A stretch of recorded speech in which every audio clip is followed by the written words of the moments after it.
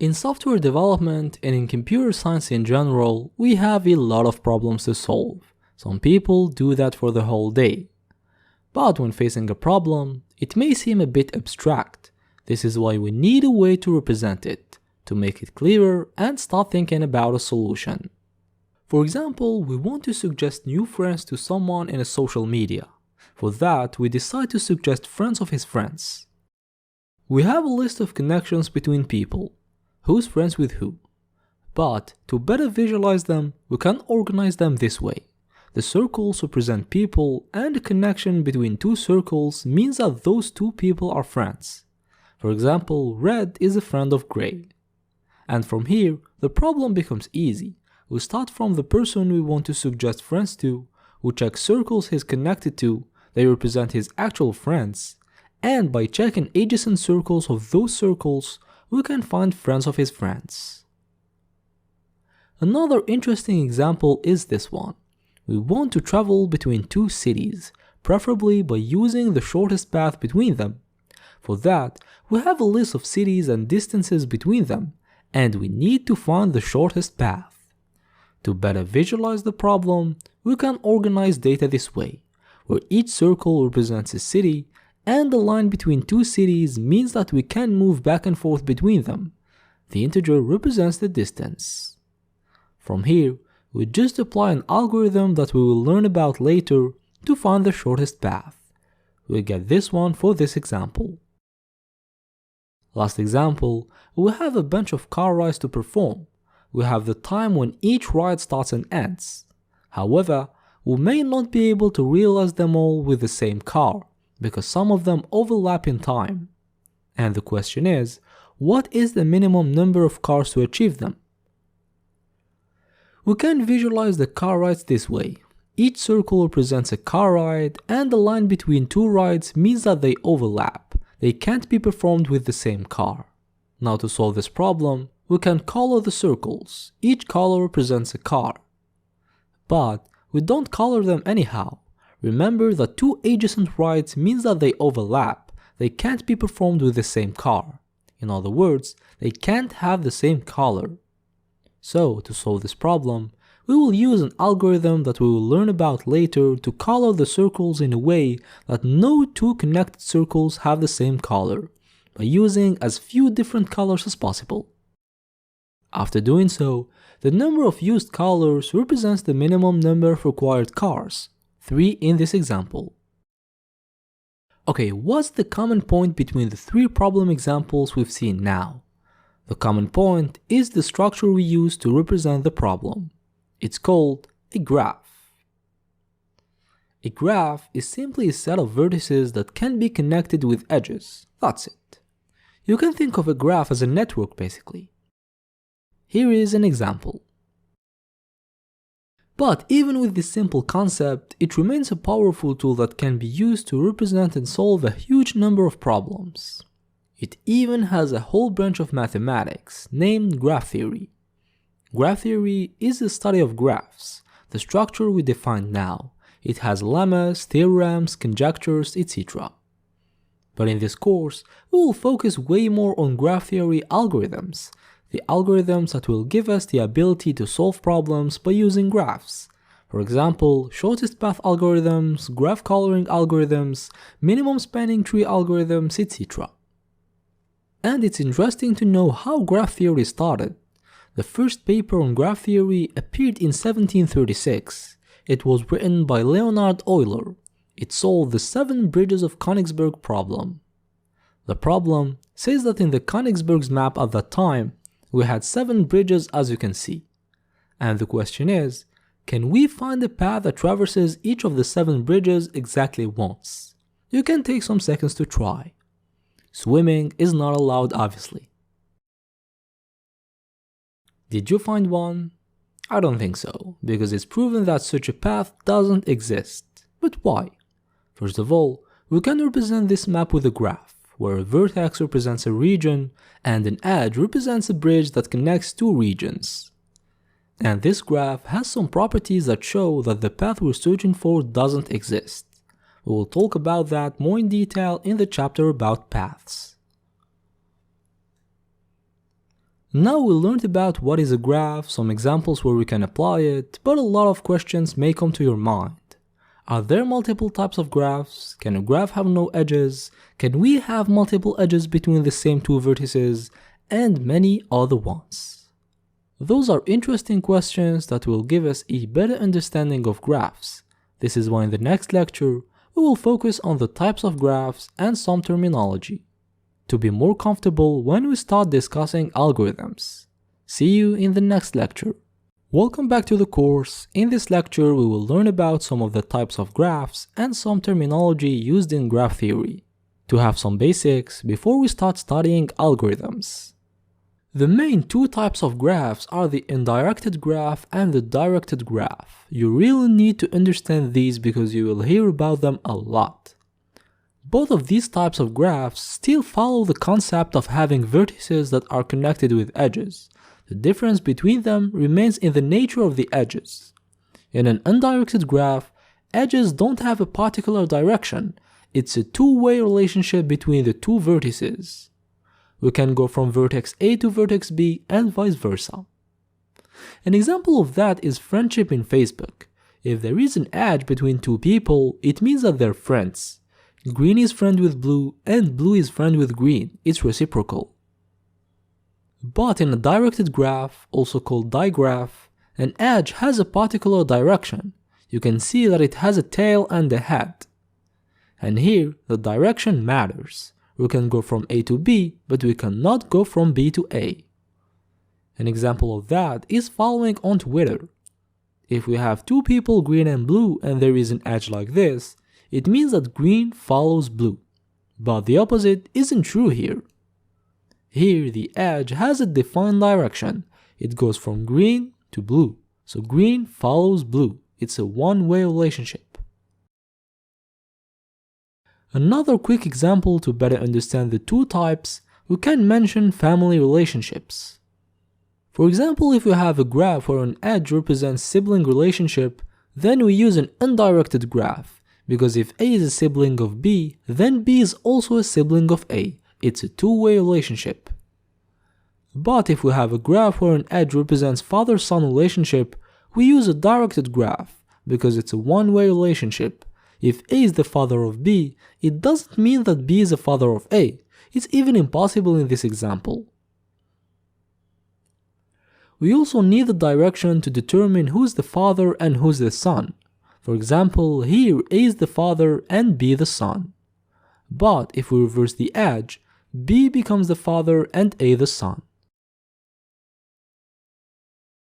Another major difference between undirected and directed graphs is in traversal. Later, when we will learn how to traverse a graph, we will see that in an undirected graph, we can jump from this vertex A to the vertex B, but we can also jump from the vertex B to the vertex A. It's permissible. However, in a directed graph, if an edge goes out from A and goes into B, we can only jump from A to B, not the other way around. It's like an arrow that shows us what direction we can take. Now that you hopefully understood undirected and directed graphs, we can move to the next types, unweighted and weighted graphs. In the previous lecture, we've talked about the example of finding the shortest path between two vertices. If you noticed, there was an integer on each edge of the graph. That integer represents the distance between two vertices. In a more general way, that value represents the weight of the edge. You've guessed it, a weighted graph is a graph where we associate a weight to each edge. That weight can represent a cost, a distance, a speed limit, it depends on the purpose of the graph. And an unweighted graph is just a graph with no weight on its edges, like the one we've seen in the car rides example. An edge simply meant that two car rides overlap. That's it. We don't need to add weight to it.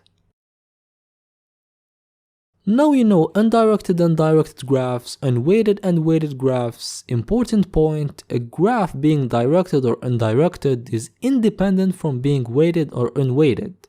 So we have undirected unweighted graphs, undirected weighted graphs, directed unweighted graphs, and directed weighted graphs. Let's move to the next point.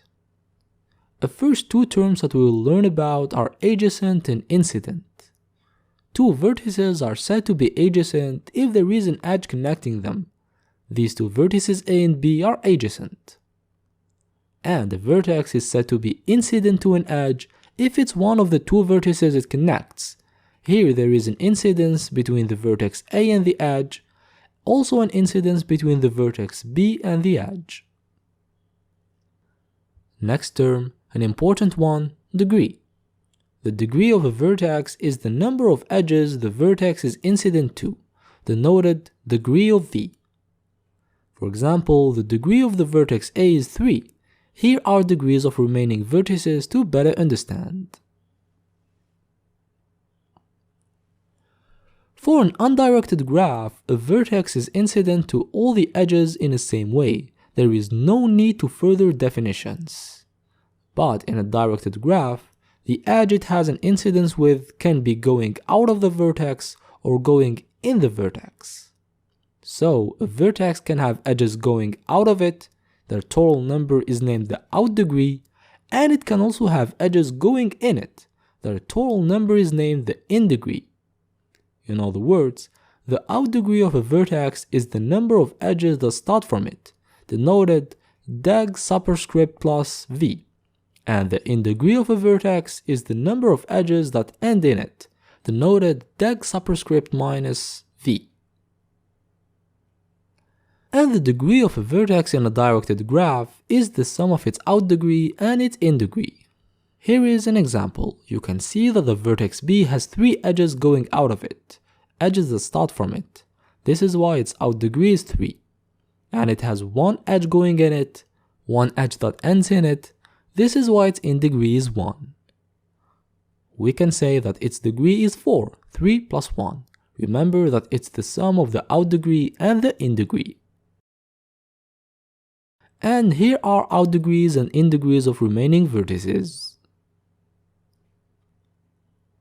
Speaking of degree, we can have vertices with a degree of 0.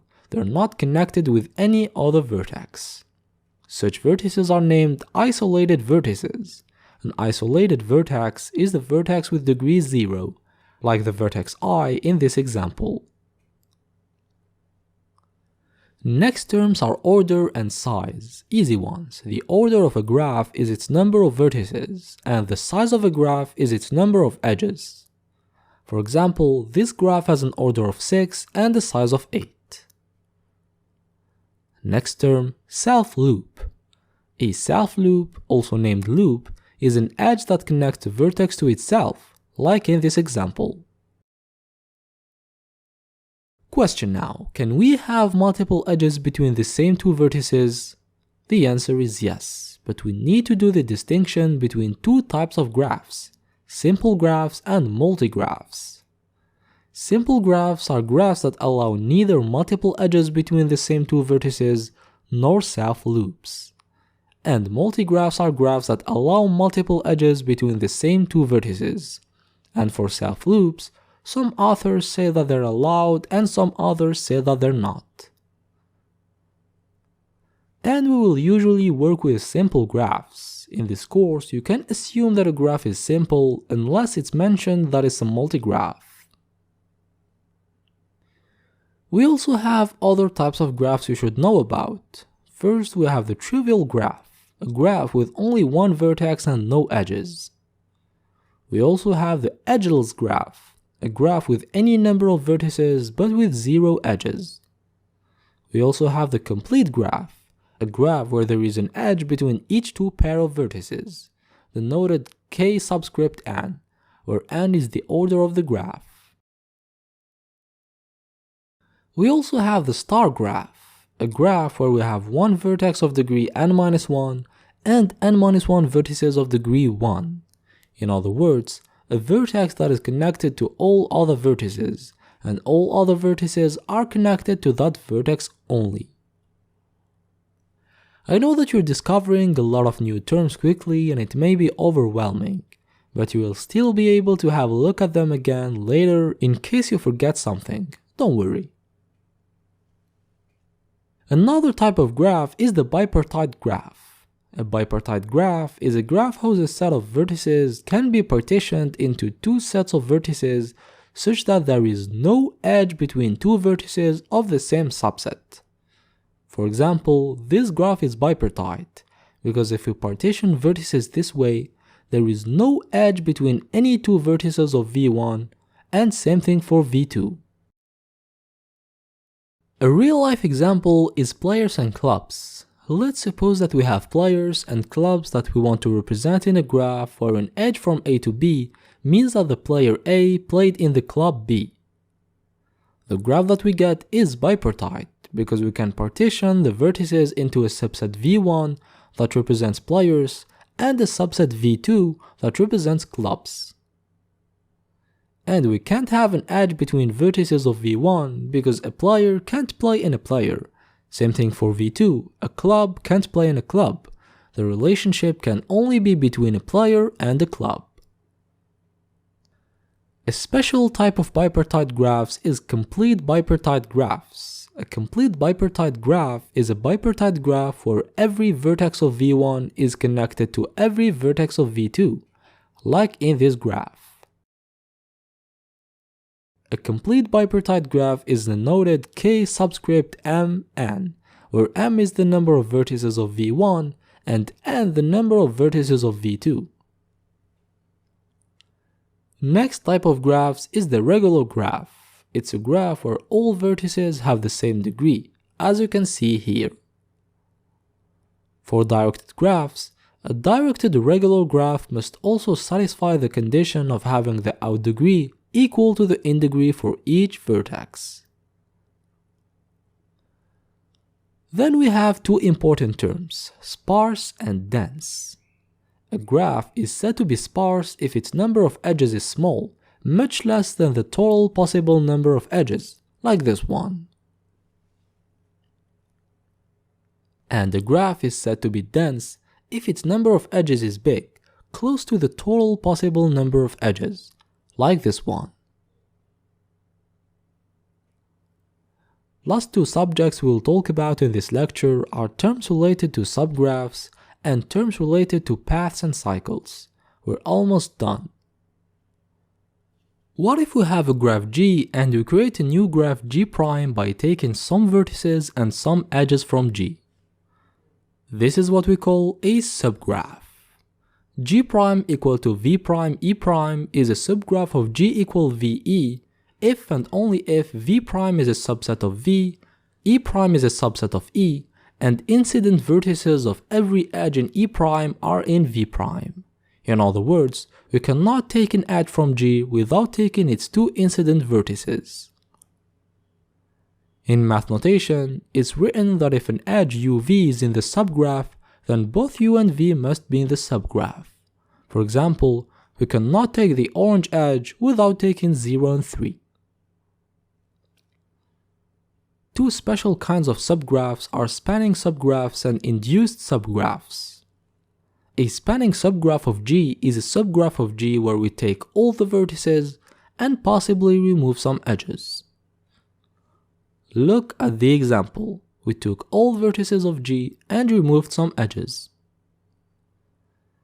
And an induced subgraph of G is a subgraph of G where we can remove some vertices, but we take all the edges, except ones that are incident to vertices we removed obviously. So the set of edges contains all edges of E whose vertices are in the subgraph. In the example, we removed two vertices and kept all edges, except the ones that are incident to vertices we removed. And the opposite of subgraph is supergraph. If we take a graph G and add to it some vertices and or some edges, we would have created a supergraph of G. We can say that if G' is a subgraph of G, then G is a supergraph of G'. Last topic now, terms related to paths and cycles. First of all, you need to understand what is a walk. A walk is a sequence of edges that connects a sequence of vertices. Basically, you can think of it as a line that traverses vertices. Obviously, each vertex it traverses has to be adjacent to the next one. And a walk can have repeated vertices and or repeated edges. For example, in this walk we have repeated vertices J and D, and a repeated edge, the one between J and D. By repeated vertex, we mean a vertex that we pass from more than once. And same logic for edge. A repeated edge is an edge that we pass from for more than once. And we have two types of walks, open walks and closed walks. An open walk is a walk where the first vertex and the last vertex are different, like this one.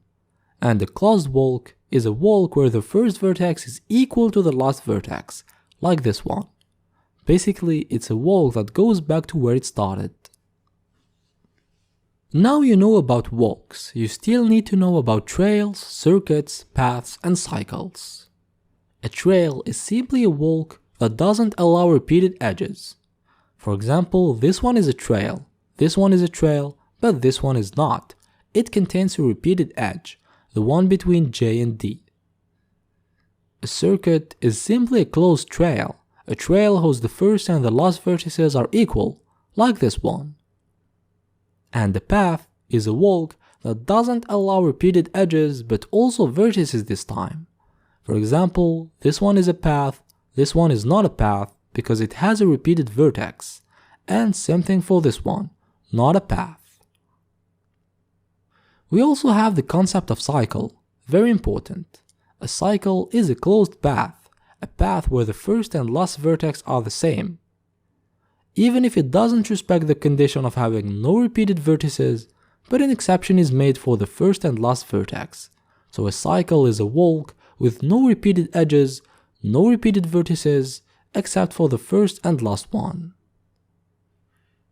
The definitions we've seen now also have the directed version. For directed graphs, we have directed walk, directed closed walk, directed trail, directed circuit, directed path, and directed cycle.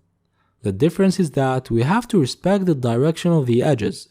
For example, this one is a directed path because all edges are in the same direction, but this one is not, because of this edge. Even if vertices are adjacent, but the direction isn't respected. Basically, each ending vertex of an edge must be the starting vertex of the next edge.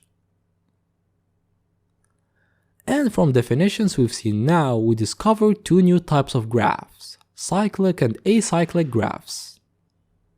An undirected cyclic graph is an undirected graph that contains a cycle, like this one. One of its cycles is the orange one. And obviously, an undirected acyclic graph is an undirected graph that doesn't contain a cycle, like this one. For directed graphs, a directed cyclic graph is a directed graph that contains a directed cycle, like this one. An example of a cycle inside it is the one in orange. And a directed acyclic graph, DAG, is a directed graph that doesn't contain a directed cycle, like this one. Last three terms, reachable, connected, and disconnected. We say that a vertex B is reachable from a vertex A if there exists a path from A to B. For example, here we can go from A to B, so B is reachable from A. For connected, we say that a graph is connected if there exists a path between every pair of vertices, which is the case in this one. But for this one, for example, we don't have a path between A and E, hence the graph is not connected. We say that it's disconnected. This one is for undirected graph, because for directed graphs, we have weakly connected and strongly connected. Weakly connected graph means that there exists an undirected path from each vertex to each vertex. An undirected path is a path that doesn't take edges direction into consideration. In other words, if we remove edges direction, we get a connected undirected graph. And for strongly connected, there must be a directed path from each vertex to each vertex. Here we take edges direction into consideration. For example, this graph is weakly connected, but not strongly connected, because there is no directed path from A to C. But this one is strongly connected. We have a directed path from any vertex to any vertex. And we finished this lecture where we introduced a lot of terms and types of graphs. I know that you had to understand a ton of new concepts quickly and that this lecture wasn't that fun, but as said earlier, you will be able to go back to them again later if you forget something. Also, you will have a quiz where you will be able to evaluate yourself and see if you understood what we talked about in this lecture. Okay, now we know what is a graph, some of its types, but an important question comes in mind. How is a graph represented in the memory of our computer? This is what we will talk about in our next lecture. I hope that you understood this one, and see you in the next lecture. In the previous lecture, we ended with an interesting question. How is a graph represented in memory? It's a question we need to answer, because algorithms we will study in next chapters can be performed by humans. But it's better to do so with a computer. I don't think you would like to work on a 100,000 vertices graph. And to implement those algorithms, we need to find a way to represent a graph. First of all, before talking about representing a graph, we first should be able to represent a vertex and an edge. For vertices, a vertex should have a unique ID to be able to identify it among other vertices. Usually, at least for examples we will work with, a vertex is represented with an integer. Like in this graph, we have the vertex 0, the vertex 1, etc. They can also be represented with strings, for example when vertices represent cities. Or if we need something more complex, we can create a class. For example, if vertices of our graph represent people, we can create a class person that contains the name, the age, and the salary, for example. And for edges, an edge usually contains two things only, the source and the destination, the two vertices it connects. So we can either create a class edge with two attributes or simply use a tuple of two elements. Note that for weighted graphs, we need a third attribute, weight. Now we can move to the implementation of a graph. In the introduction, we defined a graph as a pair of sets V and E. V is the set of vertices and E the set of edges. So, we can think of implementing a graph like that. We'll create a class graph where we will have two attributes, V, the set of vertices, and E, the set of edges. For this graph, we'll get this initialization. However, when implementing a data structure, we want it to be time and space efficient, which is not the case for this implementation. For example, a main operation we will often use in graph algorithms is traversing the adjacent vertices of a vertex, also called neighbors. And with this implementation, we need to traverse all the edges to find neighbors, which is not efficient. This is why we will now introduce a popular graph implementation that we will often use is the adjacency list. Let's suppose that we have this graph. Take a pen and a paper or text editor and write each vertex followed by the list of its neighbors. Pause the video and try to do it. By doing so, you should get something like this. We have the vertex 0, its neighbors are 1, 4, and 3. We have the vertex 1, its neighbors are 0, 2, 5, and 4, and so on. And that is the adjacency list of this graph. Thus the concept. We have a list of key value pairs where the key is the vertex and the value is the list of its neighbors. Okay, but how to implement it? You can see that this structure is two-dimensional, so we have a choice to do for each dimension. For the first dimension, we have a list of key value pairs. For that we have two main possibilities. We can either use an array where the key is the index of the element, like 0, 1, 2, 3, etc., or simply use a hash table where the key is any hashable type, like an integer or a string or something else. And for the second dimension, the list of neighbors is just a list, but even here we have multiple choices. Main ones are using an array, using a linked list, or using a set.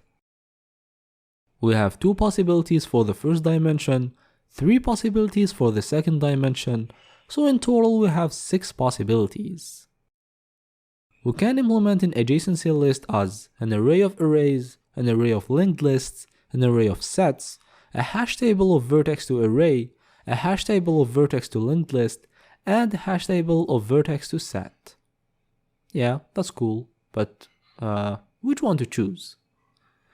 To decide, we will once again analyze and compare. That's how we do in computer science. We rarely choose something randomly. For the first dimension, we have the choice between an array and a hash table. For an array, we mentioned that the key is the index of an element. The first one has the key 0, the second one has the key 1, and so on. Which is pretty limited. Our vertices are not necessarily represented with integers from 0 to n-1 like in this graph. What if they're represented with strings, for example?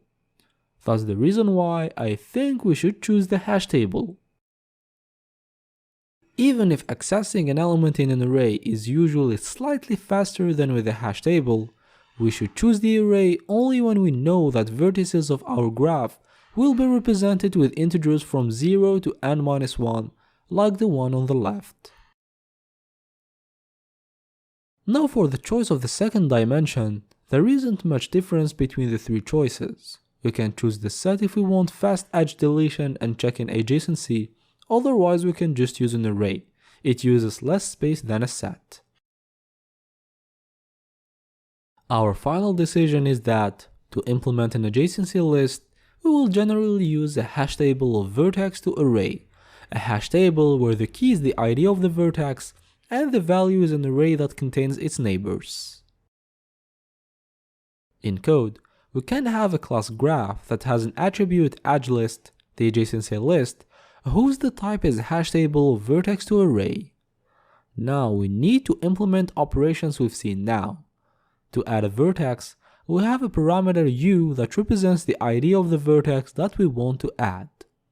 And to add it, after checking it doesn't already exist in the graph, we just give it a new array in the hash table, add the key u. This is why we assign an empty array to edgeList of u. Removing a vertex now. We have a vertex u that we want to remove. We may think that to remove a vertex we just need to delete its row from the hash table. Yes, we need to do that, but we also need to remove it from neighbor of all other vertices to completely delete the edges from both sides. In code, after making sure that the vertex we want to delete exists in the graph, we delete edgeList of u. Then, whichever's remaining vertices, for each one of them, if u is an edgeList of v, in other words, neighbors of v, we remove it from there. Next operation, adding an edge. We want to add an edge from u to v. For that, after checking that both u and v exist, we just need to add v in neighbors of u. We write edgeList of u append v. That's it. But if the graph is undirected, as said earlier, we should also add u in neighbors of v. We also write edgeList of v append u. Also, for weighted graphs, we have a third parameter w that represents the weight. In that case, in neighbors of u, we don't add v only. We add a tuple that contains v, the destination, and w, the weight of the edge. Remember that an edge in a weighted graph has the source, the destination, and the weight. And because we need to insert both v and w, we use a tuple. Now for removing an edge that goes from u to v, we just need to remove v from neighbors of u. If u exists and v is an edgeList of u, we remove v. And if it's an undirected graph, we also do the opposite. We remove u from neighbors of v. Next operation, checking if there is an edge from u to v. For that, if u exists, we just check if v is in neighbors of u. That's it. Next operation, traversing neighbors of a vertex u. To do so, if u is in the graph, we just traverse edge list of u. Remember that the value in the adjacency list contains the neighbors of the key. By the way, I want to precise something about neighbors. We said that neighbors of a vertex are its adjacent vertices. For example, here is the vertex 3 and here are its neighbors. But in a directed graph, are neighbors of a vertex all vertices that it has a common edge with, or only those it can go to? Well, for directed graphs, we must be precise. We have out neighbors and in neighbors. Out neighbors of a vertex u are vertices it can go to. In other terms, vertices v such that there exists an edge from u to v. And in neighbors of a vertex u are vertices we can come from. In other terms, vertices v such that there exists an edge from v to u this time. And in an adjacency list of a directed graph, for each vertex we store out neighbors only, vertices we can jump to. Here is an example. Last operation, building the adjacency list. We can build an adjacency list starting from two sets v and e. We will create a function that takes them as parameters and insert every vertex and edge. In code, we traverse vertices while inserting. Then we traverse edges. Each edge has two elements. The first one is the source and the second one is the destination. So we call addEdge to add the destination to neighbors of the source. If it's an undirected graph, source will also get added to neighbors of destination. Now we've implemented the basic operations with an adjacency list, but know that we won't often add or remove vertices and edges. This is why sometimes we don't even need this graph class. We directly create the hash table and start working. In this lecture, we learned about the adjacency list, a list of key value pairs where we map each vertex to its neighbors.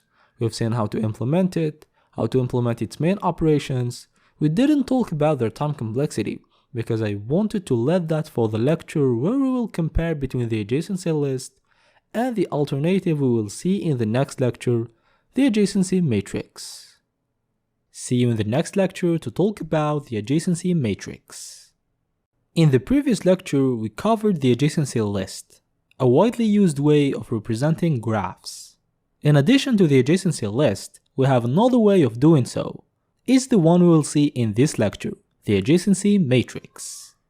The adjacency matrix is a square matrix of size length of v times length of v, where matrix of ij says if yes or no there is an edge from I to j. 1 if there is an edge from I to j, 0 otherwise. For example, if matrix of 1, 5 is 1, it means that there is an edge from 1 to 5, and 0 means that there isn't. Quite simple to understand, I think. Here is an example. We can see that matrix of 1, 5 is 1, so there is an edge from 1 to 5 as you can see. But matrix of 4, 7 is 0, then there is no edge from 4 to 7 as you can see.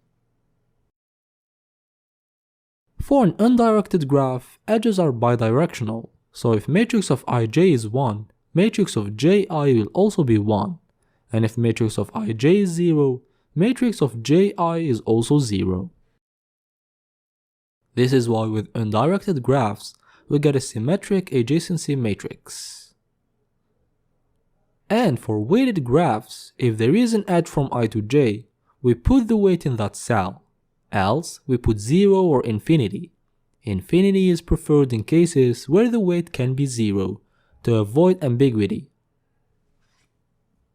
Here is an example of a weighted graph and its adjacency matrix. You can see that in cells where there is an edge between the vertex of that row and the vertex of that column, we don't just put 1, we put the weight.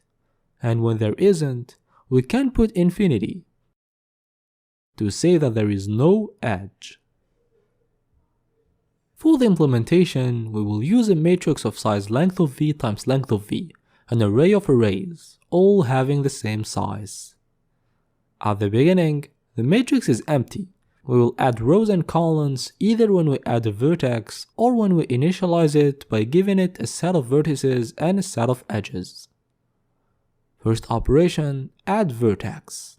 To add a vertex, we have to add a new row and a new column to welcome the new vertex. And here, it depends on the implementation. If the adjacency matrix is static, we have to create a new one from scratch whose the size is the size of the old matrix plus 1, and we copy values of the old matrix. And if it's dynamic, like in what we did, we traverse rows to add a new cell at the end of each one of them. Then, we add a new row at the bottom. In code, we traverse rows, we append a 0 to each one of them to gradually create the column. Then, we append a new row that has the same size as the first one, for example. For removing a vertex, we need to remove the row and the column of that vertex. For example, here if we want to remove vertex 2, we remove row and column 2. And to do so, we swap row 2 with the last row, we pop to remove the last row, and same logic for the column. We swap it with the last column and we pop from each row to remove the last column. In code, we swap the row I with the last row, we pop from the matrix to remove the last row, and for the column, for each row, we swap the element I with the last column and we pop. That's it. After the loop, we will have removed the column we wanted to remove. Next operation, adding an edge. Adding an edge in an adjacency matrix is really easy. We just need to put one in the right cell. We want to add an edge from the vertex u to the vertex v, so we put one in the cell at row u at column v. For example, if we want to add an edge from vertex 2 to vertex 3, we put one in edge matrix of 2, 3. In code, we just put one in edge mat of u, v. And if the graph is undirected, we need to also add an edge from v to u, so we also put one in edge mat of v, u. And for removing an edge, same logic but we put 0 instead of 1. That's it. And for checking if there is an edge from u to v, we just check if the cell edge mat of u, v is equal to 1. Next operation, traversing neighbors. Neighbors of a vertex u are vertices v with which there is an edge between u and v. And to find them, we traverse the row u in the adjacency matrix and check cells where there is a 1. For example, in this matrix, in the row 4, cells where there is a 1 are 0, 1, and 5. So neighbors of the vertex 4 are 0, 1, and 5, as you can see in the graph. In code, we traverse vertices v, and if edge mat of u v is 1, then v is a neighbor. We perform the action we want, for example printing it here. Last operation, building the adjacency matrix. We have a set of vertices v and a set of edges e, and we want to build the adjacency matrix. We know that an adjacency matrix has a size of length of v times length of v, one row and one column for each vertex. This is why we create a matrix of length of v rows and length of v columns. Cells are initially at 0 because we didn't add edges yet, we just created the vertices. Next step, we traverse the edges to fill the cells. For each edge, we have the source and the destination, so we put one in the cell at row source at column destination. It means that we have an edge from source to destination. If the graph is undirected, we also put one in the opposite cell. We put one from destination to source. We put one in edge mat of destination source. Now we've seen how to implement an adjacency matrix and different operations, but we missed something important. To access vertex 3 in the adjacency matrix, we go to row 3. But what if the vertex was a string, for example? How would it work in the adjacency matrix? The answer is that, to allow vertices to be something other than integers from 0 to n-1, indices, we need a hash table that stores each vertex and the index of its row, column, to be able to access it. For example, here we have 6 vertices A, B, C, D, F, so we create a matrix of size 6 by 6. Now we have 6 indexes 0, 1, 2, 3, 4, 5. We can, for example, decide to give index 0 to A, index 1 to B, index 2 to C, index 3 to D, index 4 to E, and index 5 to F. By doing so, if we want to access the row with the vertex C, for example, we check the map, we find 2, so we go to row 2. Little example, to add an edge from A to E, we check the index of A, which is 0, the index of E, which is 4, and we put 1 in the cell edge mat of 0, 4. We fixed the problem. Now we know about the adjacency list, the adjacency matrix, but one question remains. If we want to implement a graph, what implementation should we choose? To answer this question, we will compare space usage and time complexity of operations of each one of them. This is what we will do in the next lecture. In previous lectures, we learned about two main ways of implementing a graph, the adjacency list and the adjacency matrix. We ended with an important question, which one to choose when we want to implement a graph. I think that a comparison between them is necessary here to decide. We will compare them in terms of time and space resources, obviously. To measure resources used by a graph, whether to store it or to perform operations on it, we have two important values to take into consideration. We have length of V, the number of vertices, and length of E, the number of edges. We will use them a lot when measuring time and space complexity of algorithms we will study. Let's start with space usage. For an adjacency list, we have a hash table whose keys are vertices. We deduce that the number of keys is equal to the number of vertices, length of V. And for the size of the arrays, I'll try to make you find the answer by yourself. Here we have a graph and its adjacency list. Now count the number of edges of the graph, count the sum of sizes of the arrays in the adjacency list, and tell me what do you notice. In the graph, we have 8 edges, and in the adjacency list, the size of the first array is 1, the size of the second one is 3, and so on. If we do the sum, we find 8. We can notice that the sum of sizes of arrays is equal to the number of edges. Why is that? It's because every time we add an edge uv in the graph, we insert v in neighbors of u, so one of the array's size increases by 1, which increases the total size by 1.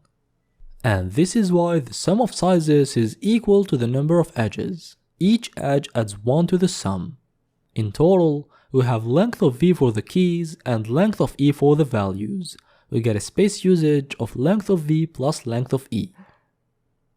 Note that this is for directed graphs, because for undirected graphs, remember that when we add an edge uv, we add v in neighbors of u, but we also add u in neighbors of v, so each edge adds 2 to the sum. This is why the sum of sizes will be 2 times length of e, as you can see in this example. But not a big deal, both length of v plus length of e and length of v plus 2 times length of e are in O of length of v plus length of e. We can say that the space complexity of the adjacency list is O of length of v plus length of e. What about the adjacency matrix now? In the adjacency matrix, we create a matrix of size length of v by length of v, which is length of v squared. This is why the space complexity of an adjacency matrix is O of length of v squared. The number of edges doesn't affect the size. Whether we have 0 edges or an edge between each pair of vertices, the necessary space remains the same, length of v squared. Which one is better? O of length of v plus length of e of the adjacency list, or O of length of v squared of the adjacency matrix? You need to know that in a simple graph, the maximum number of edges is length of v times length of v minus 1, because we have length of v vertices, and each one of them can have an edge with the other length of v minus 1 vertices, which is the case with the complete graph. Look at this example. We have 5 vertices, the first vertex has 4 neighbors, the second vertex has 4 neighbors, and so on. So in the worst case, length of E is length of V times length of V minus 1, which is length of V squared minus length of V. We replace, we get of length of V squared for the adjacency list, same as for the adjacency matrix. But in the best case, we have no edges, length of E is 0, we get of length of V for adjacency list, which is way better than of length of V squared. The reason behind all of that is that the adjacency matrix needs space for all possible edges, even non-existing ones. This is why it's not space efficient. But an adjacency list needs space for existing edges only, which is better in terms of space. However, one important detail, a cell in the adjacency matrix stores the value 0 or 1, which means that 1 bit is enough, where a cell in the adjacency list stores the label of a vertex, which requires 32 bits if we're dealing with integers and using an array representation. In brief, in terms of space, an adjacency list is more efficient if the graph is sparse enough. Otherwise, the adjacency matrix is better. Next point of comparison, main operations. We have the operation of adding a vertex. For the adjacency list, we just add a key with an empty array, which has an O of 1 time complexity. Adding a key in a hash table has an O of 1 time complexity in average. But for the adjacency matrix, it depends if the structure is static or dynamic. If it's static, we have to create a new one from scratch, which costs of length of V squared time, because we have to create a new one. And if it's dynamic, we just need to add a row and a column of size length of V, which costs of length of V time. Next operation, removing a vertex. With an adjacency list, we said that we delete the key, but we also traverse all the vertices to delete all edges going to the vertex we want to delete. This last operation requires us to traverse the whole adjacency list, which has a size and of length of V plus length of E. Remember the explanation when we were comparing space usage. We can say that deleting a vertex from an adjacency list has an of length of V plus length of E time complexity. And for the adjacency matrix, if the structure is static, we need to create a new one from scratch, which costs of length of V squared time. And if it's dynamic, we need to swap the ith row with the last row and delete the last row, which costs of length of V time. Then swap the ith cell with the last cell and popping for each row, which costs of length of V time. So deleting a vertex costs of length of V time. Next operation, adding an edge. For the adjacency list, we have to access the array of neighbors of the source vertex, which costs of 1 time in average. Then adding the destination vertex to the array, which costs of 1 time amortized. We can say that adding an edge in adjacency lists costs of 1 amortized time in average. And for the adjacency matrix, we just have to put 1 in the cell at row source at column destination, and accessing an element in an array costs of 1 time. So adding an edge in an adjacency matrix costs of 1 time. Next operation, check in if there is an edge from U to V. In an adjacency list, we need to traverse neighbors of U, which costs of degree of U time in the worst case. For an adjacency matrix, we just check if matrix of UV is 1. It's done in of 1. Next operation, deleting an edge. For the adjacency list, we need to access the neighbors of the source, which costs of 1 time in average. Then deleting the destination from the array, and deleting an element from an array costs n, where n is the number of elements of the array. And in a graph, a vertex can have at most length of v minus 1 vertices, so deleting costs length of v minus 1, of length of v time. We can even be more precise and say that it depends on the degree of the source vertex, which can be between 0 and length of v minus 1 inclusive. Remember that the degree in a simple graph represents the number of its neighbors. For an adjacency matrix, we just put 0 in matrix of UV, which costs of 1.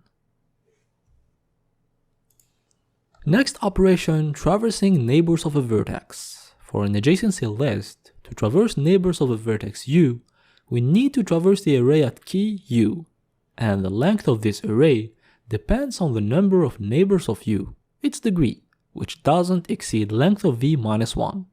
We can say that the time complexity is of degree of u. And for the adjacency matrix, whether the vertex u has a lot of neighbors, a few neighbors, or no neighbors at all, we need to traverse the whole row u to find cells where the value is 1, which costs of length of v. Remember that the length of a row is length of v. Next operation, building the structure. For an adjacency list, we start by creating a key for each vertex, which costs length of v because we have length of v vertices. Then, we traverse edges to add each one of them. We just said that adding an edge in an adjacency list costs O of 1 time, so the cost of adding all the edges is length of e. In total, we get length of v plus length of e. Building the adjacency list from a set of vertices and edges has an of length of v plus length of e time complexity. And for the adjacency matrix, we start by creating the matrix, which is of size length of v by length of v. And creating such a matrix costs length of v by length of v obviously, which is length of v squared. Then, we traverse edges while adding each one of them. Adding an edge in an adjacency matrix costs O of 1 time, so adding them all costs length of e. In total, we have length of v squared plus length of e. And we know that length of e is smaller than length of v squared. We can say that the time complexity of building an adjacency matrix is of length of v squared. Okay, now we measure the space complexity of both structures plus the time complexity of main operations with each one of them. But what is the conclusion? Which one to choose? As you can see, both have pros and cons. For example, adjacency matrix is more efficient for adding, checking, and removing edges, and space efficient when the graph is dense.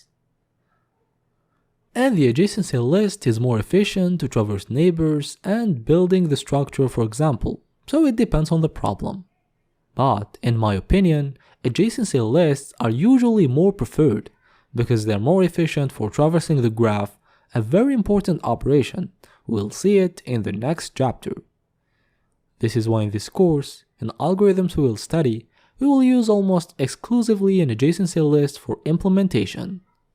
Also, in real-world problems, graphs are usually sparse, and an adjacency list is more suited for sparse graphs. We've reached the end of this lecture where we had the comparison between space and time efficiency of adjacency lists and adjacency matrices. Now get ready to start studying graph algorithms. We will start with one of the most important ones, depth-first search, aka DFS.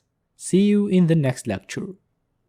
In the previous chapters, we introduced graphs, we learned some terminology, we learned how to implement a graph. We can say that we're ready to start learning about graph algorithms, which is what we will do in this chapter. We will study two very important algorithms, depth-first search and breadth-first search. These two algorithms give us the ability to traverse a graph, a necessary operation that will be the foundation of many algorithms we will study later. We will start with depth-first search. Let me put you in a situation. You are playing a game and you want to do all missions. You start at mission A, you complete it, and from here you unlock 3 new missions B, C, and D. How would you proceed to complete them all? Because you cannot do them all at the same time, you get an idea. You decide to do the first one and all missions it unlocks. You go back to your starting point, you go to the second one, you do it and all missions it unlocks, you go back, you move to the third one, you do it and all missions it unlocks, and you go back. By doing so, you will have finished all missions. Let's apply this idea. We go to the first mission, B.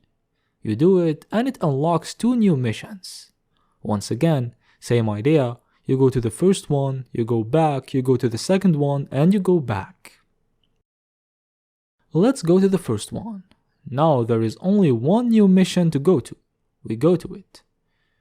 2 unlocked missions now. You go to the first one. And it doesn't unlock new missions. You reach the end of the actual path. So you go back to K to see if it has other unlocked missions we didn't complete yet. Now you have a second mission you didn't do yet, you go to it. Then you have 3 new missions. You go to the first one, no further missions, so you go back. You go to the second one, no further missions, so you go back. By the way, the red mark on the floor represents missions you already completed. Let's say that you have a little notebook where you write all missions you finished to avoid doing them again. Third mission now, only 1 unlocked mission, and you can see that it's in red. We already finished it, so we just go back. We finished all unlocked missions of this one, we go back. Same thing here, we go back. Same thing here, we go back. Now from here we have a second unlocked mission, F, but we already finished it, it's in red. No more missions from B, we go to A. The second mission unlocked by A is C, we do it. It doesn't unlock any new missions, we go back to A. We go complete D, and it unlocks 3 new missions, H, I, and J. We start with H, it unlocks no missions, we go back. We move to I, it unlocks 2 new missions. We go to O, no unlocked missions, we go back to I. Second unlocked mission, J, we go to it. We can go to D, but we already did D, so we just go back. We finished all unlocked missions by I, we go back. D also unlocked J, but it's in red, we don't need to do it again. We finished missions of D, we go back to A. We finished missions unlocked by A, it means that we finished all missions. Congratulations, we finished the game. You obviously notice that what you're seeing on the screen is a graph, where a vertex represents a mission, and an edge between 2 missions means that completing one mission unlocks the other. And what we did here is a graph traversal. We traversed all vertices, which are missions, to complete them.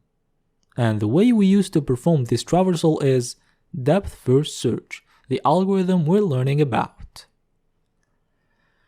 Now you're wondering, how did it work exactly? And why is it called depth first search? At the beginning, we were at A, we completed the mission, and we had 3 new missions, B, C, and D. We decided to go to B, and by finishing B, we had 2 new missions, E and F. We decided to go to E. E unlocked 1 mission, K. We decided to go to K, etc, etc. What we're doing here is that we're going deeper and deeper from one path until we can't continue further. Like when we reached P. From P, we don't have new missions. This is why it's called depth first search. We prioritize the depth. We go as deep as possible into one path before moving to another one. What did we do when completing P? We went back to K to continue from other paths. And that's the main idea of depth first search. We start at a vertex, A in our example, then we go as far as possible from one branch, we backtrack, we move to another branch, we backtrack, and so on until we finish traversing the whole graph.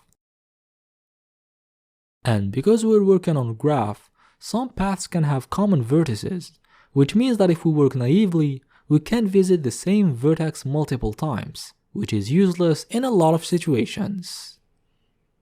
It's the reason why we use that notebook where we wrote all missions we completed, so that before going to a mission, we first make sure that we didn't do it before.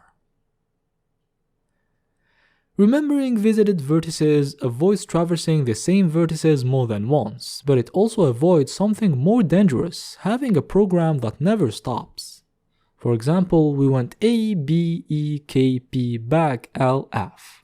Then here we didn't go to B because B was in our notebook. But what if we didn't remember that we already did B?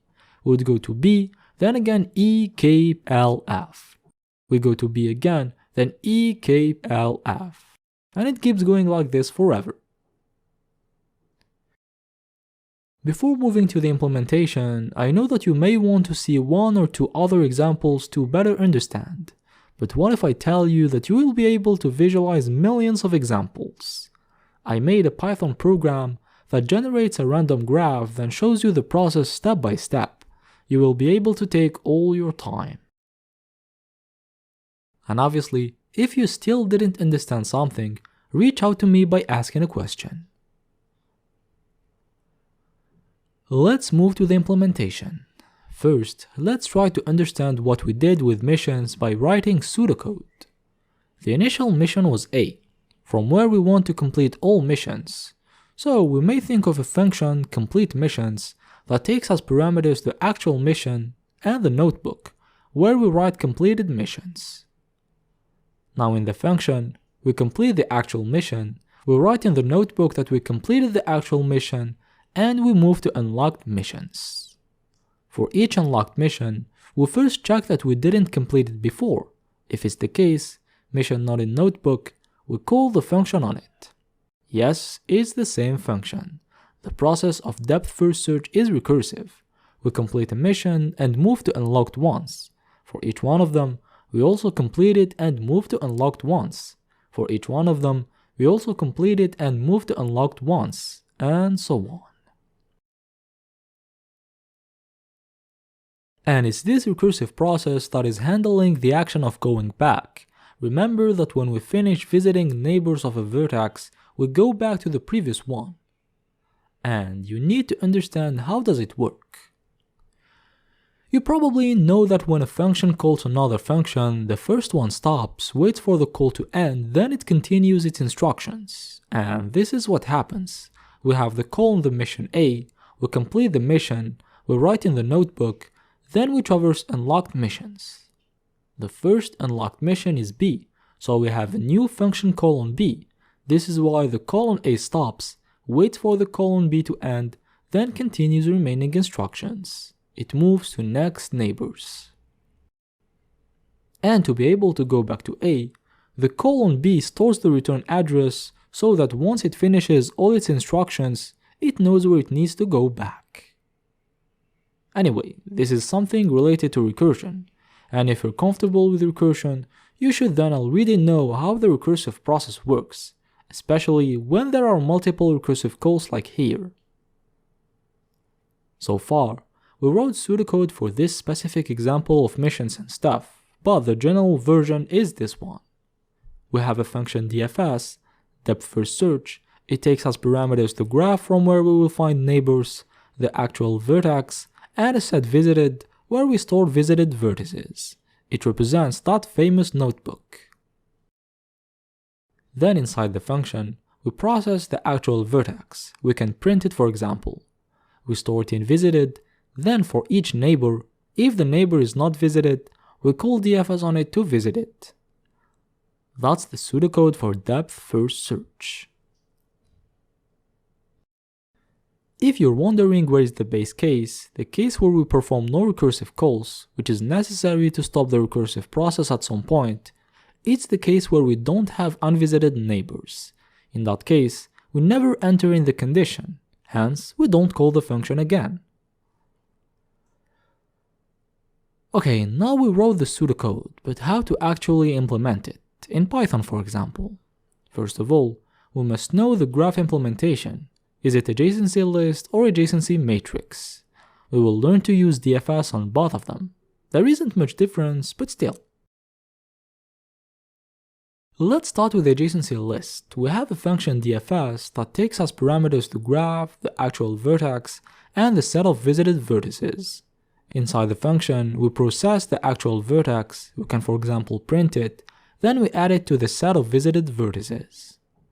Now we start traversing neighbors. In the adjacency list lecture, we've seen that to traverse neighbors of a vertex, we just traverse the array at key vertex. We write graph.edgeList of vertex, and it returns that array of neighbors. This is why we write for neighbor in graph.edgeList of vertex. Inside the loop, we first make sure that we didn't visit the neighbor before. We write if neighbor not in visited. And inside the condition block, we call dfs again, but this time we put neighbor. We want to start traversing from the neighbor this time. And we got our dfs function. In the main DFS function, we create the graph, we create an empty set visited, and we call the recursive DFS function.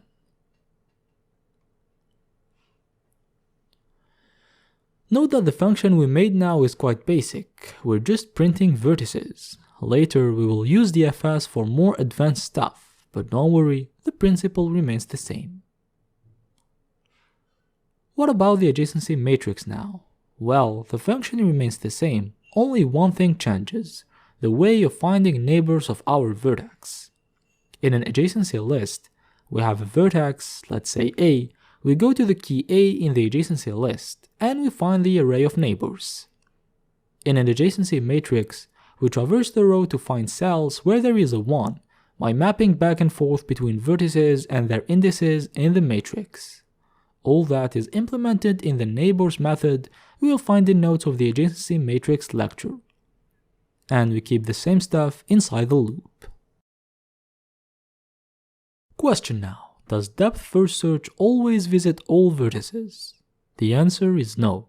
In our example, we called depth first search on A, and we've been able to reach every vertex. The reason behind it is that every vertex is reachable from A, so we had no problem. But it's not always the case. Take this graph for example. We call DFS on A. You can see that it didn't reach every vertex. The reason behind it is that some vertices are not reachable from A, so there is simply no path to visit them. What's the solution then? The solution is that in the main function, we call DFS on each unvisited vertex. Let's do it with this example. We have this graph. We call DFS on A and it visits some vertices, A, B, F, and C. Then B visited, then C visited, then DFS on D. It visits D, H, and J. Then E, it visits E, K, P, L, Q. Then F, visited. Then H, visited. Then I, it visits I and O. Then G, K, L, O, P, Q, all visited. Then R, it visits R. We finished all vertices. You can see that all of them have been visited with DFS. In code, in the main DFS function, we just write for each vertex in the adjacency list, if vertex not visited, we call DFS on it. And by doing so, we will have traversed all vertices of the graph, even if the graph is disconnected or weakly connected. Last thing to talk about in this lecture, time complexity of depth first search. Once again, it depends on the implementation. Let's start with the adjacency list. An important thing to understand is that the function is called exactly once on each vertex. Why? Because we have a condition. We're calling the function on a vertex only when it's not visited yet. And as soon as we enter the call, we set the vertex as visited, which means that we won't call DFS on it anymore. We deduce that it will be done only once. In this process, we have the cost of traversing vertices in the main function and the cost of traversing neighbors of each vertex. For the main loop function, we're traversing all vertices, which costs length of v, and for function calls, we said that we're calling DFS on each vertex exactly once, so we just do the sum. But what's the cost of calling DFS on a vertex? Let's have a look. We have printing, done in O of 1, then adding to the visited set, which is in O of 1 in average because adding to a set costs O of 1 time in average. Then we have a loop that traverses neighbors of that vertex. And remember what we said about traversing neighbors in an adjacency list. The cost of traversing neighbors of a vertex depends on its degree, because in a simple graph, the degree of a vertex represents the number of its neighbors. We get that the cost of calling DFS on a vertex v is degree of v plus O of 1, that we can simplify to degree of v. We're calling DFS on each vertex once, so the total cost of DFS calls is the sum of degrees of each vertex. And we have the theorem that says that in a directed graph, the sum of degrees is equal to the number of edges, and in undirected graph, the sum of degrees is equal to twice the number of edges. So in total, we have length of v to traverse vertices, and length of E or 2 times length of E to traverse neighbors in all calls, which gives O of length of V plus length of E time complexity in both cases. We can say that depth first search has an O of length of V plus length of E time complexity with an adjacency list. What about the adjacency matrix? Is it the same thing? Let's find out. With an adjacency matrix, the only difference is the way we traverse neighbors. In an adjacency list, the cost of traversing the neighbors of a vertex is its degree, but in adjacency matrix, the cost is length of V, because we traverse the whole row of the adjacency matrix. So in the total cost, instead of having length of V plus the sum of the degree for each vertex, we have length of V plus the sum of length of V for each vertex. Basically, we multiply length of V by the number of vertices, which is also length of V. We get length of V plus length of V times length of V, which is length of V plus length of V squared, which gives O of length of V squared. The time complexity of depth first search is O of length of V squared with an adjacency matrix. And we know that O of length of V plus length of E is asymptotically faster than O of length of V squared. So in terms of time, it's better to use an adjacency list for DFS. What about space complexity? As extra space, we have the set of visited vertices whose size becomes length of V at the end of the process, because we will have inserted all vertices. And it's a recursive process, so we also have to take the call stack size into consideration. The worst case is when there is a path that passes from all vertices, because when being on the last one, all calls will still be active. In other words, they will still be on the call stack. This is why the maximum call stack size is length of V. In total, we have length of V for the set of visited vertices plus length of V for the call stack size. We get an O of length of V space complexity for depth first search, for both adjacency list and matrix. I think that we're done with depth first search. We've seen how it works, an example, the implementation and both representations we've studied, and the time and space complexity. If you're still not comfortable with depth first search, it's fine. It's possible to not understand everything after only one lecture. 5 suggestions in that case. To use the visualization program I mentioned before to see how DFS works on more and more examples, to do the quiz that comes after this chapter, to ask questions, you can ask me questions, to focus during the practice problem we will solve in the next lecture, and 5, to focus during lectures of the next chapters, because we will use DFS to develop other graph algorithms. We reached the end of this lecture. I hope that you understood everything perfectly, and see you in the next lecture. After studying depth first search, we need some practice. We will attempt to solve the find if path exists in graph problem. We are given an integer n that represents the number of vertices, labeled from 0 to n-1, and an array of undirected edges. We are also given 2 vertices start and end, and we want to check if there exists a path from start to end. Math notation in the bottom right corner is here to give you information about the input. It says that the length of an element of edges is 2. Logic, an edge is made of 2 elements. It also says that start and end are between 0 and n-1. We deduce that they will be in our graph. And last thing, for each edge uv, u and v are between 0 and n-1, and u is different from v. We deduce that we will have edges between existing vertices and that we will have no self-loops. Here is the first example. We have 9 vertices, some edges, and we want to know if there is a path from 0 to 6. The result is false. 6 is not reachable from 0. If we keep the same input but change start from 0 to 3, here we get true. There is a path between 3 and 6.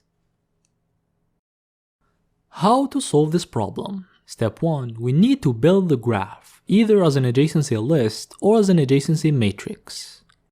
Let's choose the adjacency list.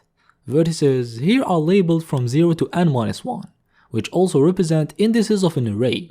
So to implement the adjacency list, instead of hash table, we can just use an array, where the key is the index. This is why we will build an array of n empty arrays. The array I represents the neighbors of the vertex I. Now we traverse edges to fill the adjacency list. Edges are undirected here, so for each pair UV, we put an edge from U to V, but also from V to U. This is why we add V to neighbors of U, and we add U to neighbors of V. Okay, we build the graph, we can start working. You need to know that when applying DFS starting from a vertex U, all vertices it traverses are considered reachable by U. Reachable by U means that there is a path from U to that vertex, which is the case. The path is the actual branch from U to that vertex. For example, here from A we went to C, from C we went to D, from D we went to H. It means that H, for example, is reachable by A. The path is this one, A, C, D, H. And in our problem, we want to know if there is a path from start to end. In other words, if end is reachable from start. We deduce that what we can do is to apply DFS starting from start, and if we reach end, it means that there is a path. We have our DFS function. We call it onStart, but how can we know that we traversed end or not? We can know it by checking the visited set. Remember that initially the set is empty, and every time we visit a vertex, we add it there. So technically, if we visited end, it should be in the visited set. This is why we return this boolean expression, end in visited. It will return true if end is in visited, false if not, because it's what will determine if there is a path from start to end or not. We can even optimize this solution a little bit by stopping as soon as we find end to avoid traversing the whole remaining part of the graph uselessly. To do so, we transform our DFS function to a boolean function that says if yes or no we found end, so that as soon as one of the calls on neighbors returns true, we stop and return true, without continuing other neighbors. To implement it, we first need to add a parameter end that represents the vertex we're searching for. Second thing, we add a base case. If the actual vertex is the one we're searching for, we darkly return true. Now after passing the condition, we don't just call the function without doing nothing else with its result. Here we check its result. We want to return true if one of the neighbors returns true. This is why we write, if the DFS call on the neighbor returns true, we darkly return true. And if after traversing all neighbors we couldn't find what we're searching for, we return false. It means that neither this vertex is end, nor we can find it by continuing from its neighbors. We return false. What does it mean concretely? Let's suppose that we're on start. It's not equal to end. We don't enter the base case. We start traversing neighbors. We go to the first one. Not equal to end. We start traversing neighbors. This one, not equal to end, and it doesn't have unvisited neighbors, so we can't find end from here. We return false. We move to the second neighbor, same thing, it returns false. All neighbors returned false, so we return false. We move to the next neighbor. Not equal to end, we check neighbors. Neighbor 1, it's equal to end, so it darkly returns true. And from here, we don't need to check remaining neighbors, we also darkly return true. Same thing here, we darkly return true. It was the first call, it returned true, so there is a path from start to end, and we didn't need to perform all the depth first traversal. We stopped as soon as we found what we were searching for.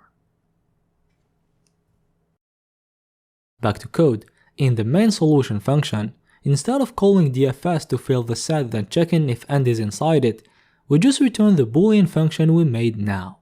Remember that it returns if yes or no we can find end starting from the vertex. This is why we call it with start. We want to check if we can find end by starting from start. And we solve the problem with depth first search. By the way, you can notice that we didn't even use the graph class. We just created an array that represents the adjacency list. No need for something else. What about the time complexity? We first have the cost of building the graph, which costs n plus m. N is the input given, which represents the number of vertices, and m is the length of the array of edges. Basically, it represents the number of edges. N plus m, because we're creating an array of n elements, which costs n, then we're traversing the m edges to fill the adjacency list, n plus m. Then we have the DFS call. Previously, we said that the time complexity of DFS is O of length of v plus length of e with an adjacency list. But here, we're calling DFS once. We don't have that loop in the main function that traverses all vertices. But we still have length of e as a cost, the cost of traversing, because in the worst case, one DFS call will traverse all the edges. And length of e here is m, so in total we have n plus m for building the graph and m for the traversal. We get a time complexity of O of n plus m, which is also O of length of v plus length of e in reality, because here n represents the number of vertices and m the number of edges. And for the space complexity, remember that the space used by an adjacency list is length of v plus 2 times length of e for an undirected graph. We said it in the previous chapter. And we have length of v for the visited set and length of v for the call stack. In total, we get 3 times length of v plus 2 times length of e, which gives O of length of v plus length of e, which is O of n plus m. We have an O of n plus m space complexity. We reached the end of this lecture. As always, if you didn't understand something, don't hesitate to reach out by asking questions. It's better to ask questions rather than not be happy with the course, seriously. See you in the next lecture. Welcome back to the course. In this lecture, we will study the second traversal algorithm of this chapter, breadth first search. Let's take back our missions example. We started at mission A, we finished it, then it unlocked 3 new missions B, C, and D. After it we went to B, we unlocked E and F. In depth first search, we've put remaining missions of A on hold, which are C and D. We decided to not go to them until we finish all the part of the graph by going from B. In other words, we kept going deeper and we didn't go back until we finished our work. But what if we adopt a new strategy? After completing B, instead of going to unlocked missions of B, we just write them somewhere and we continue unlocked missions of A. So we store E and F and we go to the next mission unlocked by A, which is C. Same thing again, we just remember unlocked missions, none in this case, and we continue. Next mission is D, it unlocks 3 new missions H, I, and J, we remember them. And now, what's the next mission? Take some seconds to think. The next mission is E, because now that we finished missions of A, we can move to missions of B. We go to E, it unlocks K, we remember it. Next mission is F, it unlocks L, we remember it. Basically, we're just following the chronological order of missions we were remembering. So the next one is H. We go to it and it doesn't unlock new missions. We just have no new thing to remember. Remembering means that we need to go to it after finishing missions that come before it. Next mission is I. It unlocks D, J, and O. But D and J have already been unlocked before, so the only new mission is O. We remember it. Next mission is J, and it unlocks no new missions. Next mission is K, it unlocks P as a new mission. We remember it. Next mission is L, it unlocks 2 new missions Q and R that we remember. Next mission is O, it doesn't unlock new missions. Next mission is P, no new missions. And same thing for Q, then for R. We don't have unlocked missions to complete anymore, we finished traversing the graph. Okay, what just happened here? This technique of traversing is called breadth first search. Instead of going deep into one path, we decide to traverse the graph level by level, which is what happened here. At the first level we had A, then in the next level we had B, C, and D, then in the next level we had E, F, H, I, J, then K, L, O, then finally P, Q, R. And it's the idea of breadth first search. We don't move to the next level until we finish traversing all vertices of the actual level. And to be able to do so, when being on a vertex, instead of directly going to its neighbors, we just remember unvisited ones to be able to go back to them later, once we finish vertices of the actual level. And remembering is important, because the structure determines the chronological order of elements we still need to traverse, but it also saves the reference. And having the reference is crucial. For example, here we went from D to E, which would not be possible without having the reference of E. You can see that there is no edge from D to E, so we need to have the reference of E somewhere else to be able to jump. In brief, for example for missions, at the beginning we have only one unlocked mission, mission A. After completing it, we unlock 3 new missions B, C, and D. And we follow this order, B, C, D, so we start with B. B unlocks new missions E and F, but as said earlier, we don't go to them, we just remember them. And to remember them, we put them at the end of the list of missions that we remembered before, in our case C and D. Etc. until the structure becomes empty. By the way, what structure do we use? You can see that to remember a mission, we're putting it at the end of the structure, and the next mission to be done is extracted from the beginning of the structure. Basically, the structure is organizing items in chronological order. The first element that comes in is the first one that goes out.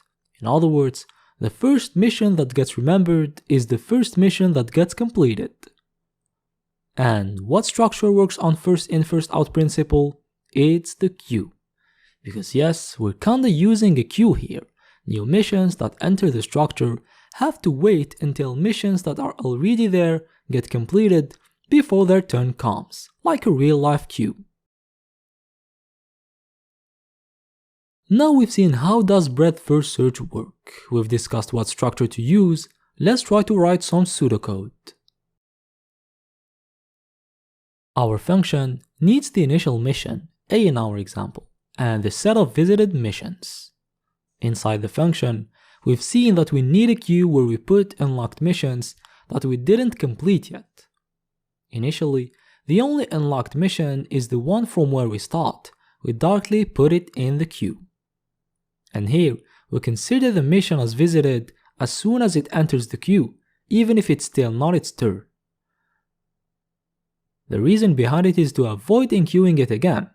This is why we put our initial mission as visited. Now, we can start working.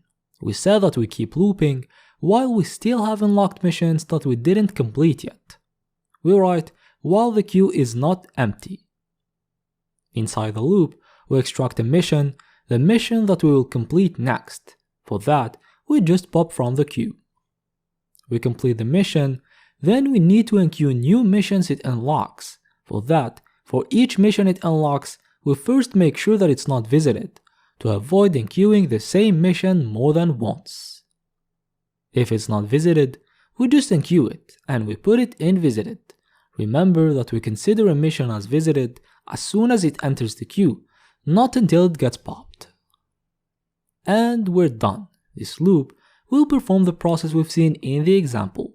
We pop a mission, we complete it, and we remember new missions that we didn't unlock before. Let's try to write the pseudocode with general terms now, not missions. We have as parameters the graph, the initial vertex, and the set of visited vertices. We create the queue where we put the vertex. We set our vertex as visited. Then while the queue is not empty, we pop a vertex, we process it, we can print it for example, then for each neighbor, if the neighbor is not visited, we enqueue it, and we put it in visited. That's it. Once again, if you still can't grasp the concept of breadth-first search and want to visualize more examples, I made a code that generates a random graph, then shows you the execution step by step. You can run it as much as you want. Let's try to implement this pseudocode in Python now.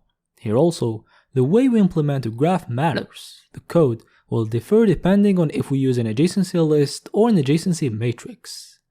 But the difference will be when traversing neighbors only, as with depth-first search. With an adjacency list, we have a function BFS that takes as parameters the graph, the initial vertex, and the visited set. Inside the function, we create a queue. We put the initial vertex in it, we put the initial vertex in visited, and we start looping. While the queue isn't empty, we pop a vertex, we print it, then for each neighbor, we first check if it's not visited. If neighbor not in visited, we put it in the queue, and we add it to the visited set. That's it. And you already know that to visit neighbors of a vertex in an adjacency list, we just traverse the array at key vertex. And for an adjacency matrix, same code. The only thing that changes is the way we traverse neighbors, which is done by using the function we talked about previously. Now remember that in DFS, we had the problem of the possibility of not traversing the whole graph with one DFS call. And it's the same thing with BFS. If we have this graph for example and we call BFS on A, some vertices will be visited, but not all of them, because not all vertices are reachable by A. Once again, we call BFS on every unvisited vertex. In code, for each vertex, if it's not visited, we call BFS on it.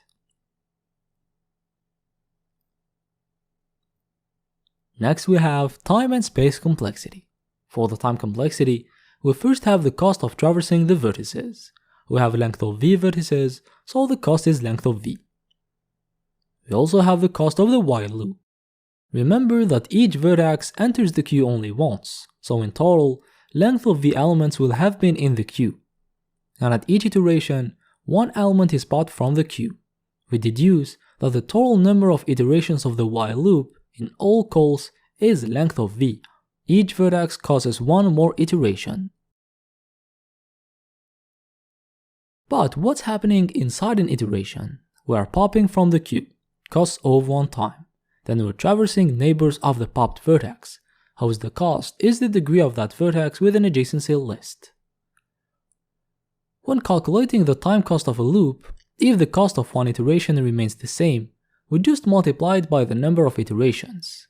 Which is not the case here. Here the cost of one iteration depends on the degree of the popped vertex. And we have one iteration per vertex, so to get the cost, we just do the sum of degrees of vertices. And we know that the sum of degrees of vertices is length of e if the graph is directed, or 2 times length of e if the graph is undirected. In total, we have length of v plus length of e or 2 times length of e. In both cases, we get of length of v plus length of e. The time complexity of breadth-first search with an adjacency list is of length of v plus length of e, same as depth-first search. And with an adjacency matrix, the difference is that traversing vertices costs of length of v, because we traverse the whole row. So for the while loop, we have length of v iterations, each one of them costs length of v, the cost is length of v squared. In total, we have length of v plus length of v squared, which gives of length of v squared. We get a time complexity of length of v squared for breadth-first search with an adjacency matrix. And for the space complexity, vertices are going in and out of the queue, so we need to find what's the maximum number of vertices that can be in the queue at the same time, to be able to measure its extra space. In the queue we can have length of v minus 1 vertices at the same time. It occurs when we have a star graph and we launch BFS from the center vertex. What happens is that at the beginning we have only one vertex in the queue, the one from where we start, we pop it, we process it, then we enqueue its unvisited neighbors. And here, the center vertex has length of v minus 1 and visited neighbors. They all get added to the queue.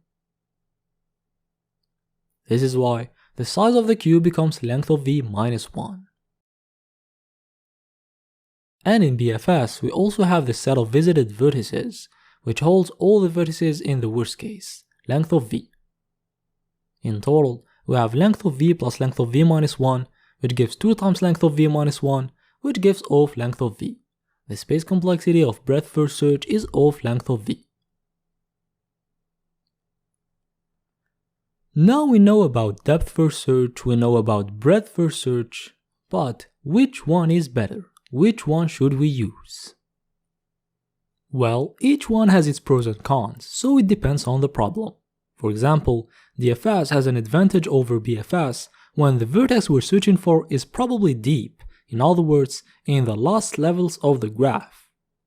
Why? Because DFS goes to deep levels frequently, while BFS needs to traverse all previous levels before reaching deep ones. And the opposite holds, BFS is more adapted to search for vertices that are in shallow levels of the graph, not too far from the starting point. Also, DFS is good when we want to explore paths one by one, while BFS works on multiple paths at once, edge by edge. Another thing, BFS has an advantage when we want to go from a vertex to another with the fewest possible number of edges. When launching BFS from U and it gets to V, it's guaranteed that BFS used the least possible amount of edges. Unlike DFS, it's not guaranteed with DFS. In next lectures, we will use them to develop algorithms and solve problems, which can give you a better understanding of DFS and BFS and their differences. See you in the next one. In a graph, we can have multiple paths between the same two vertices. For example, between these two vertices, we can have this path, this path, this path, and many other ones.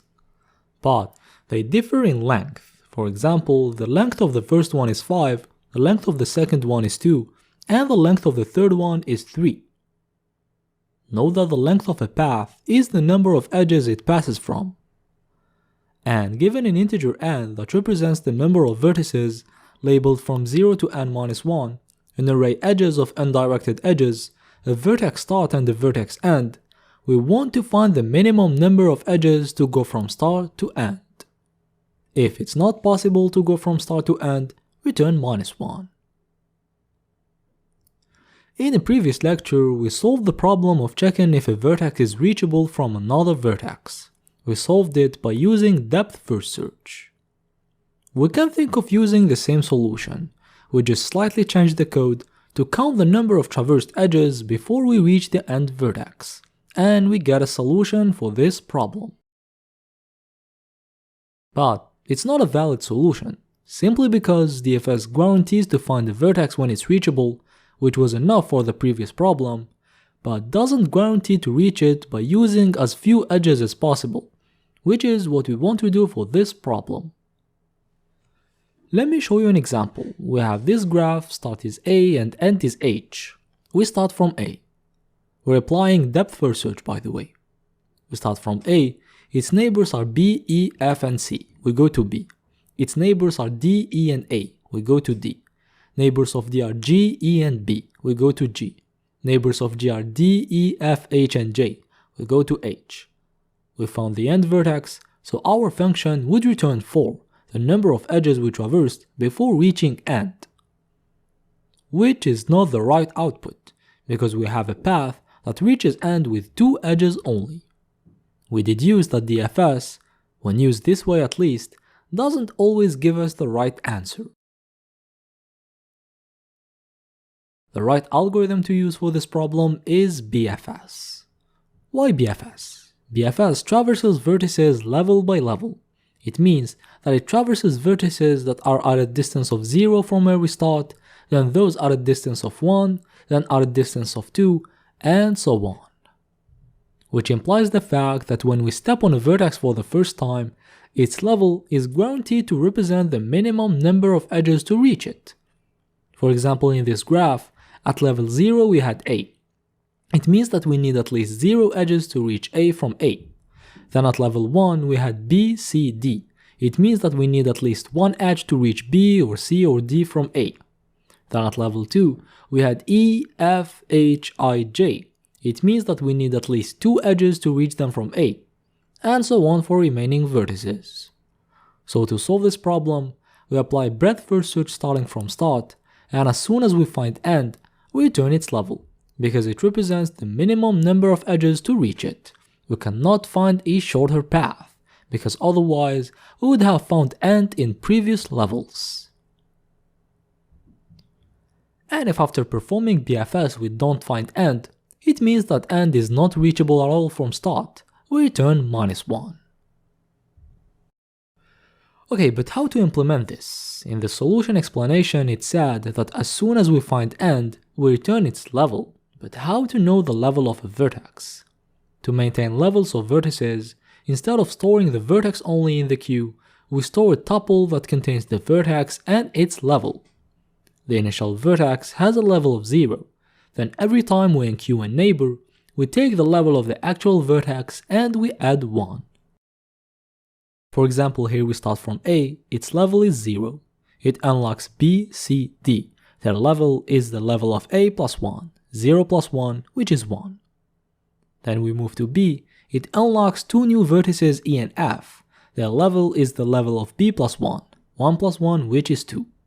Then we move to C, it doesn't unlock anything. Then we move to D, it unlocks 3 new vertices H, I, and J. Their level is the level of D plus 1, 1 plus 1, which is 2. Then we move to E, it unlocks K. Its level is the level of E plus 1, 2 plus 1, which is 3. And so on. In code, we build the graph as we did in pathExist with DFS, and we create the queue and the visited set. In the queue now, initially we store a tuple that contains the initial vertex and 0 its level. Then while the queue still has elements, we extract 2 things now, the vertex and the level. We pop once from the queue, but it's a tuple of 2 elements. We can put them in 2 variables vertex and level. Here we check if the vertex we popped is the one we're searching for, because if it's the case, we return its level. It represents the minimum number of edges to go from start to it. If it's not the case, we continue working. For each neighbor, if it's not visited, we enqueue. But now, we don't enqueue the neighbor only, we also enqueue its level. This is why we enqueue a tuple of 2 elements, neighbor and level plus 1.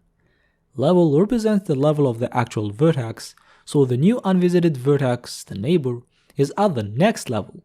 This is why we write level plus 1. And we put neighbor in visited, obviously. After the loop, if the function didn't return a result yet, it means that we didn't find end. We return -1, as required by the problem. For the time complexity, we're creating an array of n elements, then we're traversing m edges to fill the adjacency list, where m is the number of edges. Then, we're using breadth first search once. And when using BFS once, we don't have the cost of traversing the vertices, which is n, we just have the cost of iterations of the while loop, which is in O of length of e, O of m in this problem, as explained previously. The total is n plus O of m, we get O of n plus m time complexity. And for the space complexity, in the worst case, we have n plus m for the graph, 2n for the size of the queue, because we store n tuples of 2 elements, and for the size of the visited set. In total, we have 4n plus m.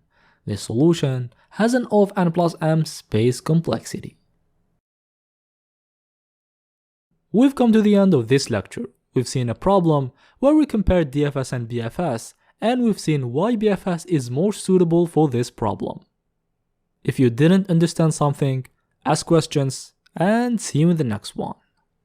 In this chapter, we'll learn about DFS and BFS algorithms, and we applied them in explicit graph structures. We had an adjacency list or an adjacency matrix, and we've seen how to use the 2 algorithms. But what if the graph was not really explicit? Can we still use them? Let me show you an example. A good example is a grid. Let's say that we have a grid made of zeros and ones, where 0 means that the cell is free, we can walk on it, and 1 means that there is a wall in that cell. And starting from a cell, we can move to its 4 directionally adjacent cells if they exist and have no wall in them. For example, from this cell, we can go to the left, we cannot go to the top because it's outside the grid, we cannot go to the right because there is a wall, and we can go to the bottom. Can we use DFS and BFS to walk inside this grid? The answer is yes. The reason behind it is that we can represent this grid with a graph, where each cell is represented by a vertex, and an edge between two vertices means that we can move between those two cells. Before showing you the result, try to convert this grid to a graph by yourself on a paper or on a software. Put a vertex for each cell, and if we can move between two cells, put an edge between their vertices in the graph. You should get this result. Pause the video and compare with what you've done. And starting from this graph, we can apply DFS and BFS to solve different problems. For example, we can know if it's possible to go from a cell A to a cell B in the grid. And to actually implement this, we can think of creating an adjacency list, creating a key for each cell, then for each cell we check its 4 directionally adjacent cells, we add to neighbors every one of them that is inside the grid and has no wall in it. Then we start working on the graph we created. But we don't need to do all of this, we can directly work on the grid. You need to understand something. To traverse a graph, we don't necessarily need an adjacency list or an adjacency matrix, we just need two things: to know how our vertex is represented and how to find neighbors of a vertex, which are both available in this grid representation. A vertex is represented by a cell, which is represented by its coordinates, in other words, its row and its column. So a vertex is represented by a tuple of two elements. The first element represents the row, and the second element the column. And to find neighbors of a vertex, we traverse its 4 directionally adjacent cells. We take those that respect the condition, being inside the grid and not having a wall. Let's try it now with DFS and BFS. We want to start from a cell in a grid, and to move to all other reachable cells, using either DFS or BFS. Let's start with DFS. Our function takes as parameters the grid, the coordinates I and j from where we want to start, and the set of visited vertices.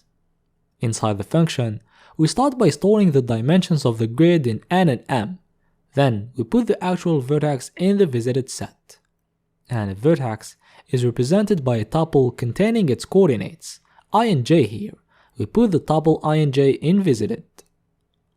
Then we process the vertex. We can, for example, print its coordinates. Now, we need to traverse adjacent cells of the actual cell. For that, we check the 4 directions in any order, bottom, top, right, left, for example. But how to check the 4 directions? Our cell is at coordinates ij, so the one at the bottom is at I plus 1j, the one at the top is at I minus 1j, the one at the right is at ij plus 1, and the one at the left is at ij minus 1. We traverse each couple, and we're traversing each adjacent cell. Now we have next I and next j, coordinates of the potential neighbor. Potential because we still need to add a condition. Our cell must be inside the grid, doesn't contain a wall, and is not visited. So next I must be between 0 inclusive and n exclusive.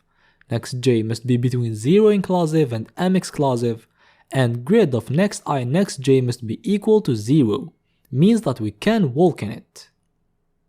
If these conditions are respected, then next I next j is a neighbor of ij. But we still have a condition to go to it, not being invisited. This is why we add another condition, next I next j not invisited. If all these conditions are respected, it means that we need to move from ij to next I next j, we call the DFS function on it. And in the main function, we have as parameters the grid and the coordinates ij of the cell from where we start. We create a set visited and we call the function. This was for DFS. What about BFS now? For BFS, same thing. A vertex is now represented with a tuple ij, and to find neighbors, we traverse the 4 adjacent cells and check those that respect the condition. That's it. By the way, here in DFS, we are checking the validity of a cell before we call the function on it, so we have nothing to check at the beginning of a call. We know that grid of ij is valid. But we can check after calling. We call DFS on each adjacent cell without checking the condition, but when entering the function call, we add a base case. If the actual cell is outside the grid or has a wall or is visited, we darkly exit. It's not a valid cell to go to. Same thing with BFS, we can enqueue darkly without checking conditions, we check them when we dequeue that cell later. And it gives the same result. It's just another way of implementing DFS and BFS. That is quite slower because here we first need to enter the call before noticing that the vertex is invalid, while in the implementation we've seen previously, we don't even call. Also, with the grid, we're using a visited set to store visited cells, which is not necessary. We have another way to do so. Our grid actually contains ones and zeros. 1 means there is a wall and 0 means there isn't. We can add a third value, 2 for example, such that a cell that has the value 2 means that the actual cell is visited. So in our code, when we want to consider a cell as visited, we set its value to 2, and to check that a cell is not visited, we just check that it's different from 2. Here, we just check if it's equal to 0 because 0 means that it's empty and not visited. And after we finish everything, we set all cells with a value of 2 to 0 to get the original state of the grid. By doing so, we avoid using extra space for the visited set, which can be of size n times m in the worst case, when we visit all the cells. Okay, now we learned how to apply DFS and BFS on a grid. How can we use it? We can use it in a lot of problems. For example, we have the flood fill algorithm. In Paint software, we can fill a whole connected area with the same color. But how does it work? It uses the flood fill algorithm. It starts from the pixel where we clicked, and it keeps coloring all cells of that area with the color we chose, which can be done with DFS and BFS. And I made a whole video on this algorithm on YouTube. A video that you should really watch. You can consider it as a part of this course. You can find the link below. Go watch it just after this lecture. Second example, we can solve a maze. We can have a maze represented by a grid of zeros and ones, and we can apply DFS or BFS to find the way of going from the top left cell to the bottom right cell. Last thing I wanted to mention for this lecture is that this lecture is named DFS and BFS in implicit graphs. The goal is to understand that graphs we work on are not always defined by using an adjacency list or an adjacency matrix. The important is to know how is the vertex represented and how to access neighbors. We gave an example with a grid, but it's not the only case. We will discover other implicit graphs in future lectures. I hope that you understood this lecture, and I'll let you with this animation of DFS and BFS in a grid.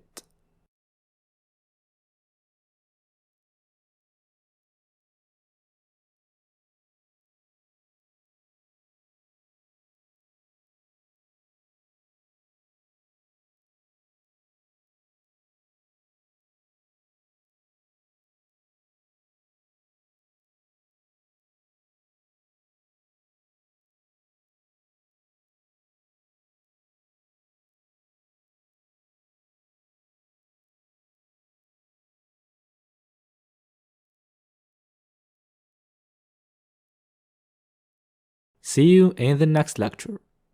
Welcome back to the course, new chapter, topological sort.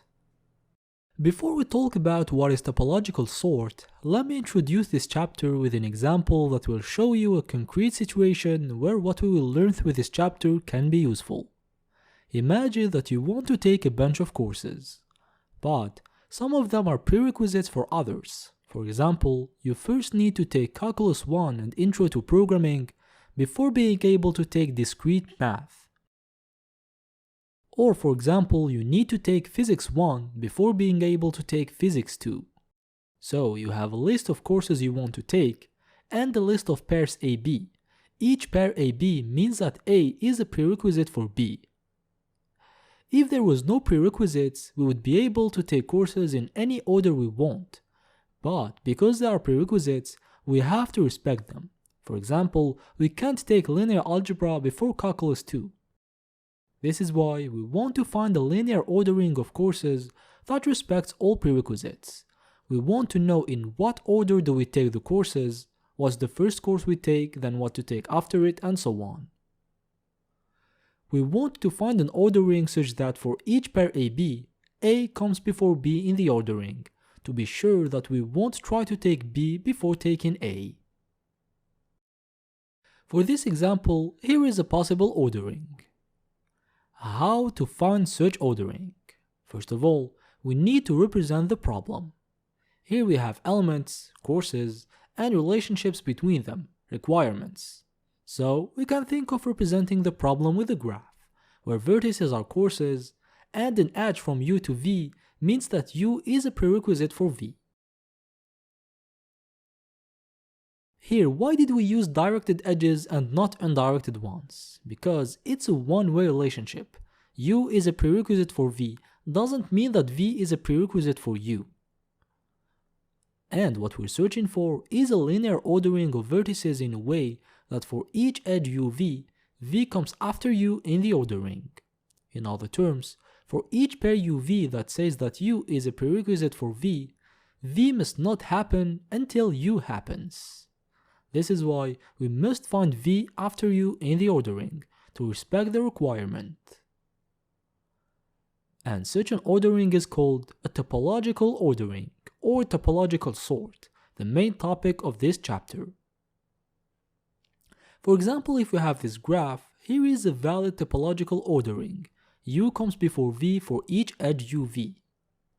But this ordering is not a valid topological ordering, because 11 is a prerequisite for 14, while 14 is coming before 11 in the ordering, which is not allowed. 4 important questions now. Is finding a topological ordering always possible? Is a topological ordering unique? How can we find a topological ordering? And what are some applications of topological sort? First question, is finding a topological ordering always possible? The answer is no. Like in this scenario. We have these 3 courses D, E, and G, and from the graph we see that D is a prerequisite for G, G is a prerequisite for E, and E is a prerequisite for D. Try to find the topological ordering, I'm waiting. We can't, it's impossible, we have an interdependency. D must come before G, we also know that G must come before E, and E must come before D, so D must come before D, contradiction. And in the first chapter, if you remember, something like this in a graph is called a cycle. So the answer is that a topological ordering is not possible when there is a cycle in the graph. This is why in topological sort, we work with directed acyclic graphs. Directed because the relationship is a one-way relationship, and acyclic because a topological sort is not possible when there is a cycle. Second question, is a topological ordering always unique? No, a graph can have multiple valid orderings. For example, here we had this ordering, but this one is also valid, and there exist other ones. So yeah, it can be unique, but not always. Third question, how can we find a topological ordering? To do so, there exist algorithms that find a topological ordering starting from a graph. We will learn about 2 topological sort algorithms in next lectures of this chapter. And last question, what are some applications of topological sort?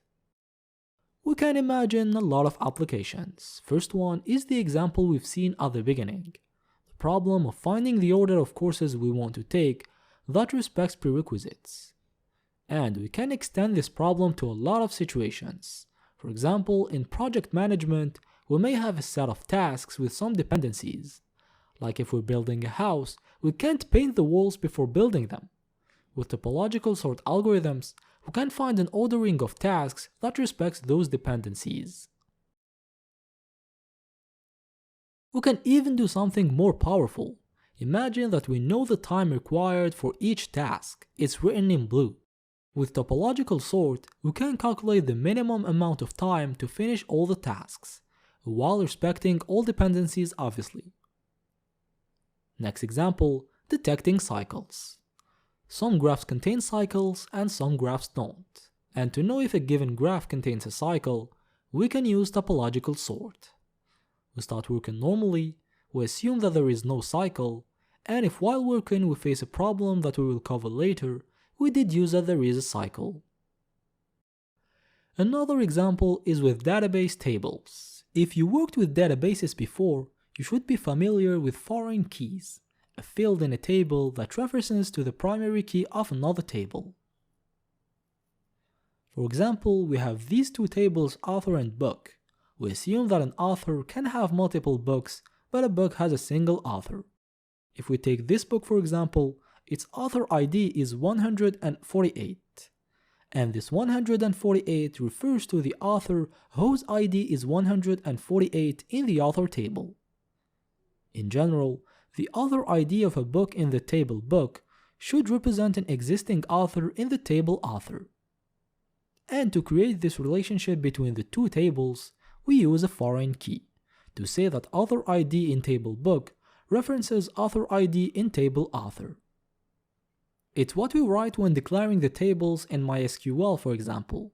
We declare author table normally, then when declaring book table, we add this line. Foreign key author ID references author ID of the table author. Okay, but the problem is, book table references another table author, so we can't directly load book table without having loaded author table before. We have a kind of dependency here. We deduce that we cannot load our tables in any order.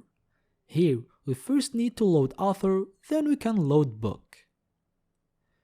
This example has two tables only, but we can imagine a database schema with a lot of tables and a lot of dependencies.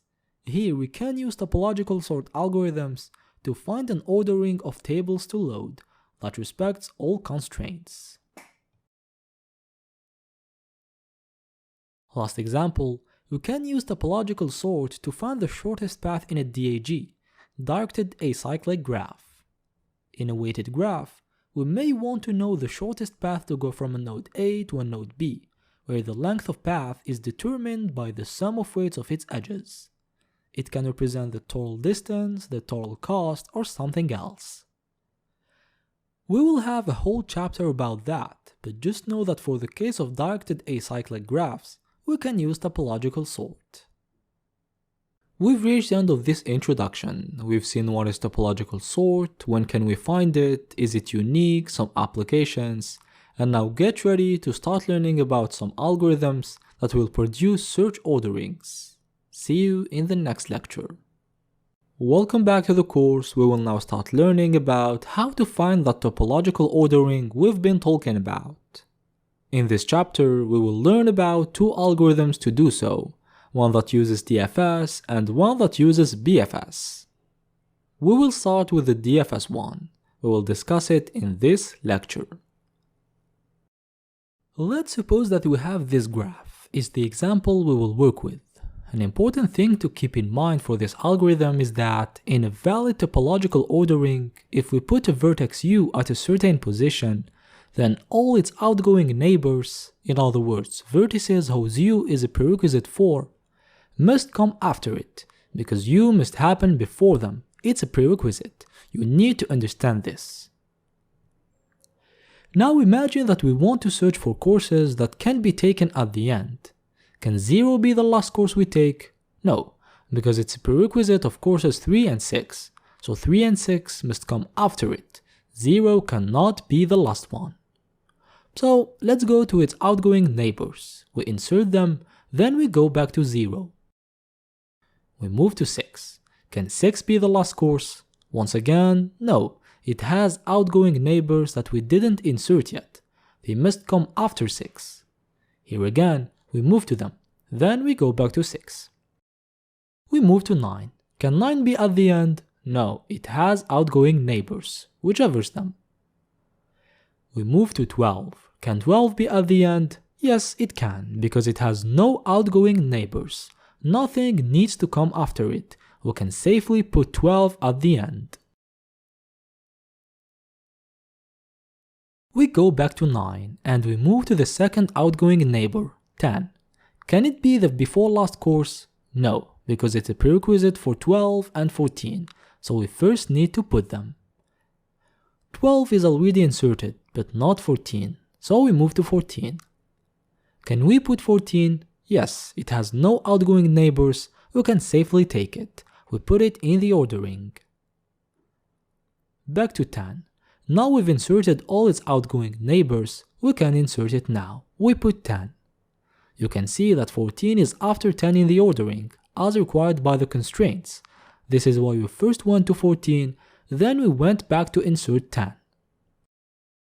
Back to 9, we've inserted all its outgoing neighbors, both 12 and 10, we can now safely put it in the next position. Back to 6, we've inserted 9, but not 7 yet, we go to it. The only outgoing neighbor of 7 is 10, and it's already visited, so it's already in the ordering, we can put 7. You can see that we're building the order of vertices in reverse order. We've started by the last course to take, then the before last one, and so on. Back to 6, we've inserted all outgoing neighbors, we can insert it. Back to 0, we move to the second neighbor, 3. 3 has 2 neighbors and they're both visited, so they're both in the ordering, we can safely put 3. Back to 0, we've inserted both neighbors, we can put 0. And we finished the call on 0. But we didn't traverse all vertices because not all vertices are reachable from 0. We start again from unvisited once. Next vertex is 1, not visited. 1 has 1 neighbor, 3, and it's inserted, so we can directly insert 1 and we finish the call. Next vertex, 2. 2 has 2 neighbors, 4 and 5, we first insert them. We start with 4. 4 has 3 neighbors, 3, 7 and 8. 3 and 7 are inserted, but we still need to go to 8. 8 has 1 neighbor, 11, we go to it. 11 has 1 neighbor, 14, and is visited, so we directly insert 11 and we go back. Back to 8, we inserted neighbors, we can put the 8. Back to 4, we can insert it. Back to 2, we still need to move to its second neighbor, 5. It has 2 neighbors, both visited, we directly insert it. Back to 2, we insert it. We continue next vertices now, 3 visited, 4 visited, 5, 6, 7, 8, 9, 10, 11, 12, all visited. Next unvisited is 13. It has 1 neighbor, which is visited, we directly insert 13. End of call for 13. Remaining vertices are 14 and is visited. We finished the process, we've been able to build a valid topological ordering. We got 13, 2, 5, 4, 8, 11, 1, 0, 3, 6, 7, 9, 10, 14, 12. By taking courses in this order, we respect all prerequisites. You can see that for each vertex, all its outgoing neighbors are positioned after it. Okay, what happened here? We're inserting vertices starting from the end, right? We want to find the last vertex in the ordering, then the one before it, then the one before it, and so on. But to insert a vertex, all its outgoing vertices must already be inserted starting from the right, so that they can be after it in the ordering. For that, we decided to first insert neighbors, then we insert the actual vertex. But to insert neighbors, we first need to insert their neighbors, and so on and so on. And this process uses depth-first search. We initially want to insert a vertex, doing so requires us to insert its neighbors, inserting them requires us to insert their neighbors, and so on. Before moving to the implementation, we need to discuss what structure do we use. We're inserting vertices in the ordering in reverse order. The last course that gets inserted is the first one that will be taken. We're working on a last in first out principle. And what structure uses leave for principle? The stack. We will use a stack. Every time we want to insert a vertex, we add it on top of the stack. At the end, we just keep popping to get the topological sort in the right order. Let's start implementing. We need a function DFS that takes as parameters the graph, the actual vertex, the set of visited vertices, and new parameter, the stack. We add the actual vertex to visited, but we don't push it onto the stack yet. We first need to insert its neighbors. This is why we traverse neighbors. For each neighbor, if it's not in visited, we call DFS on it to insert. After we finish inserting all outgoing neighbors, we can insert the actual vertex. We push it onto the stack. Letting this instruction after the loop is very important. Remember that we first need to push outgoing neighbors to have them after vertex in the ordering.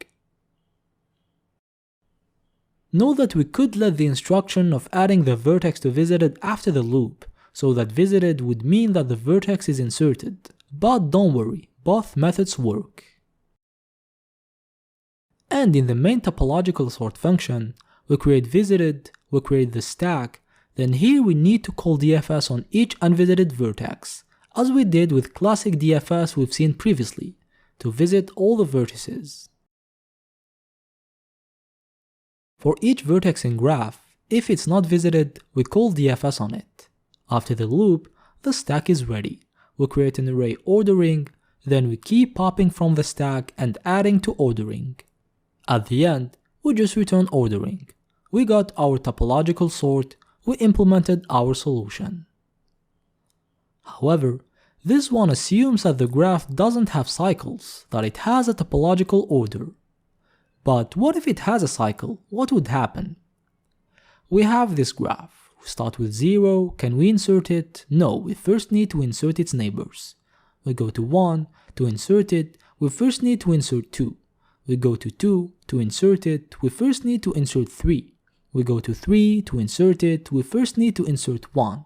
We go to 1, to insert it, we first need to insert 2. We go to 2, to insert it, we first need to insert 3. It will continue like that forever. Each vertex is waiting for the other to end while we have mutual dependencies. What is the solution then? The solution then is to be able to detect that there is a cycle, to stop and say that a topological sort is not possible. We know that there is a cycle when we find something called a back edge. A back edge is an edge that goes from the actual vertex to a vertex that is already in the actual path, where the actual path represents the sequence of adjacent vertices we traversed from the source to the actual vertex. For example, here we start from 0, the actual path is 0, then we move to 1, the actual path is 0, 1, then we move to 2, the actual path is 0, 1, 2, then we move to 3, the actual path is 0, 1, 2, 3. Then here we have an edge that takes us from the vertex 3 to the vertex 1, the vertex 1 that is already in the path. So it's a back edge. We deduce that we have a cycle. And in fact, we have a cycle. The cycle 1, 2, 3. Here is another example of a back edge. How to adapt our solution to detect back edges? For that, we need to keep track of vertices that are in the actual path. We also need to make our DFS function return a boolean that says if yes or no, we've been able to successfully perform the topological sort algorithm. In other words, if we didn't find any back edge. The set visited doesn't change, but now we also need a set path that holds the vertices of the path from the initial vertex to the actual one. The difference between them is that once a vertex is visited, it remains visited for the whole process, and the vertex enters path when we go to it, but just before we backtrack, we remove it because it won't be a part of the path anymore, we will take another direction. In code, we add a new parameter path, then we add vertex to visited, but we also add it to the path. We add a vertex to path as soon as we go to it. Now we traverse neighbors. In the previous solution, we had only two cases, neighbor visited and neighbor not visited. That's it, we had no path to check in, no result to check. Which is not the case here. Knowing if the neighbor is in the path is important, and the result of calling DFS on the neighbor is also important, because it says if we found a back edge by going from there. Okay, we have our neighbor. We start by checking if it's in the path. If it's the case, then we found a back edge. And having a back edge means that there is a problem. We cannot continue the topological sort process. We return false. Else if it's not in path, we move to other conditions. We check if it's visited. If it's the case, we do nothing. We just continue to the next neighbor. We just skip this one. And if it's not visited, we call DFS on it to continue from there and fill the stack. Now this DFS call returns a boolean. If it's true, then we found no problem by going from there, and if it's false, then there is a back edge. So if DFS call returns true, we just continue to the next neighbor, else if it's false, we return false, because we couldn't successfully perform the algorithm. There is a cycle. We have this decision tree. In code, we can implement it with this condition. If neighbor in path or neighbor not in visited and not DFS means DFS return false, we return false.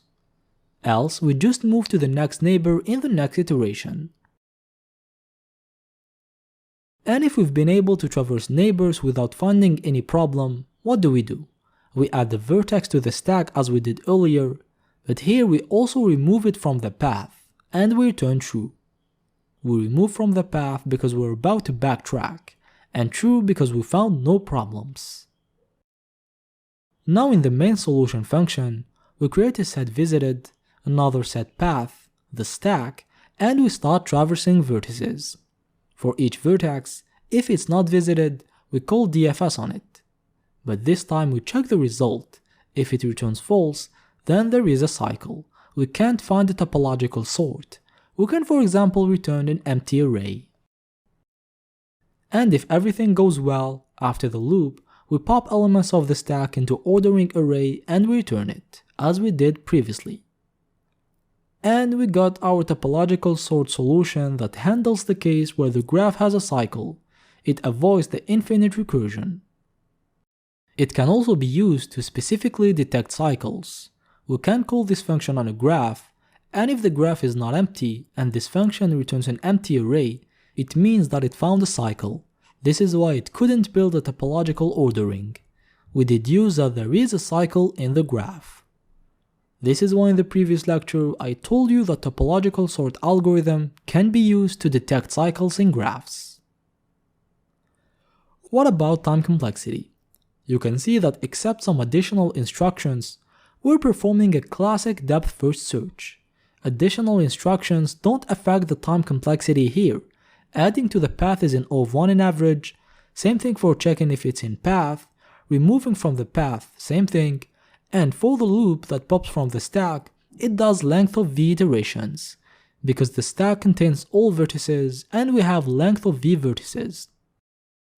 Remember that DFS has an O of length of v plus length of e time complexity, and these additional instructions don't affect it.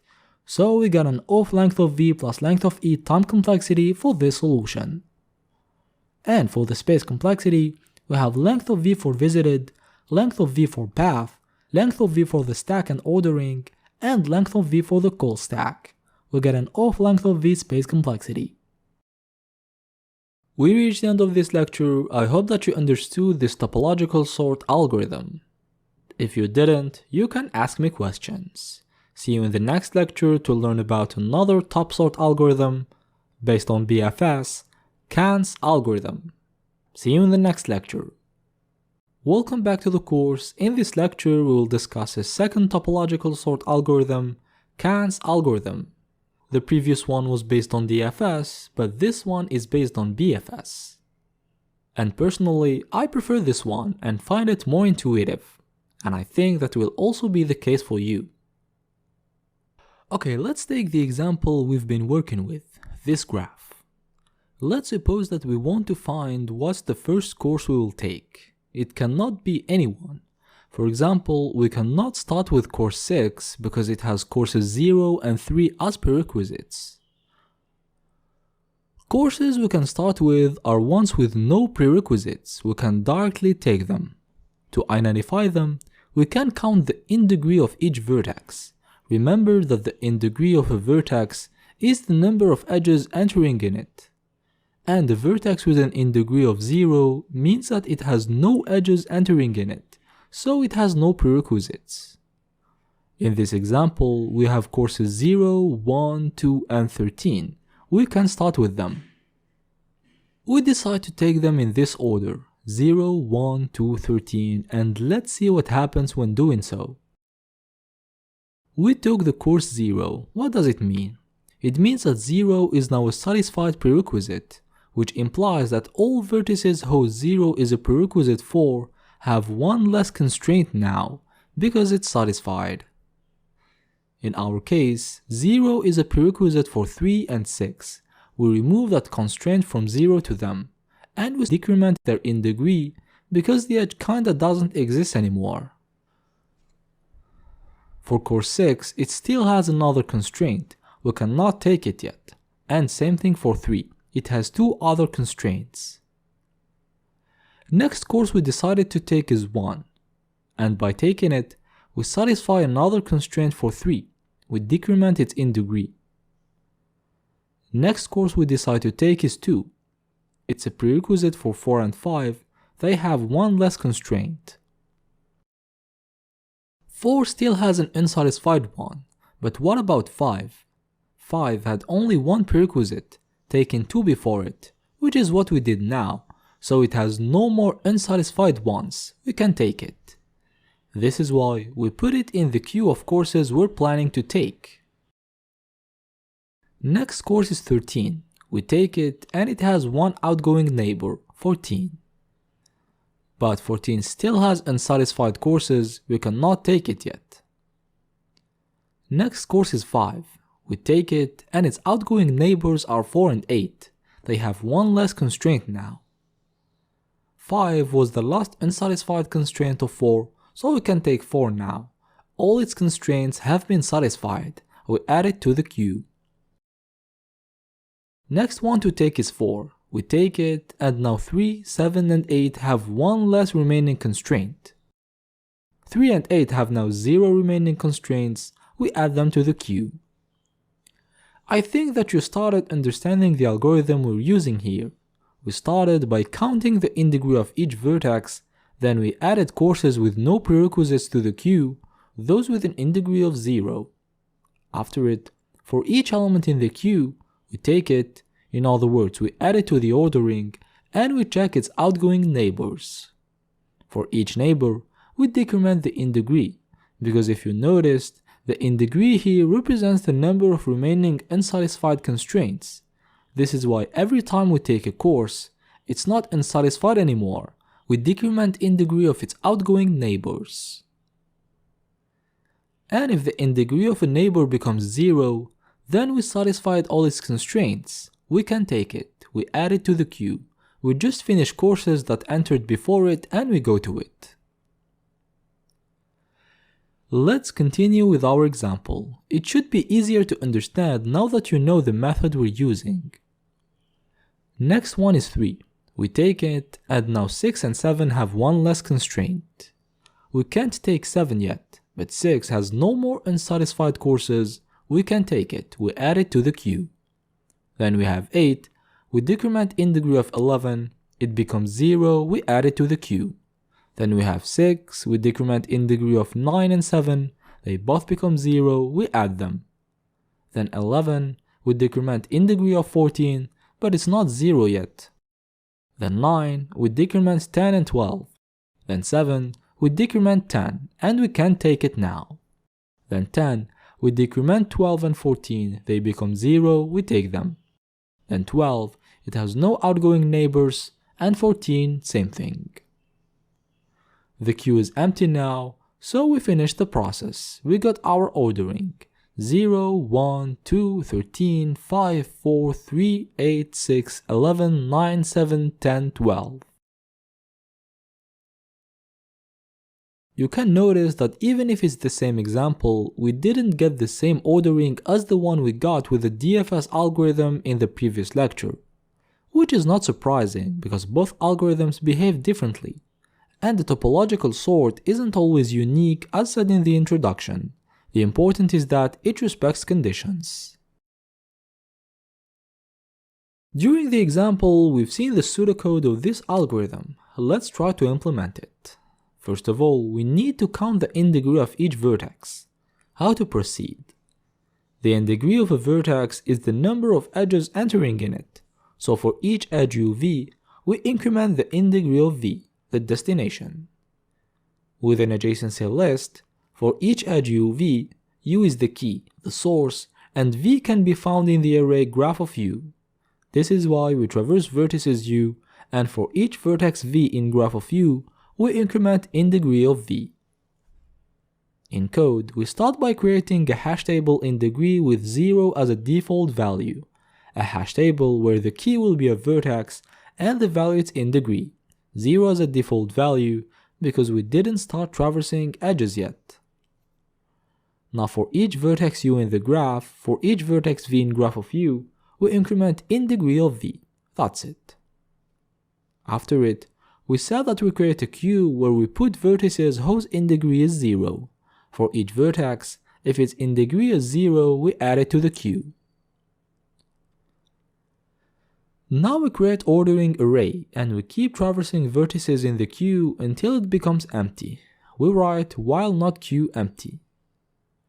We extract a vertex, we add it to ordering, and we traverse its neighbors to decrement their in degree. For each neighbor, here we're talking about outgoing ones. We decrement in degree of neighbor. And if it becomes 0, then we can take the vertex neighbor, we add it to the queue, as we were doing in the example.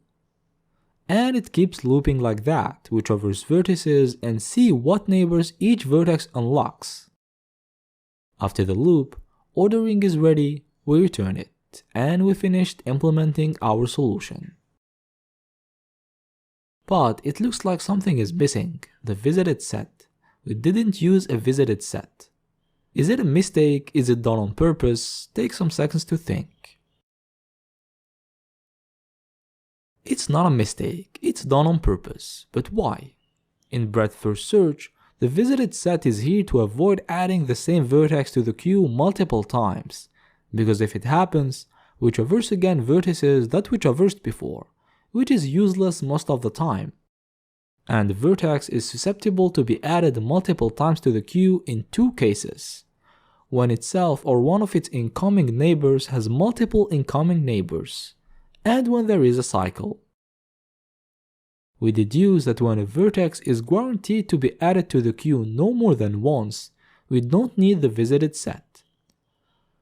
Like in an arborescence where the in degree of each vertex is 1 except for the root, its in degree is 0, and where there is no cycle.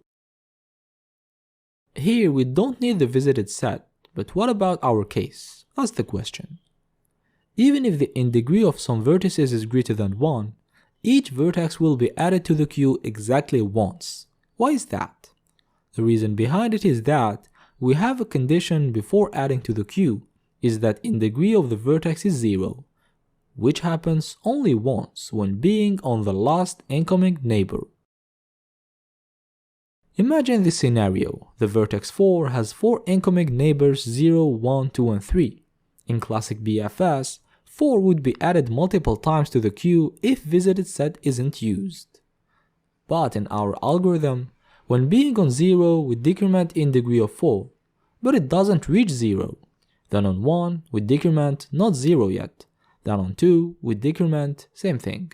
Finally, on 3 we decrement, and here it became 0, so we add it to the queue. It's getting added only once, as you can see, even if we had millions of incoming neighbors. So we don't need a set visited. Same as for DFS, we initially assume that the graph is acyclic. But what if it had cycles? What would happen with this algorithm? Let's see with this example. Vertices with zeros in degree are 0, 1, and 2. We add them to the queue. We start with 0, it decrements in degree of 3. Then 1, it decrements in degree of 3. Then 2, it decrements in degree of 4 and 5. 5 becomes 0, so we add it to the queue. Then 5, it decrements in degree of 4. The queue became empty, the process stops. We can see that we got no infinite loop, but the process stopped without traversing all vertices. The ordering is incomplete. It's incomplete because we found that we can take 0, after it 1, after it 2, after it 5, but we couldn't find another vertex to take because all remaining vertices still have unsatisfied constraints. And because we have a cycle, then we have interdependencies. Here 4 is waiting for 6 to unlock it, 6 is waiting for 3 to unlock it, and 3 is waiting for 4 to unlock it. They're kinda blocking each other from continuing. This is why we have nothing to put in the queue, the process stops.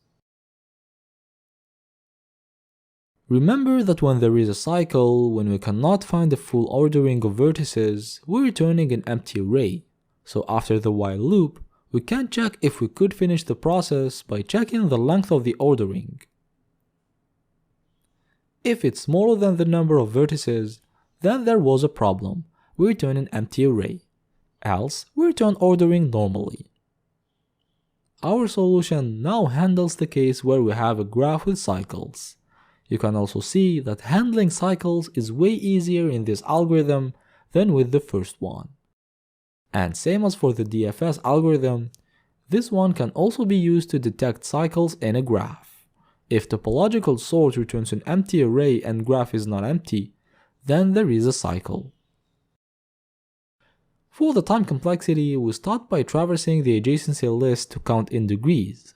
The outer loop does length of v iterations because it traverses vertices, and the inner loop's number of iterations depends on the out degree of the vertex, because we're traversing outgoing neighbors. We know that the sum of out degrees of vertices of a directed graph is the number of edges, length of e, so traversing an adjacency list costs length of v plus length of e.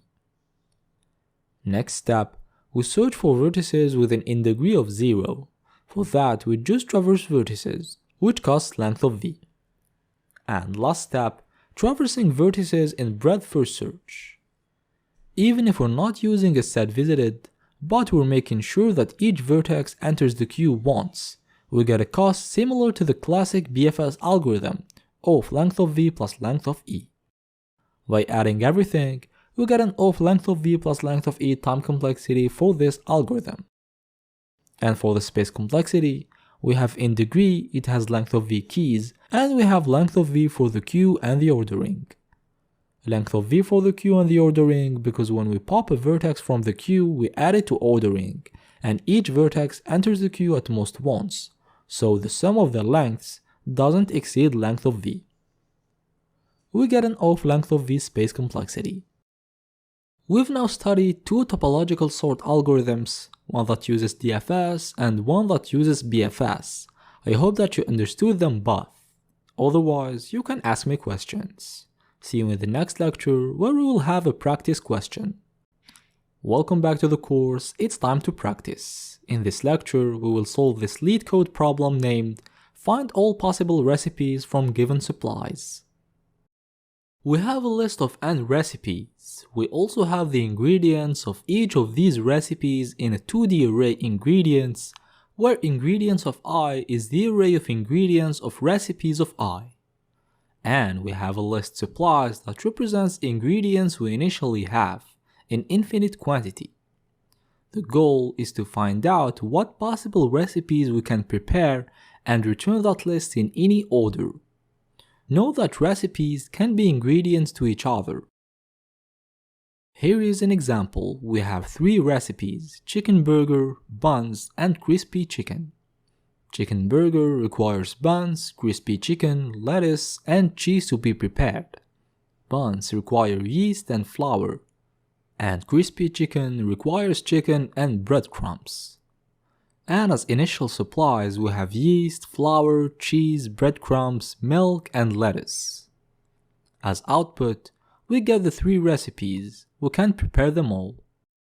We start by preparing the buns. We add them to supplies because we can use them later.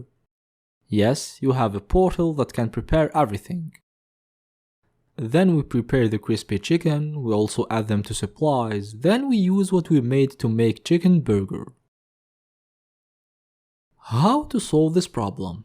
This problem would have been really easy if recipes couldn't be ingredients of other recipes, because we would just need to traverse recipes to search for ones whose ingredients are a subset of supplies. In other words, for each recipe, if all its ingredients are available, then we can prepare it. And the traversal order wouldn't matter because we have infinite quantity of supplies. However, in this problem, recipes can be ingredients to each other. What does it mean? It means that we may need to prepare some recipes before moving to other ones. For example, if we have 2 recipes A and B, and A is an ingredient of B, we would start by A, we prepare it, we add it to supplies, then we'd move to B to have A available in our supplies. We deduce that the order we use to traverse recipes matters here. In our initial example, let's try to traverse recipes this way. Buns, we can prepare them. We add them to our output and to our supplies. Then chicken burger, crispy chicken is missing. We cannot prepare it. Then crispy chicken, we can prepare it. We add it to our output and to our supplies. We got 2 prepared recipes, but what if we use this order? Buns, we can prepare them. We have yeast and flour. Then crispy chicken, we can't prepare it. We have chicken and breadcrumbs. Then chicken burger, we can prepare it. We have buns, crispy chicken, lettuce, and cheese. We've been able to prepare 3 recipes now by just changing the order. In this order, buns and crispy chicken, which are ingredients of chicken burger, came before it. Is the right thing to do because we first need to prepare them before being able to prepare chicken burger. It's like buns and crispy chicken are prerequisites for chicken burger. In general, if A and B are recipes and A is an ingredient of B, then A must come before B in the ordering. Prerequisites must come before ordering. We're obviously talking about topological sort. We want a topological sort of recipes to know how to traverse them. But as input, we don't have a graph, we just have the list of recipes, ingredients, and supplies. This is why you first need to build the graph, then use topological sort on it. We will have a graph where vertices are recipes and an edge from U to V means that U is an ingredient of V, so it must come before it. To build this graph, we'll start by creating a vertex of each recipe, then for each couple of recipes UV, if U is an ingredient of V, we add an edge from U to V. After building it, we just call topological sort on it, and we get the ordering we're searching for. Then starting from here, we can apply the strategy we talked about at the beginning. We traverse recipes in the right order. For each recipe, if its ingredients are a subset of supplies, we prepare it and add it to supplies, to be able to use it for further recipes. Let's implement all of this. Our function takes as parameters the list of recipes, the to-do list of ingredients, and the list of supplies. But lists might not be the best structure to work with. Let's convert them. We want to find the ingredients of a recipe by its name, so we need a hash table. And we want to check if ingredients are a subset, so it's better to have lists of ingredients as sets rather than lists. This is why we convert the array of arrays of ingredients to a hash table of string to set. Ingredients of I represents ingredients of recipes of I, so ingredients become a hash table where for each index I, the key is the recipe's name, recipes of I, and the value is the ingredients as a set of ingredients of I. We also convert supplies to set for the is subset operations. Now we start building the graph. For that we need an adjacency list where the key is recipe's name and the value is the list of recipes it's an ingredient to. We initially just create the keys with empty arrays, then we start filling edges. Now we fill edges. For each recipe U, for each recipe V, if U is an ingredient of V, then U must come before V. We add an edge from U to V. In other words, we add V to out neighbors of U. We have the graph, we just call topological sort on it to get the ordering. Topological sort is the function we made in previous lecture when we study the two algorithms, so we can either use DFS or BFS. Now that we got the ordering, we create an array where we put recipes we will prepare, and we traverse recipes in that order. For each recipe and ordering, if its ingredients are a subset of supplies, then we can prepare it. We add it to prepared and we also add it to supplies, because now we can use it in next recipes. After the loop, we just return prepared, the array of recipes we've been able to prepare. At this point, you think that you're done with this problem, but you hear that something's coming. It's an obstacle that comes with topological sort, it's cycles. Nothing says that there is no cycles in the problem statement, so we should think about how to handle cycles. A cycle in this graph means that some recipes are dependent to each other. For example, to make a recipe B, we need the recipe A as ingredient, to make A we need C, and to make C we need B. How to handle this? We must be aware that recipes involved in a cycle can't be prepared. They need each other, so none of them can be prepared. But not only, even recipes that are dependent of recipes involved in a cycle cannot be prepared. Here is an example. We have this graph of recipes. We have a cycle made of recipes D, G, E, and H. We deduce that they can't be prepared.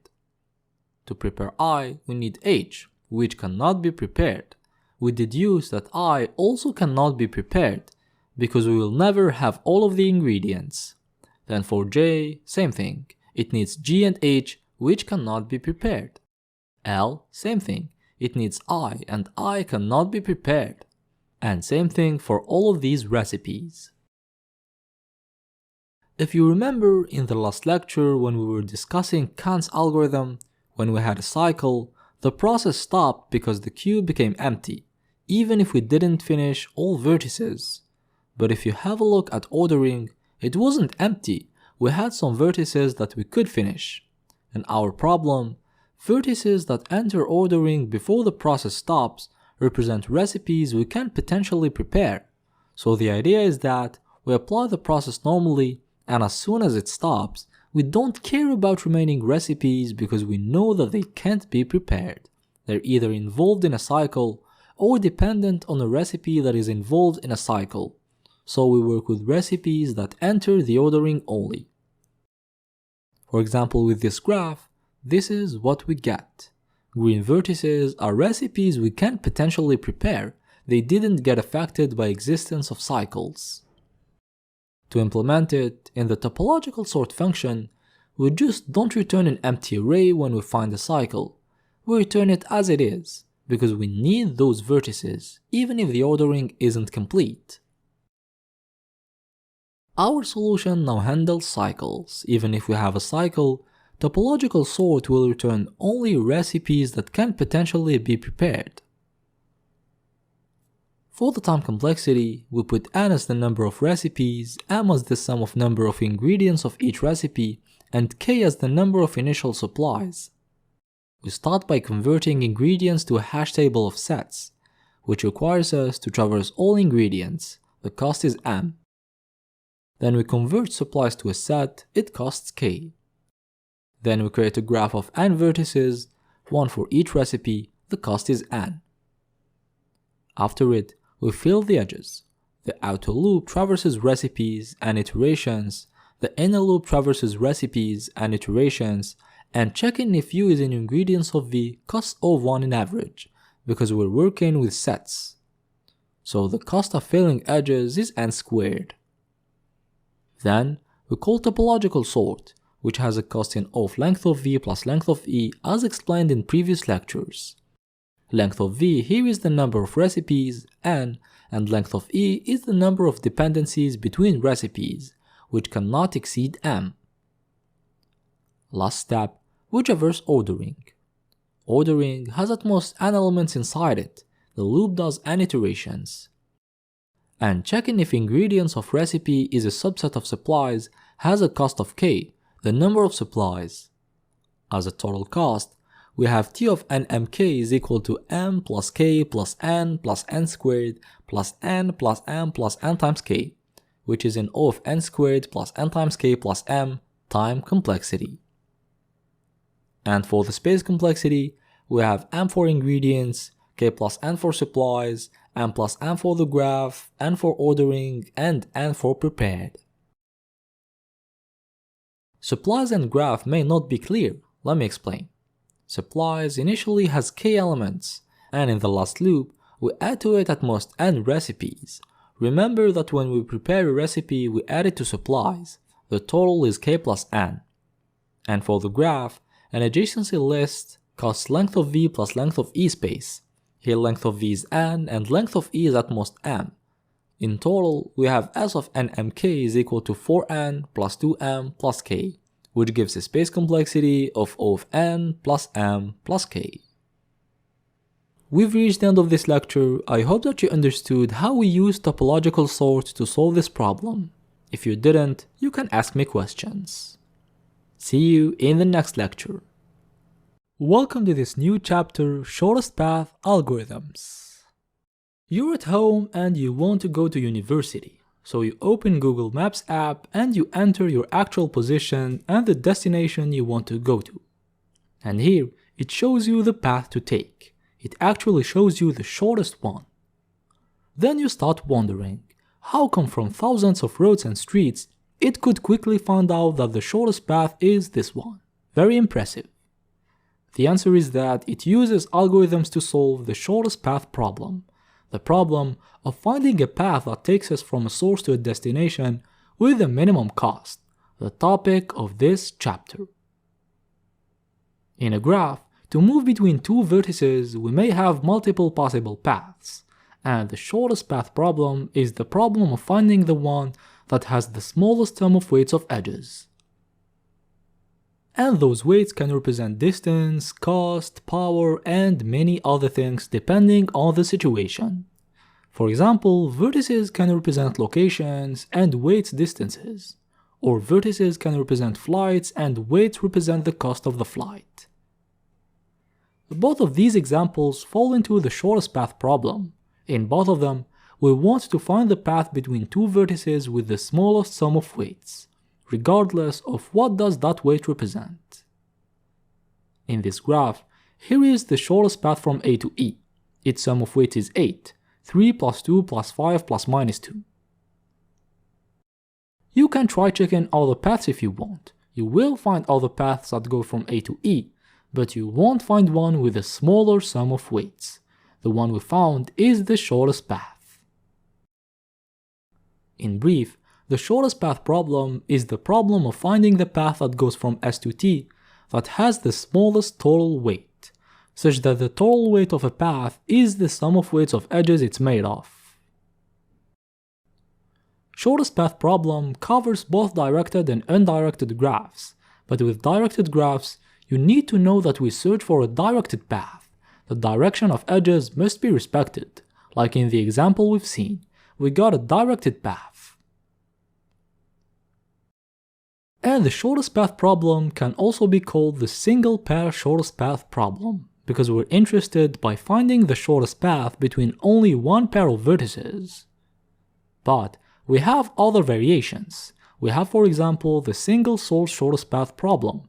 In this one, we want to know the shortest path from a source vertex S to all other vertices. It's a bit different from the previous one. We also have the single destination shortest path problem, where we want to know the shortest path from all vertices to a single destination T. And we have the all pairs shortest path problem, where we want to know the shortest path from each vertex to each vertex, all pairs of vertices. During this chapter, we will cover algorithms that solve each of these variations. We introduced the shortest path problem. We are now ready to start discussing algorithms that find such a path in a graph. Get ready to discover the Dijkstra's algorithm in the next lecture. Welcome to this lecture where we will talk about Dijkstra's algorithm, a fundamental graph theory algorithm that handles the single source shortest path problem. The example we will work with is this graph. We have this weighted graph where vertices represent locations. An edge between two vertices means that we can go from one to the other, and weight represents the distance between those two locations. And we want to find the shortest path from the source vertex A to every other vertex. How will we proceed? The idea that we get is to push a liquid starting from the source and see how much distance it traverses before reaching each vertex. For the source vertex, it's already there. It traverses a distance of 0 to reach it. It starts running in directions that we can take from A. We have 4 directions. The one from A to B, from A to E, from A to F, and from A to C. It keeps running, and the first part reaches the vertex B after a distance of 7. Let's pause to see what happens. The liquid reached B for the first time, and it did after traversing a distance of 7. We can say that the shortest distance to reach B from A is 7. And we know that it's the shortest distance because it's the first time the liquid reaches B. Basically, the first time liquid reaches a vertex determines the shortest distance to go from A to that vertex. This is the strategy we're using. Liquid now doesn't stop at B, it will continue towards D and E. Let's continue the simulation to see what happens. It keeps running, and it reaches the vertex C after a distance of 10. We can say that the shortest distance to reach C is 10. We continue, and the liquid reaches D with a distance of 11. The shortest distance to reach D is 11, which we get by going to B, 7, then going to D, 4, and 7 plus 4 is 11. We continue, and it reaches E with a distance of 13. We write that 13 is the shortest distance to reach E. Let's continue. Just after it, some liquid reaches F with a distance of 14. We continue. Some liquid arrived at G after a total distance of 23. We continue. Some liquid reaches H after traversing a distance of 27. We continue. We reach I with a distance of 28. We keep walking. We reach J with a distance of 33. Then we continue. We reach K with a distance of 35. And we continue. We reach L with a distance of 36. We finished reaching every vertex. We now know the shortest distance to go from A to any other vertex. And that's the core idea of Dijkstra's algorithm. By the way, this is called the shortest path tree, a subgraph of G where the path from root to a vertex V represents the shortest path from the root to V in the graph G. However, in practice, we won't simulate the liquid movement, we will directly calculate at what time it will arrive at each vertex. For example, if we're at the vertex E with a distance of 13 and we have a vertex to J of length 10, we know that by taking that direction, we arrive at J with a distance of 23. We don't need to simulate the whole process of liquid traversing that edge. Let's redo this example but without simulating liquid. We have this table dist, where dist of V represents the smallest distance we need to arrive at the vertex V. At the beginning, we don't even know if we will reach the vertices at some point. We can just put infinity to say that we didn't find any path yet. For the source vertex A, we start at it, so we reach it with a distance of 0. We're already there. We can start working now. What's the first vertex we reach? It's obviously A. We start from there. From A, we have 4 edges to B, C, E, and F. To B with a distance of 7, so we know that we will be at B after traversing a distance of 7. How did we calculate that? We took the shortest distance to A, which is 0, and we added the distance from A to B, which is 7. We got 7, which is smaller than infinity. We found a shorter way to go to B. For C, the distance is 10. We will reach the vertex C at time 10. Then E with a distance of 13, so we know that we will be at E after traversing a distance of 13. And to F with a distance of 14, same thing. Now we suppose that liquid starts running. What is the first vertex they will reach? To know it, we take the unvisited vertex with the smallest arrival time, with the smallest value of dist of V. It's obviously B. It's the one with the earliest distance. Okay, we're at B with a distance of 7. We deduce that the shortest distance to reach B is 7. Let's check its out neighbors. It has an edge to D and E. To D with a distance of 4, and we traverse the distance of 7 to reach B. We deduce that we can reach D with a distance of 7 plus 4, 11. Better than infinity, we put 11 in dist of D. Also to E with a distance of 8, we deduce that we can reach E with a distance of 7 plus 8, 15. But dist of E is 13, which is smaller than 15. This is why we don't update. We found E better path before. Dist of E remains 13. Okay, we traversed B. What is the next vertex liquid will reach? At distance 8, nothing happens. At distance 9, nothing happens. And at distance 10, we reach C. It has the earliest time, 10. From C, we can go to F and I. To F with a distance of 12, and 10 plus 12 is 22, so we found a way to go from A to F with a distance of 22. However, dist of F is 14, which is smaller, so we know that we will arrive at F earlier. We don't update. And to I with a distance of 22, 10 plus 22 gives 32, and it's better than infinity. We update. We now know how to reach I with a distance of 32. We might find a better path later, but 32 is the best distance we found so far. Okay, what's the next vertex liquid will reach? We have D with 11, E with 13, F with 14, and I with 32, infinity for others. Liquid will reach D because it has the earliest arrival time among vertices we didn't visit yet. From D we can go to E and G.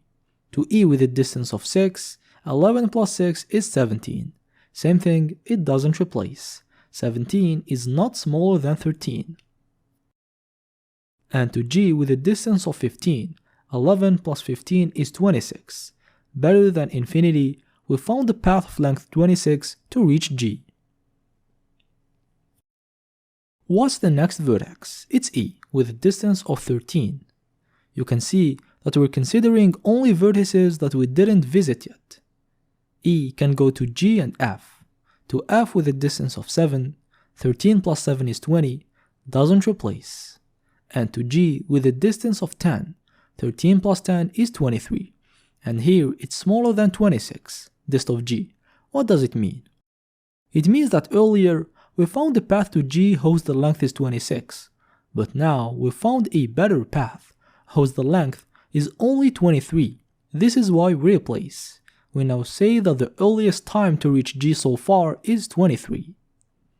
With the liquid example, it means that there was some liquid that was planning to arrive at G at distance 26, but we found another part that will reach G sooner. We might still find better paths later, because we didn't reach G yet, we're just discovering paths going to it. What's the next vertex? It's F with a distance of 14. It can go to G, H and I. To G with a distance of 11, and 14 plus 11 is 25. It doesn't replace. We have 23.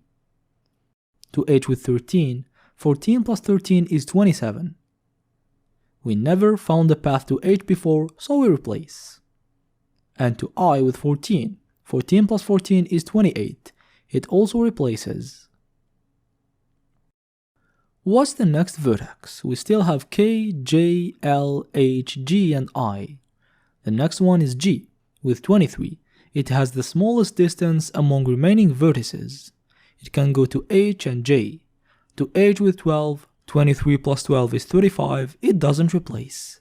And to J with 12, 23 plus 12 is 35, it replaces infinity. Next vertex to be reached is H with a distance of 27. It can go to J, K and L. To J with 6, 27 plus 6 is 33. It replaces 35, so we found a better path to go to J. To K with 8, 27 plus 8 is 35. It replaces. And to L with 9, 27 plus 9 is 36. It replaces. Next vertex is I with a distance of 28. We reached I after traversing a distance of 28, so the shortest distance to go from A to I is 28. It can go to H and L. To H it doesn't replace. To L it doesn't replace. Next vertex is J with a distance of 33. It can go to K. To K we get the same distance as dist of K, so nothing changes. Next vertex is K with a distance of 35. It can go to L. To L, the sum is 45, it doesn't replace. Last vertex, L with a distance of 36. It doesn't have out neighbors. We traversed all vertices, so we finished the process. We got that the shortest distance to go from A to A is 0, from A to K is 35, from A to C is 10, from A to J is 33, from A to E is 13, from A to L is 36, from A to B is 7, from A to F is 14, from A to H is 27, from A to D is 11, from A to G is 23, and from A to I is 28. Okay, what happened here? I know that some of you lost the track and zoned out while I was doing the example. Short attention span problem keeps increasing, and that's terrible to be honest. I'm suffering from it too. But anyway. In this example, we've seen how Dijkstra's algorithm works. We can understand it by imagining ourselves dropping a liquid from the source vertex A. It keeps running in all available directions. And every time some liquid reaches a vertex the first time, the distance it took to do so represents the shortest distance to reach that vertex. The shortest because no other liquid could reach it before. And when we reach a vertex, we check neighbors of that vertex to calculate at what time we will arrive at them. In this animation, liquids start at A. Then they first reach B, then C, then D, then E, F, G, H, I, J, K, and L, in this chronological order. The alphabetical order is just a coincidence, by the way. And this is what we try to replicate in the Dijkstra's algorithm. If you noticed, we traversed vertices in chronological order: A, B, C, D, E, F, G, H, I, J, K, L. Because we were keeping track of the earliest time we will arrive at each vertex, and we kept moving to the one with the smallest value in dist, because it represents the next vertex liquid will reach. By doing so, we're making sure that we're reaching a vertex as soon as possible, hence with the shortest distance. That's why the Dijkstra's algorithm works. If you're still confused, you just need to imagine liquid running in all available directions, and each time it finds a new vertex, we deduce that the shortest distance to reach it from source is the total distance it traversed so far. But instead of simulating this process, we keep track of earliest time we will arrive at each vertex, to be able to find the next vertex in chronological order. Having a look at the pseudocode might give you a better understanding. Some people feel more comfortable with clear instructions instead of visualizations of examples. So let's try to convert what we did into pseudocode. Remember that at the beginning, dist of u was infinity for each vertex u, because we didn't know any path. We also need a structure open that represents vertices we didn't visit yet, with their respective value in dist. So in pseudocode, we create those two structures. Then for each vertex u, we put infinity in dist of u and we add the vertex to open. We know that the shortest distance to reach the source is 0, so we update. We put 0 in dist of source. Now, we can start traversing. We keep traversing while we still have open vertices that we didn't visit. During the process, we were always going to the unvisited vertex with the smallest value in dist, to follow the chronological order of events. This is why we extract the vertex u from open that has the smallest value dist of u. It represents the next new vertex liquid will reach. When extracting it, we remove it from open, by the way, because it's no longer unvisited. What to do with this vertex u now? We need to traverse its neighbors. By the way, in a weighted graph, elements in the adjacency list aren't a simple destination vertex. They're a tuple of two elements, the destination vertex and the weight of the edge. This is why when traversing neighbors we write for vw in graph of u to get both the destination and the weight. We need them both. During the process, we were traversing neighbors to check if we didn't find a better path than the actual one, and this is what we will do now. For each vw in graph of u, we start by calculating the distance of the new path. It's the distance we traverse to reach the actual vertex u, which is dist of u, plus the length of the edge that will take us to the neighbor v. Its length is w. For example, when we were at h, we set to g with 6. 27 plus 6 is 33. 27 was dist of h, 6 was the weight of the edge from h to j, and the sum was the length of the new path, 33. So the distance of the new path is dist of u plus w, the distance to reach u plus the distance to go to v from u. And now, we'll compare it with the length of the actual shortest path to reach v, which is dist of v. In the same example, we compared 33, the length of the new path we found, with 35, the length of the best path we had found so far, dist of v. And because 33 was smaller than 35, what we did, we replaced. We replaced dist of v by the length of the new path, which is dist of u plus w. And that's what we call edge relaxation, the action of checking if the edge produces a better path than the actual best one. And that's it for the loop instructions. The loop will continue like that. It keeps moving to the next vertex in chronological order while updating this table.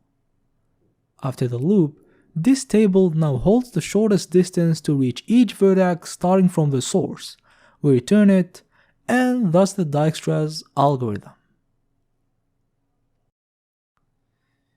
If you had to remember 2 lines on how the algorithm works, is that we put infinity for all vertices except source, we put 0, then we keep extracting the next vertex to be reached, the one with the smallest value in dist, and we check its neighbors to check if the actual vertex leads to better paths. That's it. But wait, the algorithm is just returning the shortest distance to reach all the vertices, but not the actual path. It's not returning what vertices to take to minimize the distance. To add this feature, we can just keep track of the previous vertex of each vertex. To do so, every time we update dist of v, we also update its previous vertex. With our example, at the beginning, all vertices don't have a previous vertex. We didn't find any path that leads to them. With A, we update dist of B, dist of E, dist of F, and dist of C. So we put A as their previous vertex, the vertex they came from in their shortest path. Then we went to B, where we updated dist of D, so we put B as the previous vertex of D. Then we went to C, where we updated dist of I, so we put C as the previous vertex of I. Basically, every time we find a better path for V by going from the actual vertex U, we put U as the previous vertex of V. The process continues like that. At the end we get this prev table. Now if we want to retrieve the shortest path from source to a vertex V, we just keep going backwards by using the prev table. Let's suppose that we want the shortest path to go from A to L. L is the last vertex, we put it in the path. Prev of L is H, we go to it and put it in the path. Prev of H is F, we go to it and we put it in the path. Prev of F is A, we go to it and put it in the path. Prev of A is null, so we went back to the source. We finished making the path, we'll just reverse it before returning it to get it in the right order, from source to destination, not the opposite. In pseudocode, we first need to update what we made earlier to add the feature of keeping track of previous. Very easy, we create a table prev, and initially the previous vertex of each vertex is null, we don't know it yet. Then while working in the loop, every time we're on the vertex U and find a better path to go to V, U becomes the previous vertex of V because of the new path we found, so we put U in prev of V. After the loop, we return both this table and prev table. We need them both. We also need a function to reconstruct the path. It takes as parameters the prev table we built and the destination. We create path that initially contains the destination, and we use a variable vertex that starts at the end of the path. It represents the green dot we've been working with now. While vertex still has a previous vertex, then we didn't reach the source. Vertex becomes prev of vertex, and we add it to the path, as we were doing now in the example. We were each time moving to the previous vertex of the actual vertex. After the loop, we just reverse the path and return it. What we did now was discussing the pseudocode, but what about the actual implementation? I wanted to start with the pseudocode because we have different choices for the implementation, so I wanted to first let you focus on the steps to understand how the algorithm works, regardless on how we implement it. By the way, if you still don't understand something about the algorithm, if you're still not convinced, even if you have that little feeling that something is not clear, you must get rid of it. For that, you can watch the video again to see the example again and the explanation, or you can ask me questions. If you have any doubt right now about the algorithm, pause the video and ask me a question. I really want you to do it. Everything is fine now, you understood the algorithm, let's move to the implementation. The dilemma for the implementation is what data structure to choose. For dist and prev, we'll obviously use a hash table, where the key is a vertex and the value is the shortest distance and the previous vertex respectively. But what about open? The problem comes from this instruction. extract the vertex from open with the smallest value in dist. Let's use an array and see what happens. By the way, the difference between implementations will mainly be in the time complexity, so it's what we will evaluate to compare. Let's start. Traversing the vertices to update their value and inserting them in open costs length of v, the number of vertices, because updating in a hash table costs O of 1 in average, and adding an element to an array costs O of 1 amortized. Now we have the loop. We keep looping while we have elements in open, but how much iterations the loop will do? We initially have length of v vertices in open, we're extracting one vertex per iteration, and we're not adding new elements to open. We deduce that we will do length of v loop iterations. What about vertex extraction now? We want to extract the vertex with the smallest value dist of u. We're basically searching for the minimum. And searching for the minimum in an array requires traversing the whole set. The array here has length of v elements, so the cost is length of v. We also have the loop that traverses neighbors of u. The number of neighbors of u is its degree, so the loop does degree of u iterations. And operations inside cost O of 1. So the total cost is T of VE is equal to length of v plus length of v times length of v plus sum of degree of u. Here we need to do the sum because we can't multiply. Not all vertices have the same degree. We just know that the sum of degrees is 2 times length of e for an undirected graph and length of e for directed. We've talked about it in the chapter about DFS and BFS. So we have length of v plus length of v squared plus length of e, which gives O of length of v squared plus length of e. We can ignore the length of e because in a simple graph, the number of edges is smaller than or equal to length of v squared, so we get O of length of v squared time complexity. O of length of v squared is quite slow for this problem. Let's try to find something else. The solution is to use a priority queue. A priority queue is a structure where each element has a priority, and extracting an element from it returns the element with the highest priority. In our problem, the priority of a vertex is inversely proportional to its value in dist. The smaller dist of v is, the bigger the priority of v is. And the vertex with the highest priority is the one with the smallest value dist of v, the one we're searching for to go to it. And we will use 3 operations with this priority queue. We will first use it to insert our length of v vertices, we also use it to extract the vertex with the highest priority, and we use update priority when we update dist of vertex. Updating the priority is important to maintain the order in the priority queue. Starting from this pseudocode, we have the cost of traversing the length of v vertices, length of v, the cost of initially inserting the length of v vertices, in other words, building the priority queue, let's name it tbuild. We also have the cost of updating the priority of the source, let's name it tupdate. Then the loop does length of v iterations. Inside it, we have the cost of extracting the minimum, let's name it textract. And we also have the loop that traverses neighbors. We know that it does degree of u iterations, and inside it we're updating dist of v, so we're updating the priority of v. The cost is tupdate. The total cost is T of VE equal to length of v plus tbuild plus tupdate plus length of v times textract plus sum of degree of u times tupdate.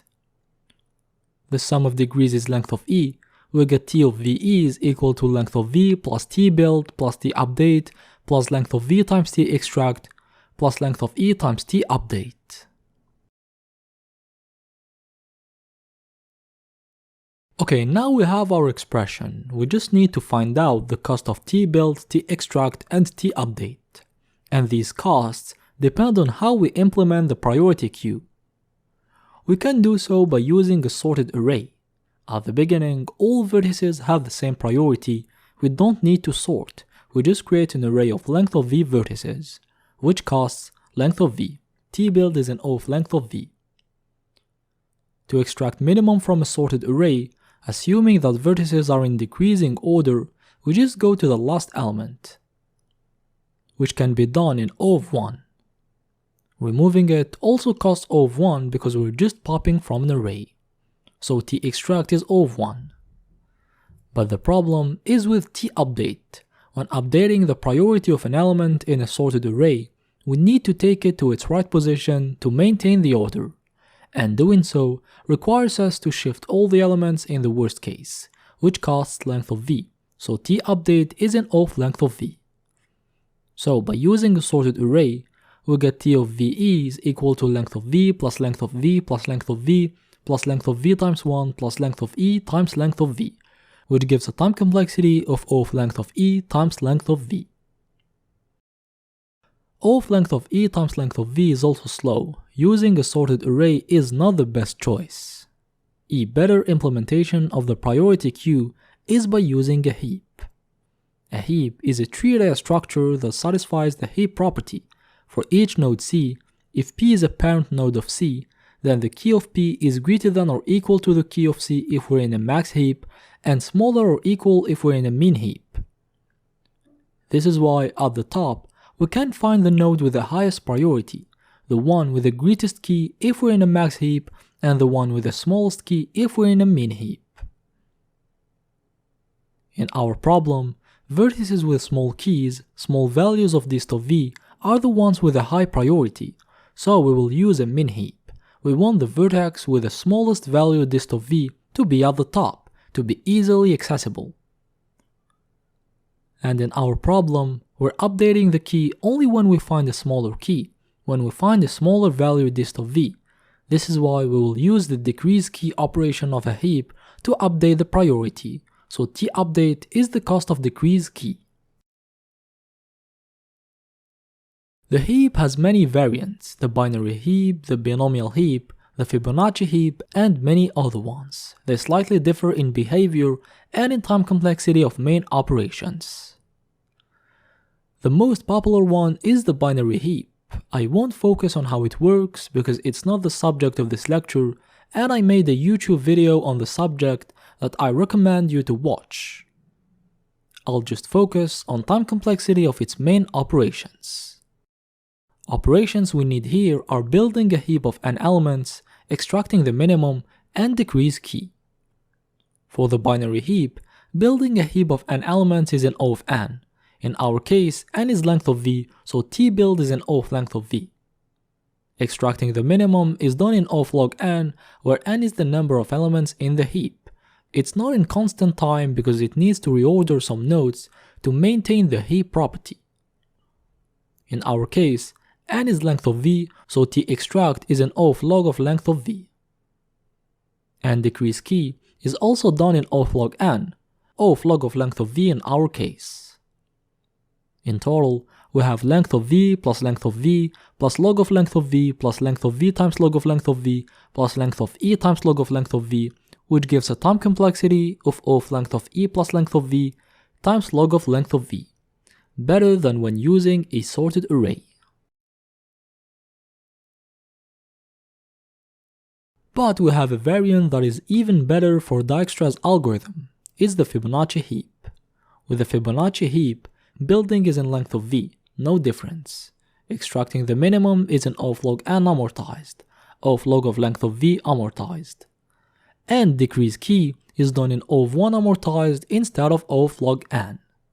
In total, we get length of v plus length of v plus 1 plus length of v times log of length of v plus length of e times 1, which gives a time complexity of O of length of e plus length of v times log of length of v. Quite efficient.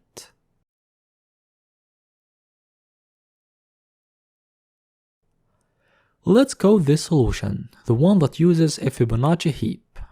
The function takes as parameters the graph, represented as an adjacency list, and the source vertex.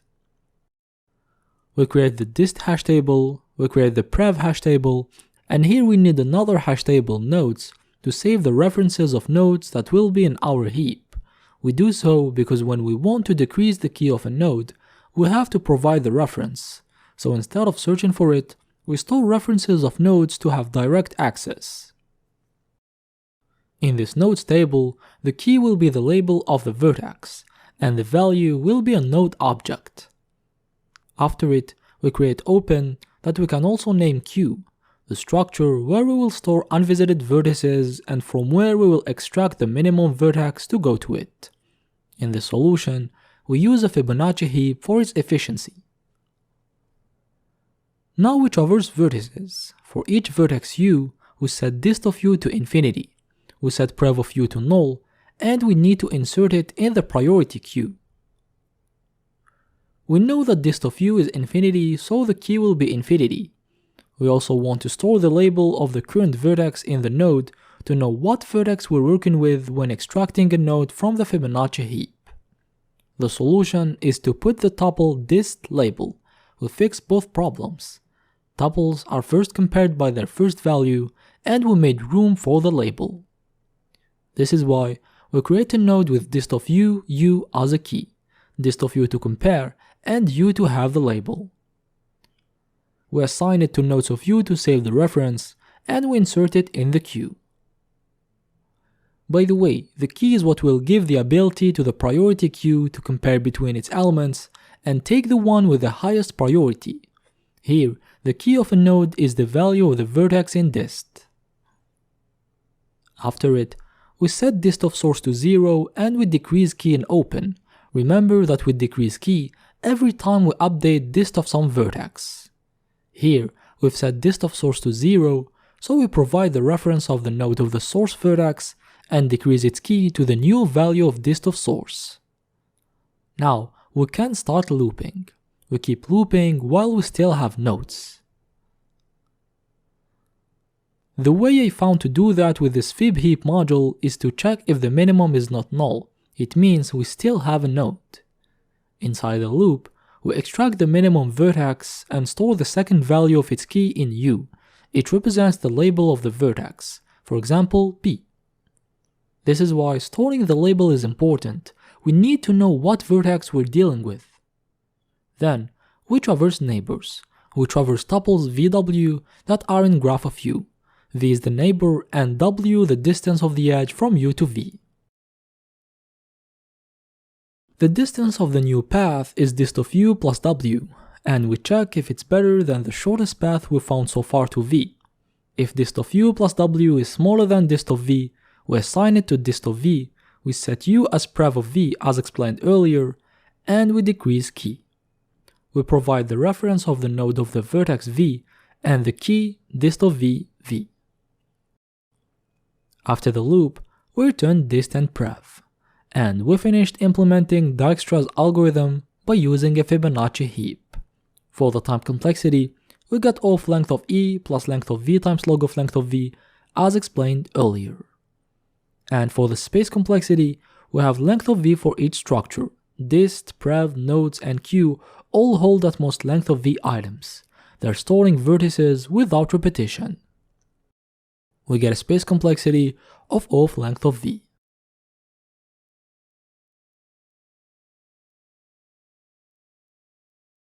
Now question, what about the visited set? Why didn't we use a visited set? We're not using a visited set simply because we're not reinserting vertices.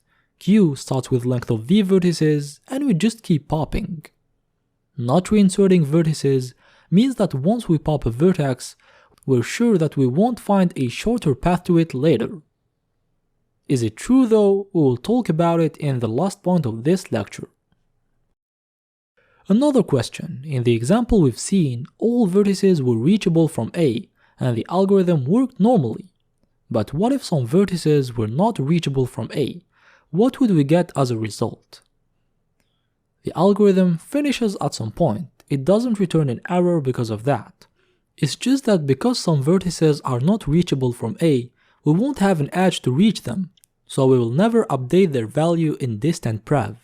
As a result, if let's say the vertex k is not reachable from A, dist of k will remain infinity and prev of k will remain null, It means that we don't have a previous vertex of k that can take us to A.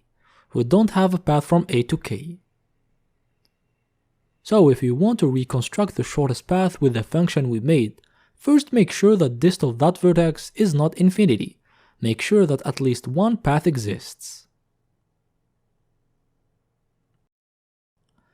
Next question. We use Dijkstra's algorithm to solve a single source shortest path problem, but can it solve other variations? The answer is yes. It can, for example, solve the single destination shortest path problem variation.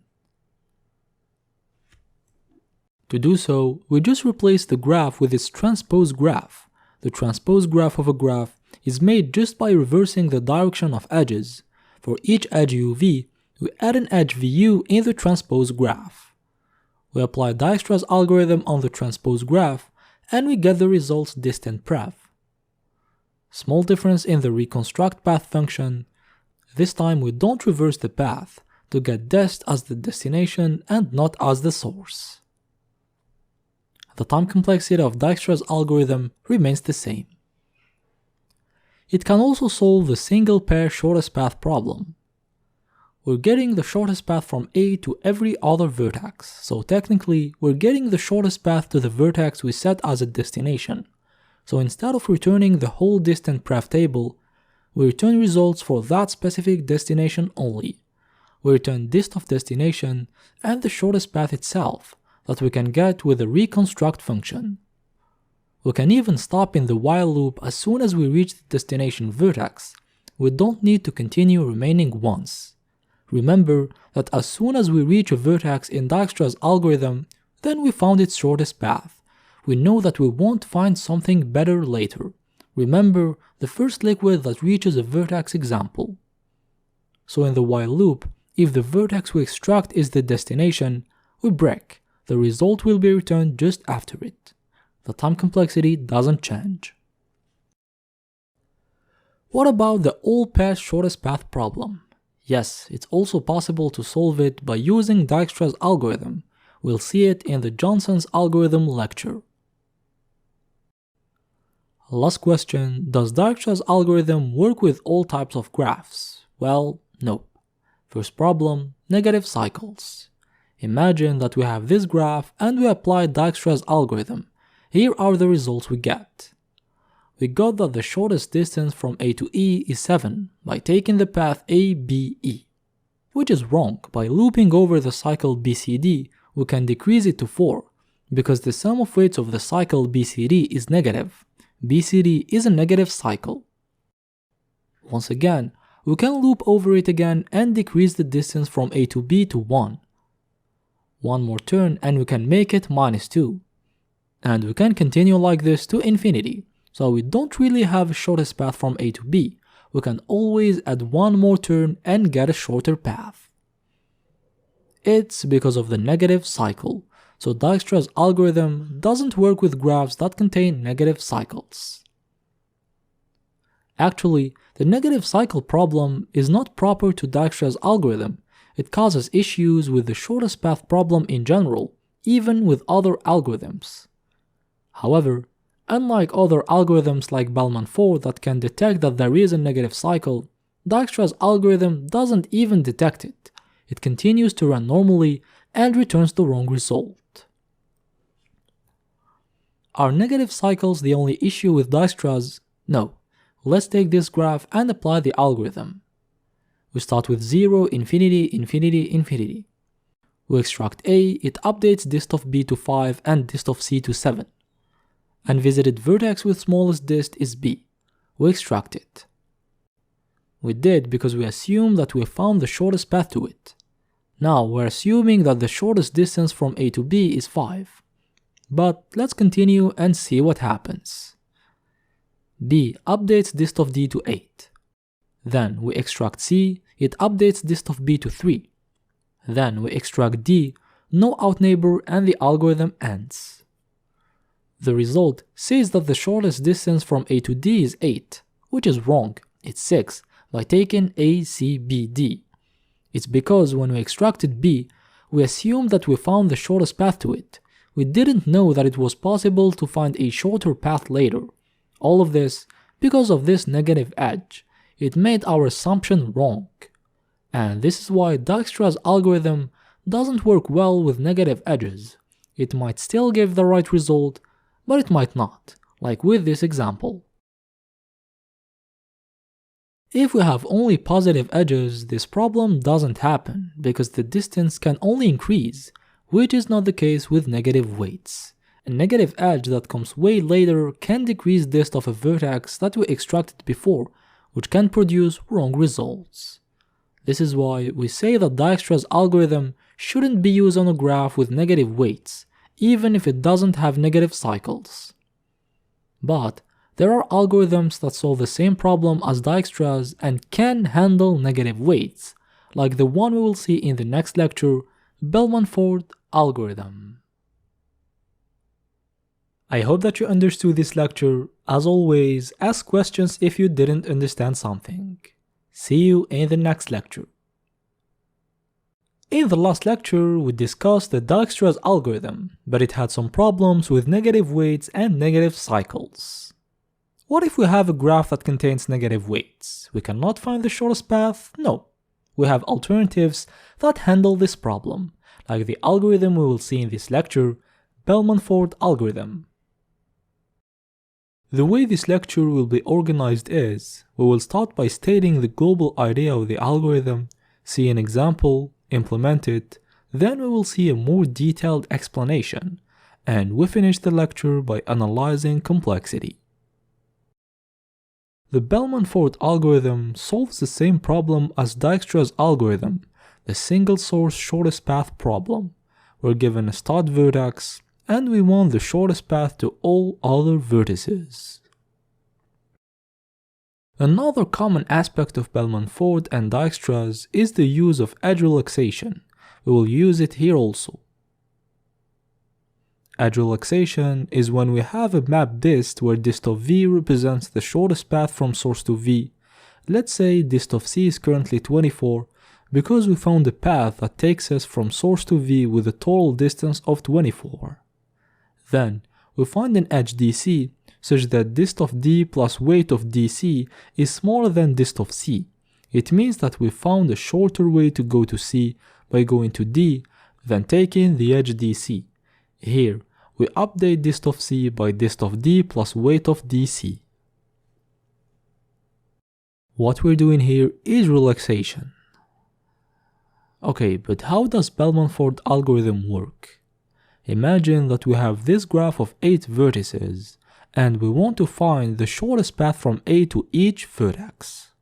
First of all, in a graph of n vertices, any path has a length of at most n minus 1, which means that here, the maximum length of a shortest path is 7. I said the length, the number of edges, not the weight. What does it mean? Here we have 8 vertices. So there exist 8 paths that we're searching for, the one from A to A, the one from A to B, A to C, etc. And each one of them can have a length of 0, 1, 2, and so on until 7. But you may tell me, if we have a cycle, we can have a path of length greater than n-1. It can even be infinite. That's true, but by path, we mean ones that don't pass from the same vertex twice. Because ones that do, paths that contain a cycle, will not be in the final result. Let me tell you why. If the cycle has a positive weight, then it's just increasing our path's weight, which makes it not the shortest path. If the cycle has a weight of 0, then it's useless, we can just remove it and still get the same total weight. Else if it has a negative weight, it's true that it's decreasing our path's total weight, but negative weight cycles are not allowed. If you understood this, we can continue. The Bellman-Ford algorithm is based on the fact that if we relax all the edges k times, we're guaranteed to have shortest paths of at most k edges. And because paths lengths cannot exceed n-1, repeating the operation n-1 times is guaranteed to produce shortest paths of at most n-1 edges, which is the maximum a valid shortest path could have in a graph, so it produces the shortest paths we're searching for. Let's take this graph as an example. Same as Dijkstra's at the beginning, the shortest distance from the source, A, to itself is 0, and infinity to all other vertices. Now first iteration, we relax all edges once.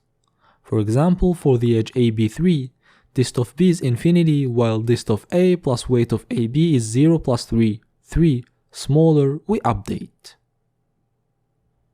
Same thing for AC12, dist of C becomes 12.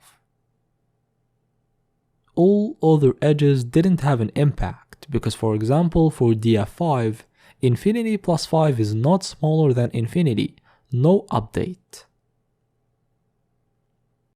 We finished with the first iteration. We're now guaranteed to have all shortest paths of length 1. But it's not enough. Some paths we're searching for may have a length greater than 1. Let's move to the second iteration. We relax all edges. Some edges will not have an impact, like DF5 once again, but some edges will. We have CE3. It decreases dist of E from infinity to 15. Also, BC6. It decreases dist of C from 12 to 9. Also, BD2. It decreases dist of D from infinity to 5. And finally, BE11. It decreases dist of E from 15 to 14. We finish the iteration. We're guaranteed to have all shortest paths of at most 2 edges. But we can't find shorter paths by using 3 edges. Let's add an iteration. Let's relax all edges. Some edges will not have an impact, like DE10. Dist of D plus weight of DE is 5 plus 10, 15, but it does not update because we already know how to go to E with less than 15. But some of them will. We have DF5. It decreases dist of F from infinity to 10. It's the first path that have been able to reach F, and we waited until iteration 3 to find it. It means that we need at least 3 edges to go from A to F. We also have CE3. It decreases dist of E from 14 to 12. We deduce that for E, allowing paths of 3 edges gave us a shorter path than when we had only 2 edges. With 2 edges, we can go to E with a distance of at least 14, but with 3 edges, we can go with a distance of 12. Let's continue. We may have shorter paths with 4 edges, so we add an iteration. We relax all the edges. Edges that will have an impact are these ones. FH13 will decrease dist of H from infinity to 23, FG6 will decrease dist of G from infinity to 16, and FE-2 will decrease dist of E from 12 to 8. By allowing paths of length 4, we found a shorter path to go to E. We may have shorter paths with length 5, so let's add an iteration. We relax all the edges, and the only edge that will have an impact is GH4. It decreases dist of H from 23 to 20. Let's add an iteration for paths of length 6. We relax all the edges and nothing changes. There is no edge that will give us a shorter path to its destination. It means that we're done. We found all shortest paths. Useless to continue. All shortest paths have a length of at most 5, and we found them. We're done. We officially have the shortest path from A to any vertex. And you can see that they differ in length. For example, shorter path from A to C has a length of 2. We found it at the second iteration. The one from A to E has a length of 4. We found it at the iteration 4. And this is why we need multiple iterations. Each iteration allows us to find potential shorter paths with one more edge, until either we do n-1 iterations or nothing changes anymore. And this is how Bellman-Ford algorithm works. We keep relaxing all edges until no update is done in the current iteration.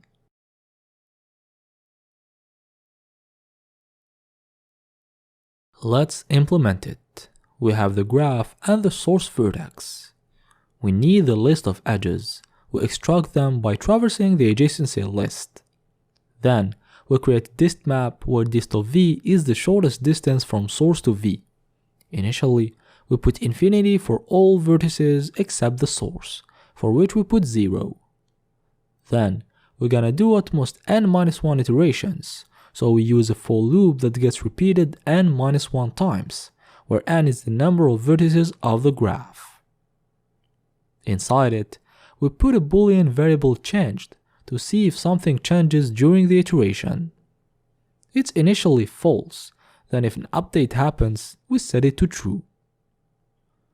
Now we relax edges. For each edge u v w, as we were doing, if dist of u plus w is smaller than dist of v, we update dist of v by assigning dist of u plus w.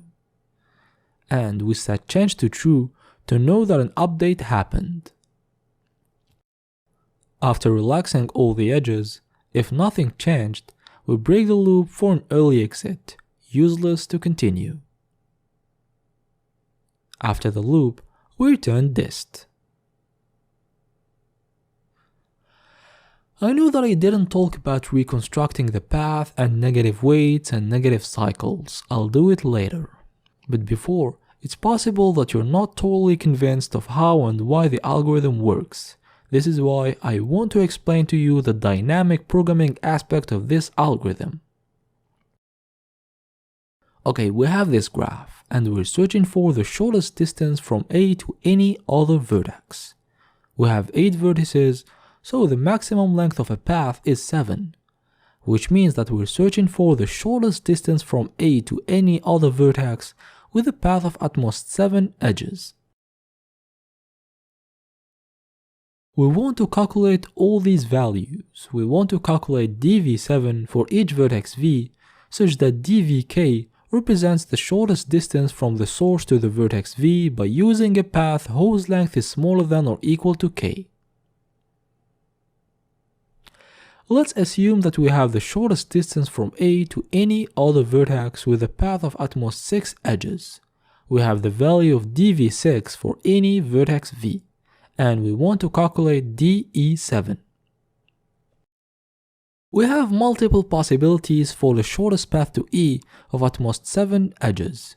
We can either take the shortest path to E of at most 6 edges, which is ABDFE, and change nothing, or take the shortest path to one of its in-neighbors of at most 6 edges and add the last edge, the one that goes to E. E has 4 in-neighbors, B, C, D, and F, so in total we have 5 possibilities. Keep ABDFE, take AB and add the edge BE, take ABC and add the edge CE, take ABD and add the edge DE, take ABDF and add the edge FE. How to choose? We simply take the one with the smallest total weight. For ABDFE it's 8. For AB plus the edge BE it's 3 plus 11, 14. For ABC plus the edge CE it's 9 plus 3, 12. For ABD plus the edge DE it's 5 plus 10, 15. And for ABDF plus the edge FE it's 10 minus 2, 8. The mean is 8 that we can get by keeping ABDFE or going to F then to E.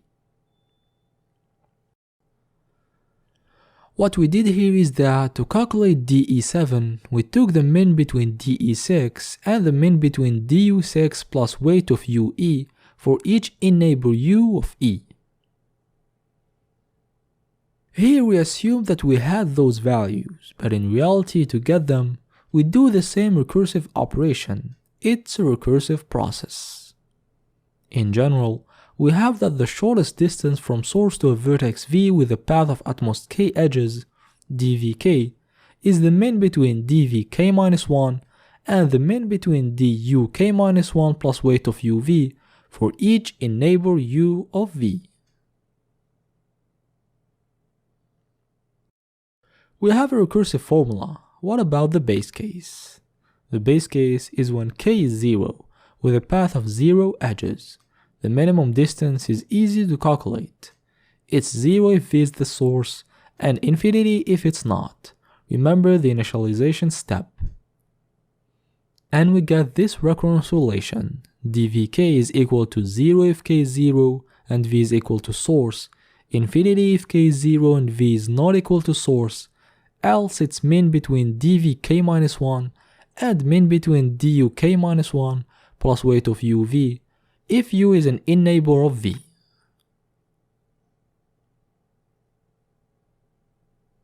We can easily turn this recurrence relation into code. We take as parameters the transpose graph, the source vertex v and k. We need the transpose graph and not the graph itself to be able to traverse in neighbors, not out neighbors. If k is 0 and v is equal to the source, return 0. Else if k is 0 and v is not equal to the source, return infinity. Else, return min between dvk minus 1 and min between duk minus 1 plus weight of uv for each in neighbor u of v with an edge weight w. We can also write it this way if you're not comfortable with list comprehension. We set dvk minus 1 as the min, then we traverse in neighbors u to see if duk minus 1 plus weight of uv replaces. And we return the min distance.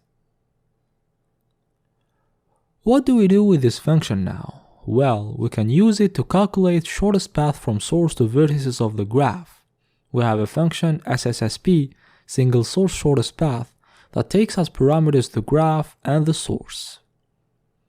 We create the transpose graph by reversing all the edges, and edge uv becomes an edge vu. Then, the maximum number of edges of a path is n-1, so we call the function we made with n-1 on each vertex v. And we store results in distmap that we return after finishing. And we got the shortest distance from source to any vertex by using recursion. Okay, then why would we need Bellman-Ford algorithm? Well, because this function is slow, it's exponential. Each call may need the result of multiple other calls. Let's see why. Let's draw a part of the recursion tree for one vertex call, DE7. We needed the result of DE6, DB6, DC6, DD6, and DF6. And DE6 needs the result of DE5, DB5, DC5, DD5, and DF5. DB6 needs the result of DB5, DA5, and DF5. DC6 needs the result of DC5, DA5, and DB5. DD6 needs the result of DD5 and DB5. And DF6 needs the result of DF5, DD5, and DH5. Remaining levels of the tree will get wider and wider until k becomes 0. Without even seeing them, we can already notice something interesting from this part of the tree, is that we have repeated recursive calls. We're doing the same computations again and again. To avoid this, we use dynamic programming, an algorithmic technique that optimizes recursive functions when the same calls are done multiple times, like is the case here. What we want is that when we solve a subproblem, in other terms, when we get the result of a call, we store it somewhere so that the next time we need it, we don't compute it from scratch. We directly take the result from the structure where we stored it. This is dynamic programming. And we have two approaches, the top-down approach, memoization, and the bottom-up approach, tabulation. In memoization, we keep the recursive form of the function. We just add a hash table where we store the results of subproblems. The key is what characterizes a subproblem, and the value is its result. And in tabulation, we build an n-dimensional table, whose the dimension and the size depends on the shape and number of subproblems. Then we fill it, and we find the result of the initial problem in the last cells. Let's go with tabulation. It's more suitable for this problem because we need to solve all possible subproblems. Okay, but what will be the shape and size of our DP table? First of all, here is subproblem is characterized by two things: the destination vertex, V, and the number of allowed edges, K. The source is always the same, A in our example, so we don't count it. This is why we will have a 2D table. Rows will represent values of K, and columns will represent the different values of V, the vertices. Paths can be of length 0, 1, and so on until n-1, so we have n rows. And we have n vertices, so we have n columns. Our DP table will be of size n by n. And dp of kv represents the result of dvk, the shortest distance from the source to V by using at most k edges. So what we're searching for is results of the last row of the table. They represent shortest distance from source to each vertex, all values dv n-1. But to get them, we need to fill the table. How to do so? Well, we'll just use the recurrence relation. The base case is when k is 0, where we put 0 if v is equal to source and infinity otherwise. We do exactly the same thing to fill dp of 0. We put 0 if v is equal to source, which is the case for A, and infinity in others. And for remaining rows, we use the recursive case. We know that dvk is mean between dvk-1 and mean between duk-1 plus weight of uv for each in-neighbor u of v. And here, same thing, dp of kv is mean between dk-1v and mean between dk-1u plus weight of uv for each in-neighbor u of v. Very simple. By applying these formulas to our example, this is how the table gets filled. And as you can see, the last row represents the shortest distance from A to each vertex, the same result as with the Bellman-Ford algorithm. It's because Bellman-Ford algorithm is based on this dynamic programming idea. Let's implement this solution. We start by calculating the transpose graph. We will need it to find in-neighbors. Then we create a DP table of size n by n. But for the second dimension, we use a hash map rather than an array to be able to have the vertex label as the key. We start by filling the first row, dp of 0, which covers vertices v, and we put 0 in dp of 0v if v is equal to source, else we put infinity. Now we traverse remaining rows. This is why k starts at 1. For each row, we traverse vertices v. For each vertex v, we use that formula and assign the result to dp of kv. After the loop, we return the last row of dp, is the result we've been searching for. We implemented the dynamic programming solution. However, let's change a few things. For example, we're not really obliged to work with a 2D table. A 1D table would do the job. We can use only one row that we keep updating instead of a whole matrix. The signification of a cell will slightly change, but we still get the same result. Also, instead of using a min function, we can traverse in-neighbors and use a condition.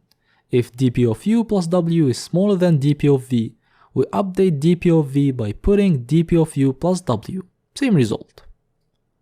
Another thing, at each iteration, we're traversing vertices, and for each vertex we're traversing its in-neighbors. So actually, we're just traversing all the edges at each iteration. This is why we can directly traverse all the edges UVW and still get the job done.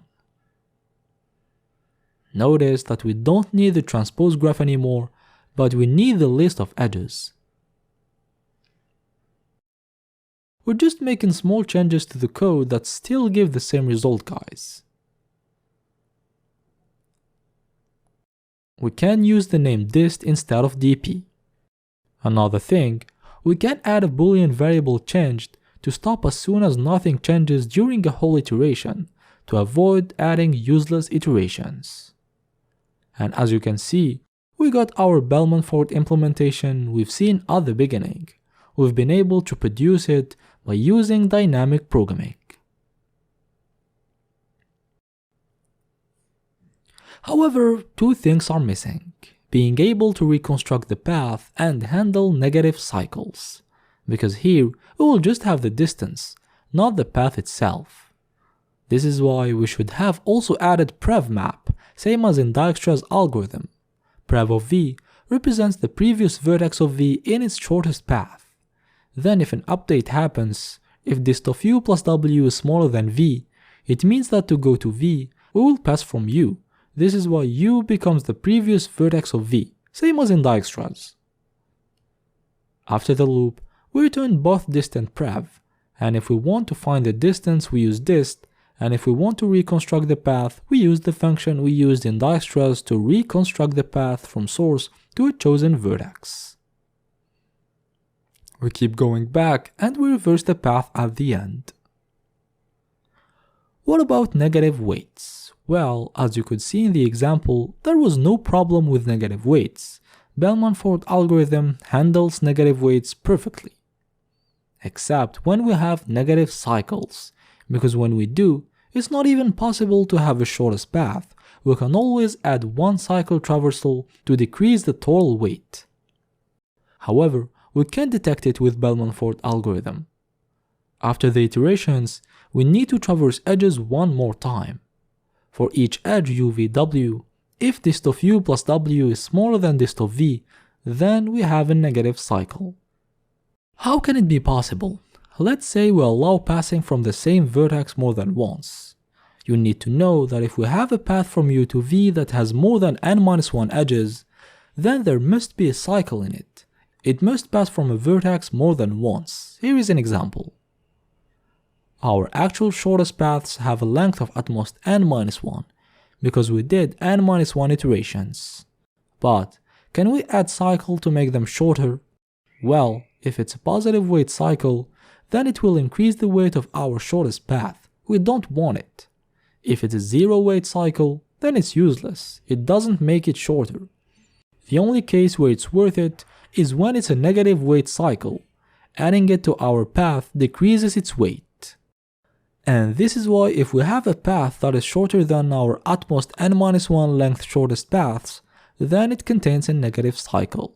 We will know that the graph contains a negative cycle. This is why the loop detects them. The loop checks if there is a shorter path of length greater than n-1, because if there is, then we have a negative cycle.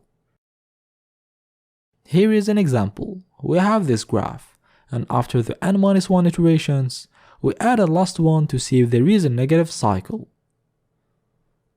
We check the condition with edges, and you can see that it worked with one, the edge ED. So we have a negative weight cycle. It's the cycle DFE. In code, we add this loop that traverses edges one last time. If the condition is true, we can for example return null for both dist and prev to say that there is a negative cycle in the graph. And we got our full implementation of Bellman-Ford algorithm. If you're not familiar with dynamic programming and this explanation wasn't enough, I have a last approach to let you understand the algorithm. I found it on Stack Exchange. Imagine that we have a digital door lock with a 4-digit code, and this lock allows not writing the code all at once. Having characters between characters of the code is fine. For example, if the code is 2749 and we write 3267549, the lock would still get opened because 2749 is a subsequence. Knowing this information, you want to open the door without entering a lot of digits if possible.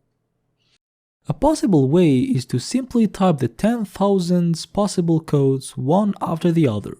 We're guaranteed to open the lock, but we'd need to write 40,000 digits, too long. A smarter way is this one. We write all digits once. Here, we're guaranteed to have all codes of length 1. But it's not enough. We want to have all codes of length 4. We write all digits again. Now we're guaranteed to have all codes of length 2, 00, 01, 02, and so on. Then again, we write all the digits. Now we're guaranteed to have all codes of length 3. You can check by yourself. Last iteration, we write all the digits. And now we're guaranteed to have all codes of length 4, enough to open the door. You can try any code of length 4 and you will find it here.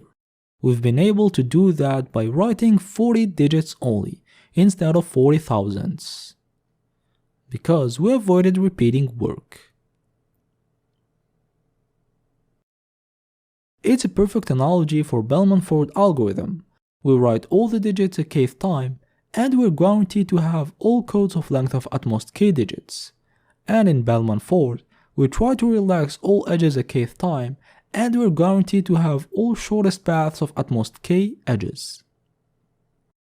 This is why we try to relax all edges multiple times, to make sure to traverse all possible paths starting from the vertex A, while keeping track of the shortest one for each destination V.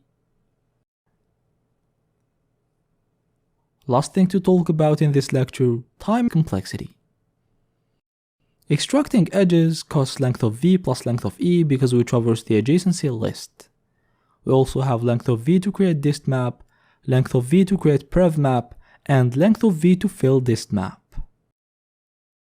Then we repeat the same operation C times, where C is the number of iterations before the process stops. It's between 1 and length of V minus 1. Inside it, we traverse all the edges, length of E cost.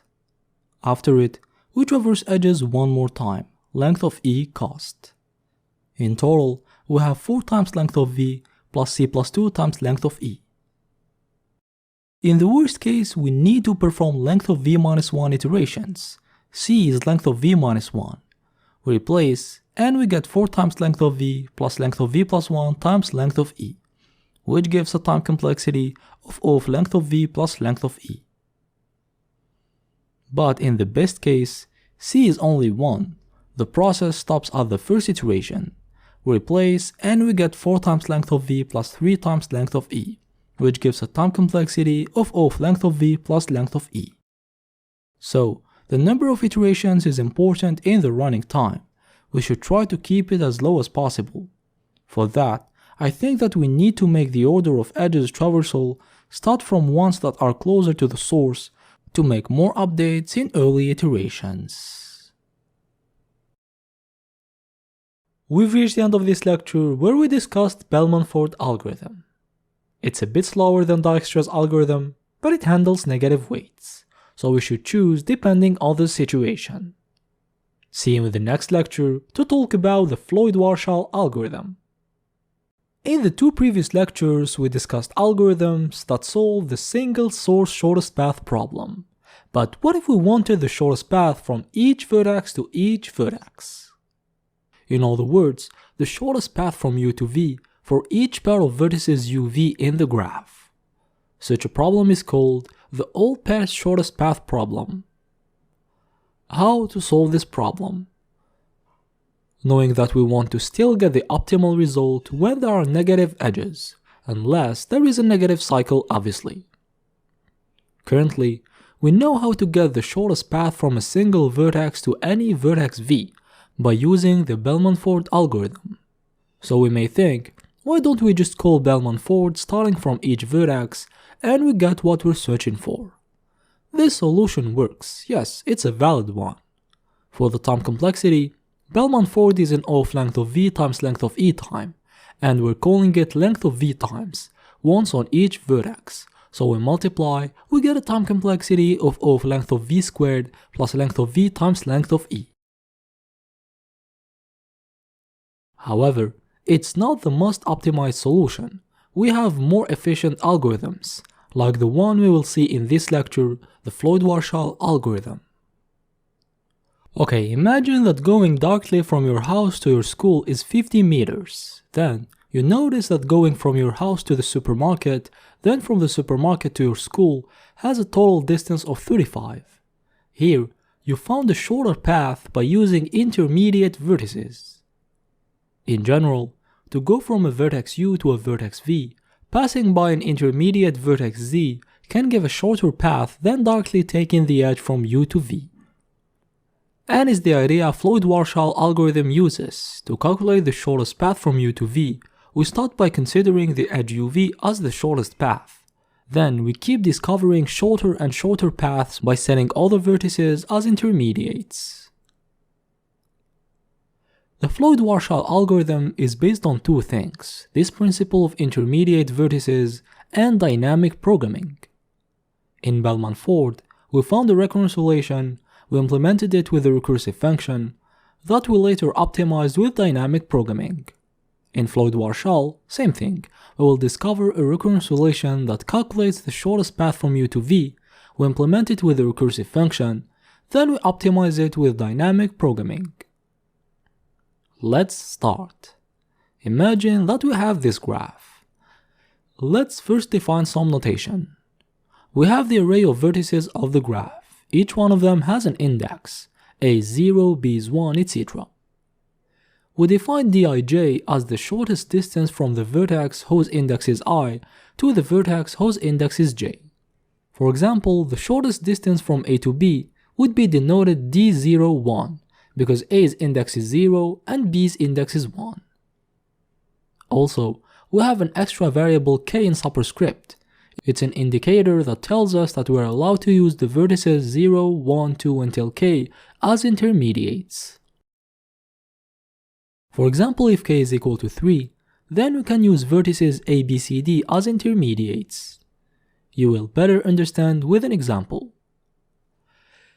Let's say we want to calculate the shortest distance from a to b. We want to calculate d01. At the beginning, we don't allow any vertex to be an intermediate vertex. We want the value of d01 superscript -1. When we cannot use an intermediate vertex, we have no choice except taking the direct edge from I to j, if it exists obviously. Here it exists, and it has a weight of 18. So by not using an intermediate vertex, we'll get a shortest path of length 18. Now k becomes 0, so we allow the first vertex, a, to be an intermediate vertex. Now we have two choices, either keeping our current shortest path, a to b, or set a as an intermediate. We first go from a to a, then from a to b. Obviously, we will choose the shortest one. Well, going from a vertex to itself has always a shortest length of 0, so it doesn't decrease our shortest distance as you can see. We can just keep the current one. Now let's set k to 1. We can use the first two vertices a and b as intermediates. If we put b, we get a new path to try, from a to b, then from b to b. Same thing here, we have a vertex going to itself, 0, we get the same result. In general, if we're searching for the shortest distance from I to j, putting one of them as the intermediate vertex is useless. This is why we can say that dik superscript k is equal to dik superscript k minus 1. In other words, when searching for the shortest path with k as the destination, it's useless to put k as an intermediate vertex. It will give the same result as when we had one less allowed vertex, dik superscript k minus 1. This is why they're equal. Same thing for when k is the source, it's useless to put it as an intermediate. This is why dkj superscript k is equal to dkj superscript k minus 1. You really need to understand these. Let's continue. K equal to 2. We put c as the intermediate. Now things start getting interesting. So we have two choices, either keeping the current best path or taking the shortest path from A to C, then take in the shortest path from C to B. The shortest path from A to C is to directly take the edge AC, we get -4, and from C to B, directly take the edge CB, we get 16. The sum is 12, so we found a shorter path than the one we had, by using C as an intermediate. Let's move to k equal to 3. We put D as an intermediate. The shortest path from A to D is ACD, length is 10, and from D to B is the path DB, 6. The sum is 16, our current path is better, we keep it. Now you may tell me, you're wrong, the shortest path from A to D is actually ACED, which has a total weight of -1, which would give us a path from A to B of 5, better than the actual one. Yes, but remember that case 3, we can only use the vertices 0, 1, 2, 3 as intermediates, A, B, C, D, not E. But what if, because of this restriction, we miss a shorter path? Don't worry, it doesn't happen, because the shorter path that includes E, ACED, will appear in the next iteration, when E will be the intermediate. What are we doing in this iteration? We are searching for the value of D01 superscript 3, the shortest distance from A to B that we get by allowing the vertices 0, 1, 2, 3 to be intermediate vertices. To calculate its value, we're comparing the length of two paths. The first one is the current shortest path, the one we already had even without allowing the new vertex, the one of the previous iteration. Its weight is D01 superscript 2. And the second path is the one we get by putting the newly allowed vertex, the vertex K, D, as intermediate. Its weight is the sum of the shortest path from A to D plus the shortest path from D to B. But, as said earlier, these two shortest paths are the one we get by allowing the vertices 0, 1, 2 until K only. This is why we didn't take the path that contains E, for example, even if it was shorter. This is why we express the restriction with superscript. The shortest distance from A to D by allowing vertices A, B, C, D is D03 superscript 3. And the shortest distance from D to B by allowing vertices A, B, C, D is D31 superscript 3. We have these two distances, and because we're searching for the shortest one, we take the minimum. Okay, let's continue. Let's move to k equal to 4. Now we allow E. We want to have the value of D01 superscript 4, so we will compare the current shortest distance, D01 superscript 3, and the one we get by putting E as an intermediate, D04 superscript 4 plus D41 superscript 4. The shortest distance from A to E is -6 that we get with the path ACE, and the shortest distance from E to B is 11 that we get with the path EDB. The sum is 5, smaller than 12, we found a shorter path to go from A to B, it's ACEDB. And as you can see, we have ACED, we didn't lose it. I told you that we will find it in the next iteration. This is why when we set K as an intermediate, we work with vertices 0, 1, 2 until K only. We don't worry about ones higher than K because we will find them in next iterations. Here is what we calculated at each value of K. When K is -1, we were not allowed to have intermediate vertices at all, so we directly took the value of the direct edge from A to B, whose weight is represented by W01. And for greater values, to get D01 superscript K, we were always comparing between two values, the shortest distance with the previous value of K, D01 superscript K-1, and the shortest distance by putting K as an intermediate vertex. To get the second one, we do the sum of the shortest distance from 0 to K by using vertices 0 to K, D0K superscript K, plus the shortest distance from K to 1 by using vertices from 0 to K, dk1 superscript K. In brief, the value of D01 superscript K is W01 if K is equal to -1, else it's min between D01 superscript K-1 and d0k superscript k plus dk1 superscript k. Here we were calculating the shortest distance from 0 to 1, from A to B. This is why we wrote d01. But this formula is valid for any pair ij. So dij superscript k is equal to wij if k is equal to -1, and min between dij superscript k minus 1 and dik superscript k plus dkj superscript k otherwise. wij is 0 if I is equal to j, else the weight of the edge from I to j if it exists, and infinity otherwise.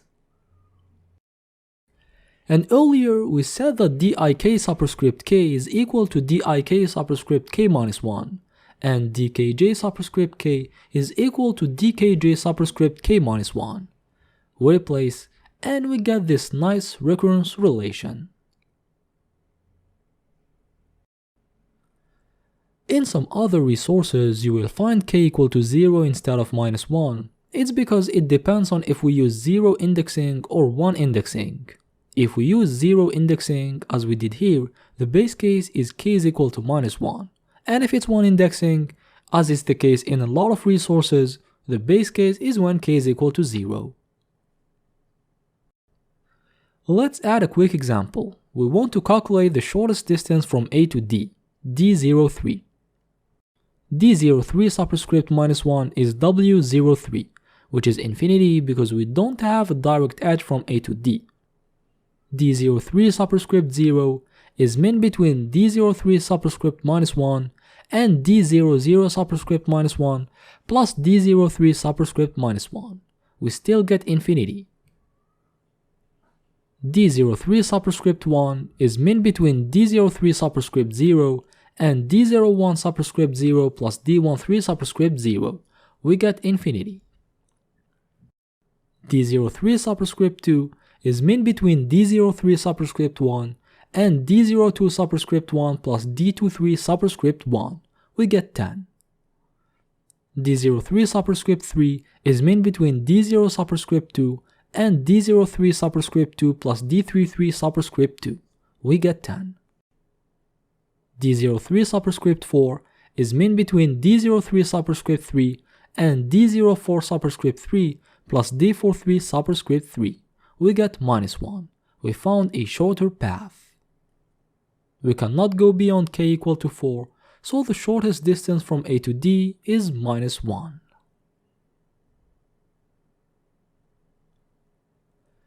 Let's convert this recurrence relation to code. We need the adjacency matrix to easily know the value of wij. We also need ij and k. If k is equal to -1, we return edgemat of ij, which represents wij. Else, we return min between dijk-k-1 and dikk-1 plus dkj-k-1. That's it.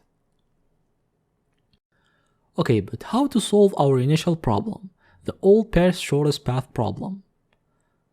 We have an adjacency list graph. We start by creating a mapping between each vertex and its index, as we did in the example, A was 0, B was 1, etc. It's important to work with the adjacency matrix and later the DP table. For that, we compute the list of vertices, and for each index I, we assign I to the vertex at index I. Then, we convert the adjacency list to an adjacency matrix by creating an n by n matrix with infinity as a default value. Then for each edge u v w, we put w in the cell mat of index of u, index of v. We also put zeros for cells from a vertex to itself, because even if we may not have an edge from u to itself, the shortest distance from u to itself is 0 by not taking any edge. Now edgemat of ij represents w of ij. You need to know that as a result, we want a table dist of size n by n, where dist of ij represents the shortest distance from the vertex whose index is I to the vertex whose index is j. We create it, then to fill it, we use our recursive function. For each cell ij, we want dij. We want dij by allowing all vertices, so the initial value of k is n-1, the index of the last vertex. This is why we assign dij n-1 to dist of ij. We got our dist table, we return it along with idx map to be able to recognize what vertex each row and column represent. Now, we can know the shortest distance from any vertex to any vertex. For example, if we want the shortest distance from C to B, index of C is 2, index of B is 1, so we read dist of 2, 1, which is 9. The shortest distance from C to B is 9. Before we move further, you may ask yourself, why do we need k in the first place? Why do we allow 0, then 1, then 2 vertices, and so on? Why don't we just directly calculate by allowing all vertices? Well, imagine that you want to directly get the global shortest distance from A to B. It can be by going directly from A to B, going from A to C then from C to B, going from A to D then from D to B, and so on. Imagine that you want to evaluate this possibility, going from A to C then from C to B. For that, you need the shortest distance from A to C and the shortest distance from C to B. And the shortest distance from A to C can be taking the edge from A to C, going from A to B then from B to C, and so on. As you can see, we have mutually dependent values. To calculate DAB we need DAC, and to calculate DAC we need DAB. This is why we cannot do it directly. We need to build shortest paths incrementally, first with k is equal to -1, then 0, then 1, and so on. Okay, the solution we made now works. However, if we draw the recursion tree of calling D014 for example, we can see a lot of repeated recursive calls, same as in Bellman-Ford. What to do then? Dynamic programming. To avoid repeated work, we use dynamic programming. It's bottom-up approach to be specific, the one where we build a table. Here we have 3 changing parameters, I, j, and k, so we will have a 3D table. I has n possible values, because it represents a vertex and we have n vertices. J, same thing, n possible values. And for k, it has n plus 1 possible values, -1, 0, 1, until the last vertex, whose assigned index is n-1. So, we will have a 3D table of shape n plus 1 and n. Why did I put k in the first dimension? It's because to calculate dij for a value k, we need distances dij for the value k-1, once with the previous value of k. This is why we put k as the first dimension, to have all values dij superscript -1 in the first iteration, then we use them to calculate all values dij superscript 0 in the second iteration, then we use them to calculate all values dij superscript 1 in the third iteration, and so on. We will see an example, don't worry, let's just finish making our solution. A 3D table is hard to visualize, especially if we want to see all the values. So instead, we will show the 2D tables that are inside individually, because as you may know, a 3D array is just an array of 2D arrays. For this example, here is the table with k equal to -1, then the one with k equal to 0, and so on. The table with k equal to -1 is in reality just the updated adjacency matrix, so we can create a table of size n instead of n plus 1, and use ajmat when we need values of dij superscript -1. We made the table, now we need to fill it. From the recurrence relation, when k equal to -1, dij superscript k is just wij, that we can get from the updated adjacency matrix. Then for remaining values of k, for each one of them, we traverse couples of cells ij of dp of k. dp of k ij represents dij superscript k. And from the relation, we know that dij superscript k is equal to min between dij superscript k-1 and dik superscript k-1 plus dkj superscript k-1. So dp of kij is equal to min between dp of k minus 1 ij and dp of k minus 1 ik plus dp of k minus 1 kj. As simple as that. Exception made when k is 0. Because there is no previous row k minus 1, we use the adjacency matrix, which contains values dij superscript minus 1. We fill the table, we return its last element, which is the table that contains values dij superscript n minus 1, along with idx map, and we optimize the solution with dynamic programming. We still have some things to modify, however. Same as with Bellman-Ford, we can get rid of one dimension, the first one. The result will stay the same.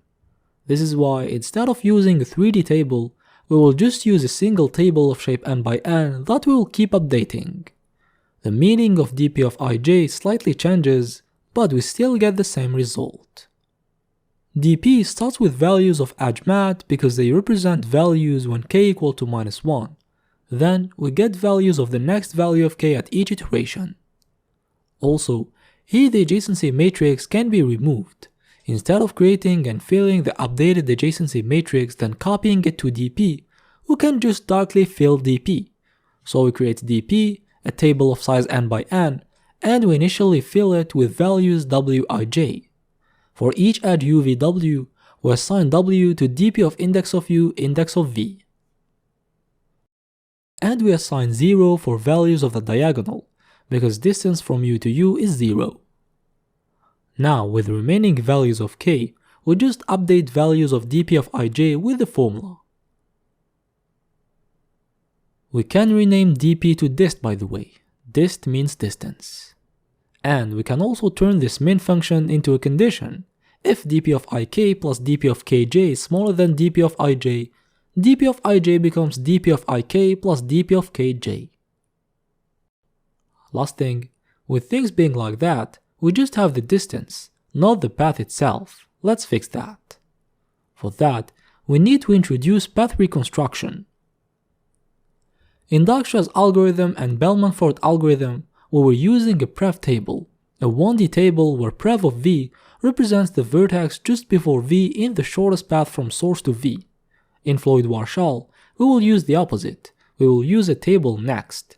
It's a 2D table where next of ij represents the vertex just after ith vertex in the shortest path from ith vertex to jth vertex. It's more adapted for the way Floyd-Warshall algorithm works. We have a shortest path for each couple ij, so we need a 2D table of size n by n. How to fill the next table? Initially, the shortest path from I to j is the one where we directly take the edge ij, if it exists. This is why dist of ij is initialized to w of ij. Which means that in the shortest path, j comes just after I, is the second vertex of the path. We put j in next of ij. If the edge exists, obviously, otherwise we put no, because we didn't find any path from I to j yet. We also know that to go from a vertex to itself, we initially assume that the shortest path is by just staying on the vertex to get a weight 0. So we put I in next of I. The next vertex of the shortest path from a vertex to itself is itself. We can say that initially, next of ij is I if I is equal to j, because we're going from a vertex to itself, and to j if there is an edge from ith vertex to jth vertex, because without intermediate vertices, the only possible path from vi to vj is taking the edge from vi to vj, and null otherwise. We don't have a path from vi to vj yet. For example, you can see that in the diagonal we have 0, 1, 2, 3, 4, because next of I is equal to I. And for example, we have an edge from A, whose index is 0, to C, whose index is 2. This is why next of 0, 2 is 2. And during iterations, when dist of ik plus dist of kj is smaller than dist of ij, it means that we found a shorter path by putting k as an intermediate vertex. This is why we update dist of ij. We also need to update next of ij, because the path might change. Putting k as an intermediate means that we first go from I to k, then from k to j. In other words, we first take the shortest path from I to k, then the shortest path from k to j. And how to get the next vertex after I to go to k? It's stored in next of ik. This is why we assign it to next of ij. Because now to go from I to j, we first need to go to k, and to go to k, the next vertex is next of ik. In code, after dist, we create another n by n matrix next, where cells have initially the value null. Now for each edge uv, we put the index of v in next of index of u index of v, because v should come just after u in the initial shortest path. And in tables, we work with indices, not vertices themselves, because arrays accept indices only as a key. And when traversing the diagonal to put 0 in dist of ii, we also put I in next of ii as explained earlier. And when updating dist of ij, we also put next of ik in next of ij, we just explained why. And we got our next table, we return it with dist and idx to be able to actually find the shortest path, not just its weight. Okay, but how to reconstruct the path? Easy, we have the source vertex, destination vertex, next table, and we keep jumping to the next vertex by using the table, the opposite of what we were doing in Dijkstra's and Bellman-Ford. But our matrix stores indices of vertices, not their labels. This is why we need the IDX map to get the index of a vertex. And we also need to create the opposite thing, label map, a map that maps the index of a vertex to its label. After it, we'll create a path array where we put the source vertex. We also need the variable temp to keep track of the index of the current vertex. It starts at the index of source because we start from it. Now, while we didn't get to the index of the destination, we keep moving to the next vertex and adding to the path. This is why we assign next of temp, index of dest to temp. It represents the next vertex in the shortest path from current vertex to destination. And we assign the label of the current vertex to the path. After the loop, we return path. Once again, we need to make sure that a path exists. This is why if next of index of source index of dest is null, then there is no path. We return an empty array. Second problem, detecting negative cycles. By definition, a negative cycle starts and ends at the same vertex because it's a cycle, and has a negative total weight because it's negative. The shortest path from a vertex to itself is 0. This is why there are zeros in the diagonal, except when there is a negative cycle, because it goes from a vertex to itself with a weight that is smaller than 0. 0 will be replaced by that value. So, to detect existence of a negative cycle, we just traverse the main diagonal of this table after filling it, and if one of the values is smaller than 0, then there is a negative cycle. We can, for example, return null as we did with the previous algorithm. And we finished our implementation. This is the Floyd-Warshall algorithm. For the time complexity, we get an O of length of v cubed time complexity because of the nested loops. You can see that the time complexity isn't affected by the number of edges, which makes this algorithm a good choice when having a dense graph. We needed around 30 minutes for this algorithm, with a lot of calculations, reconciliation, recursion tree, dynamic programming, reducing the table dimensions from 3D to 2D, reconstructing the path, etc. I know that you may have felt lost in all of this, and it's fine.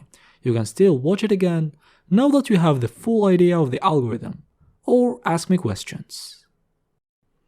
Because I think that starting from the basic idea and building the intuition is better than directly showing the code with 3 loops and that's it, as is the case in a lot of online tutorials. In brief, it's better to know about the underlying details of an algorithm than just reading the global idea without knowing why and from where it comes from. Sure, you can be confused at the beginning, but a thought-provoking explanation that will let you ask questions and make researchers to better understand is more interesting, in my opinion, than just reciting the steps of the algorithm, show a small example and basta. And you can apply what I just said to any algorithm we studied and will study in this course. Last thing we will talk about in this lecture is the transitive closure of a graph. Let's say we have a graph G. We know about the adjacency matrix, an n by n matrix where mat of ij is 1 if there is an edge from I to j, 0 otherwise, for unweighted graphs at least. The transitive closure of a graph is slightly different. It's an n by n matrix where mat of ij is 1 if there exists a path from I to j, 0 otherwise. This is why it's also called reachability matrix. For example, here mat of AD is 0 in the adjacency matrix because there is no direct edge from A to D, but 1 in the transitive closure because we can go from A to D, at least indirectly, by taking the path ACD. Okay, but what does it have to do with this lecture? The relationship is that Floyd-Warshall algorithm is one of the ways we can use to compute it. In the matrix returned by Floyd-Warshall, dist of ij represents the shortest distance to go from I to j. If the cell's value is infinity, then we couldn't find any path, else if it's a number, then we found at least one path. So what we can do to find the transitive closure is to turn cells that contain a number into 1, because there is at least one path, and turn cells that contain infinity into 0, there is no path from I to j, and we get the transitive closure. Or we can directly get the result we want with a single pass by replacing the expression we assigned to dist of ij by this bitwise operation. We've reached the end of this dense lecture. I hope that you understood the presented material. And see you in the next lecture to discover a new algorithm, Johnson's algorithm. In the previous lecture, we solved the all pairs shortest path problem. By using the Floyd-Warshall algorithm, it had a time complexity of O of length of v cubed. And because the number of edges doesn't impact the running time, we concluded that it's well suited for dense graphs. However, for sparse graphs, we can find a more efficient algorithm, the one we will see in this lecture, Johnson's algorithm.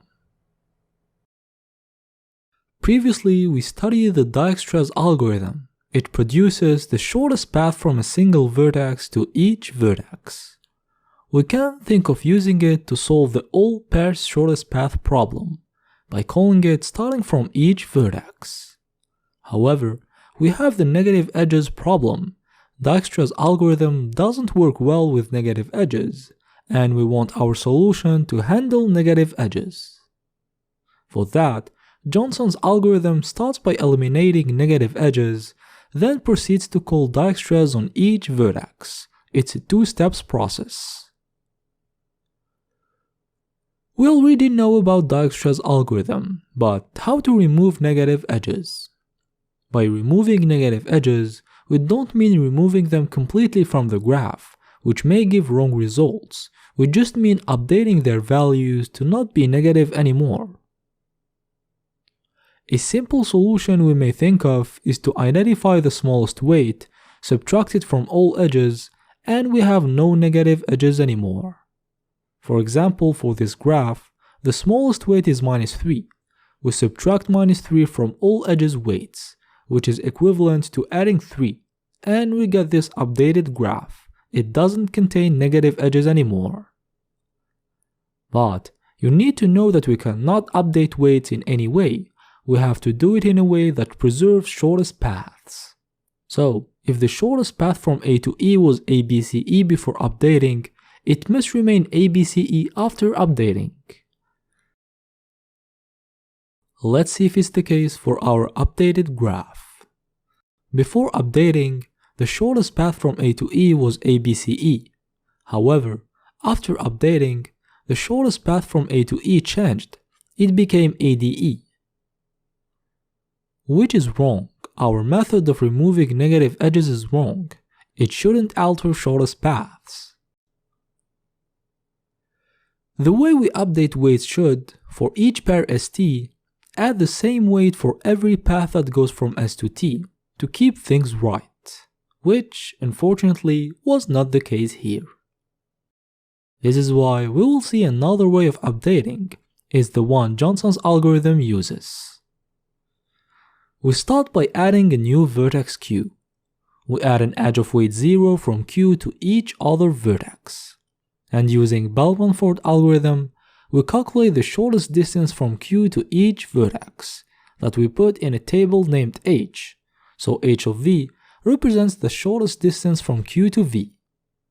Then we remove Q from the graph, and for each edge UVW, we reweight W with this formula.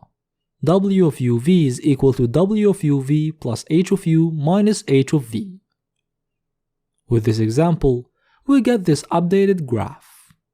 As you can see, it contains no negative weights, and for each couple ST, it added the same weight for each path that goes from S to T, and we will prove it.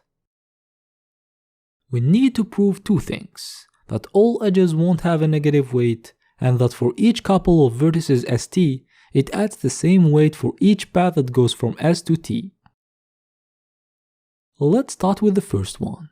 First of all, we don't have to worry about negative cycles, because they would be detected in the first step, where we use Bell-Manford. Remember that Bell-Manford detects negative cycles. Imagine that we have an edge UVW. We want to prove that the updated weight W of UV plus H of U minus H of V is greater than or equal to 0. We have two cases. The first case is when the shortest path from Q to V, whose length is H of V, passes from U and takes the edge UV. So H of V would be equal to H of U plus W of UV, which means that the shortest path from Q to V is the shortest path from Q to U plus the edge UV. The condition holds. And the second case is when the shortest path from Q to V is found somewhere else. By definition, it's the shortest path. There is no path that has a smaller weight, which means that the path that passes from U then takes the edge UV cannot be shorter, so its length, H of U plus weight of UV, is greater than or equal to H of V, because H of V is the shortest distance. We take H of V to the other side and the condition holds. From these two cases, we deduce that updated weights are not negative. Beauty of mathematics. Second thing to prove, that given a couple ST, applying reweighting this way adds the same weight to each path from S to T. A path from S to T starts from S, then passes from some vertices, then ends at T. We can define it with a list of edges it passes from. The first one is SP0, because it starts from S.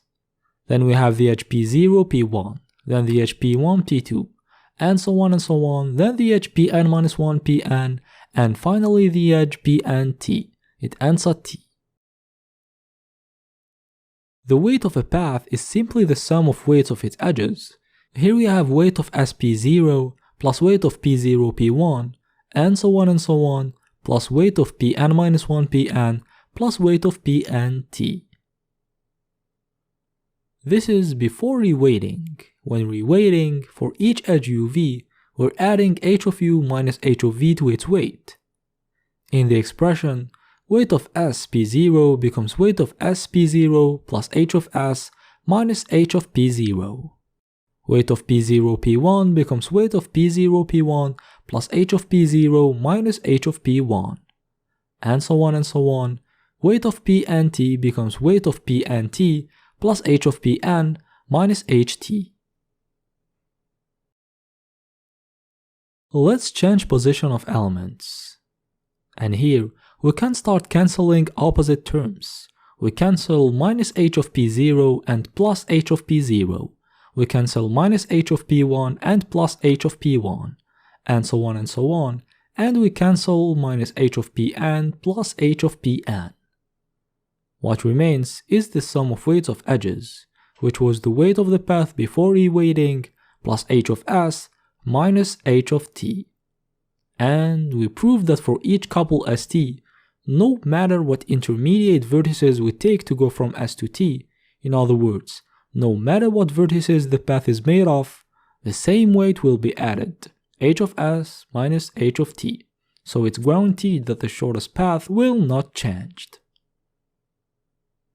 It's like we have a list of people and Ayman is the poorest one. If we give them the same cash bonus, Ayman will still be the poorest. We proved the two properties, so our reweighting technique works. Johnson's algorithm works. Now that we're done with reweighting, we apply Dijkstra's algorithm starting from each vertex, and we put everything in two hash tables dist and prev. But here, we got distances of the updated graph. We want distances of the original graph. This is why we have to apply a modification to this table. To update weights w of uv, we added h of u minus h of v. So, to do the inverse operation and go back to the original weights, we subtract h of u minus h of v, which is equivalent to adding h of v minus h of u. This is why for each couple uv, we update dist of uv by adding h of v minus h of u to get shortest distances in the original graph. And this is how Johnson's algorithm works. Let's implement all of this. First, because we will modify the graph, it's better to copy it, to not modify the one we passed as parameter.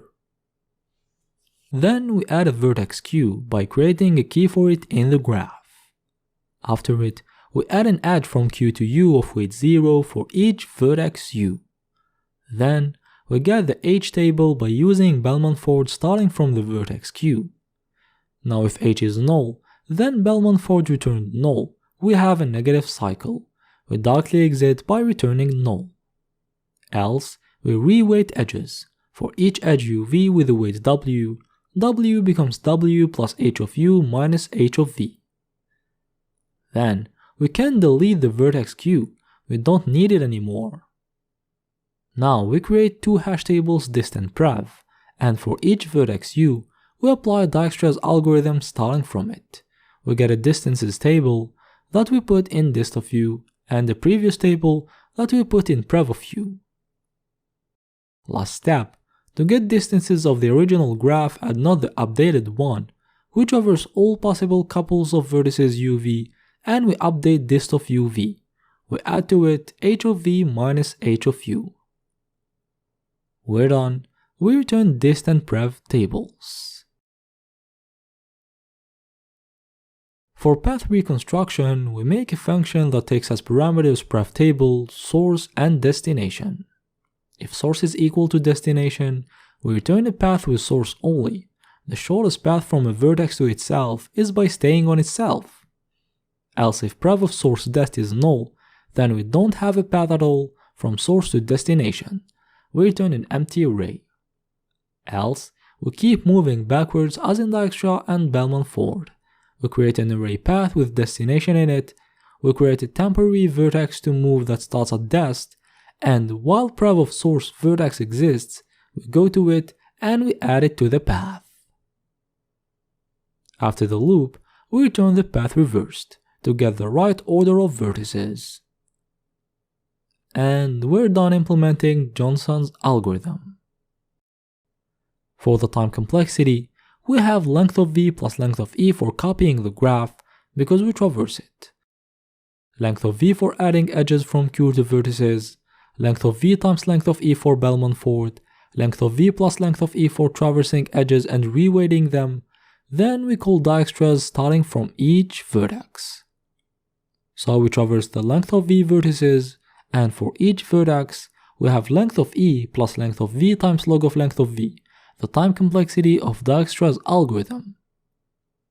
And finally, we have length of v squared for traversing all couples of vertices. In total, we get this sum. We simplify it and we get an O of length of v times length of e plus length of v squared times log of length of v time complexity for Johnson's algorithm, which is more efficient for sparse graphs than Floyd-Warshall. We've reached the end of this lecture. I hope that you understood how Johnson's algorithm works. Ask questions if you didn't, and see you in the next lecture. With all algorithms we've seen in this chapter, we worked with weighted graphs, so we may ask ourselves, what if the graph is unweighted? We define the shortest path problem as the problem of finding the shortest path between two vertices, where the shortest path is the one with the smallest sum of weights of edges. But with an unweighted graph, we have no notion of weight, so how can we find the shortest path? How can we compare paths to take the shortest one? In an unweighted graph, we can define the shortest path as the path with the fewest number of edges. So in this graph, the shortest path from A to K is this one. It has only 3 edges, while other ones have more. Okay, but how to find that path? We can think of an unweighted graph as a special case of a weighted graph where the value of all edges is 1, because moving a vertex to another has a weight of 1. We're adding 1 edge to our path. If we think of it like that, what we can do is to convert our unweighted graph to a weighted graph by putting 1 in all edges, and we use algorithms we've studied before. We can for example use Dijkstra's algorithm, as it's fast and here all edges have a non-negative weight, so it's safe to use it. We would get a time complexity of O of length of e plus length of v times log of length of v, the time complexity of using Dijkstra's algorithm. But with an unweighted graph, to find the shortest path, we can use a faster and simpler algorithm. It's an algorithm that we studied before. It's breadth first search. The reason behind it is that BFS starts by traversing vertices that are 0 edges away from the source, then vertices that are 1 edge away, then those that are 2 edges away, then 3 edges away, and so on. Breadth first search traverses level by level. It means that once we reach a vertex, we're sure that we used as few edges as possible to reach it. Hence, we found the shortest path. We did something similar in the BFS practice lecture. We were searching for the fewest number of edges to go from source to destination and return -1 if not possible. But here, we want to also get the path and not just the distance. For every vertex, not just for one. For that, we will also use a table dist and a table prev. Dist of v represents the minimum number of edges to reach v, and prev of v represents the previous vertex of v. With this graph, we create dist and prev, the queue, the visited set, and we start. The queue and the visited set initially contain the source vertex, A in this example. But in this problem, we need the vertex but also its level, because its level also represents the minimum number of edges to reach it from A. A is at level 0 because we need 0 edges to reach it. We're already there. We extract it and we check its unvisited neighbors. Its unvisited neighbors are B, C, D. For each neighbor V, we put A as its previous vertex and we put its level, which is the level of A plus 1, in dist of V. We also add it to visited and we push it to the queue with level of A plus 1. 0 plus 1, we get 1. These vertices belong to level 1. We need 1 edge to reach them.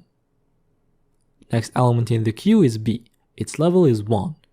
We extract and we check unvisited neighbors. We have I. We put B as its previous vertex, we put 2 as its dist, we add it to visited, and we push it to the queue. And the process continues like that.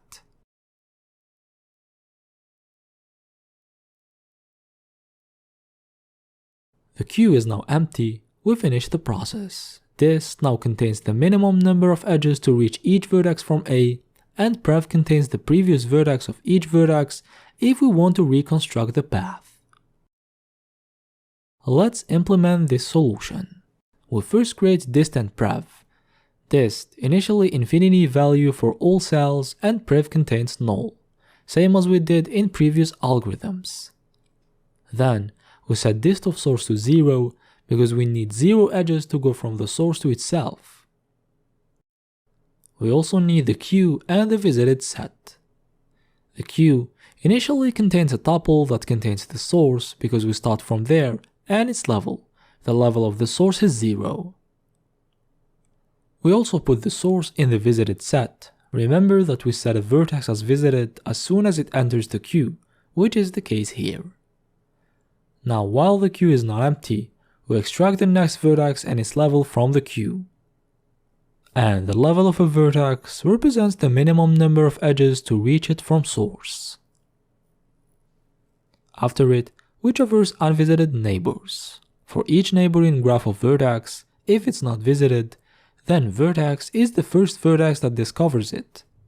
We mark that vertex as the previous vertex of neighbor, is the one to follow if we want the shortest path from source to neighbor.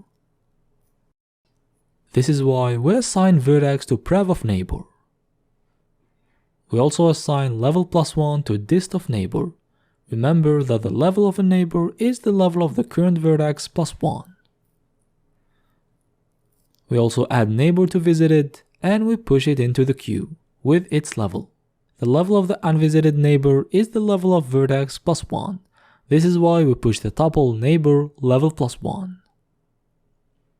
After the loop, dist and prev are now filled, we return them.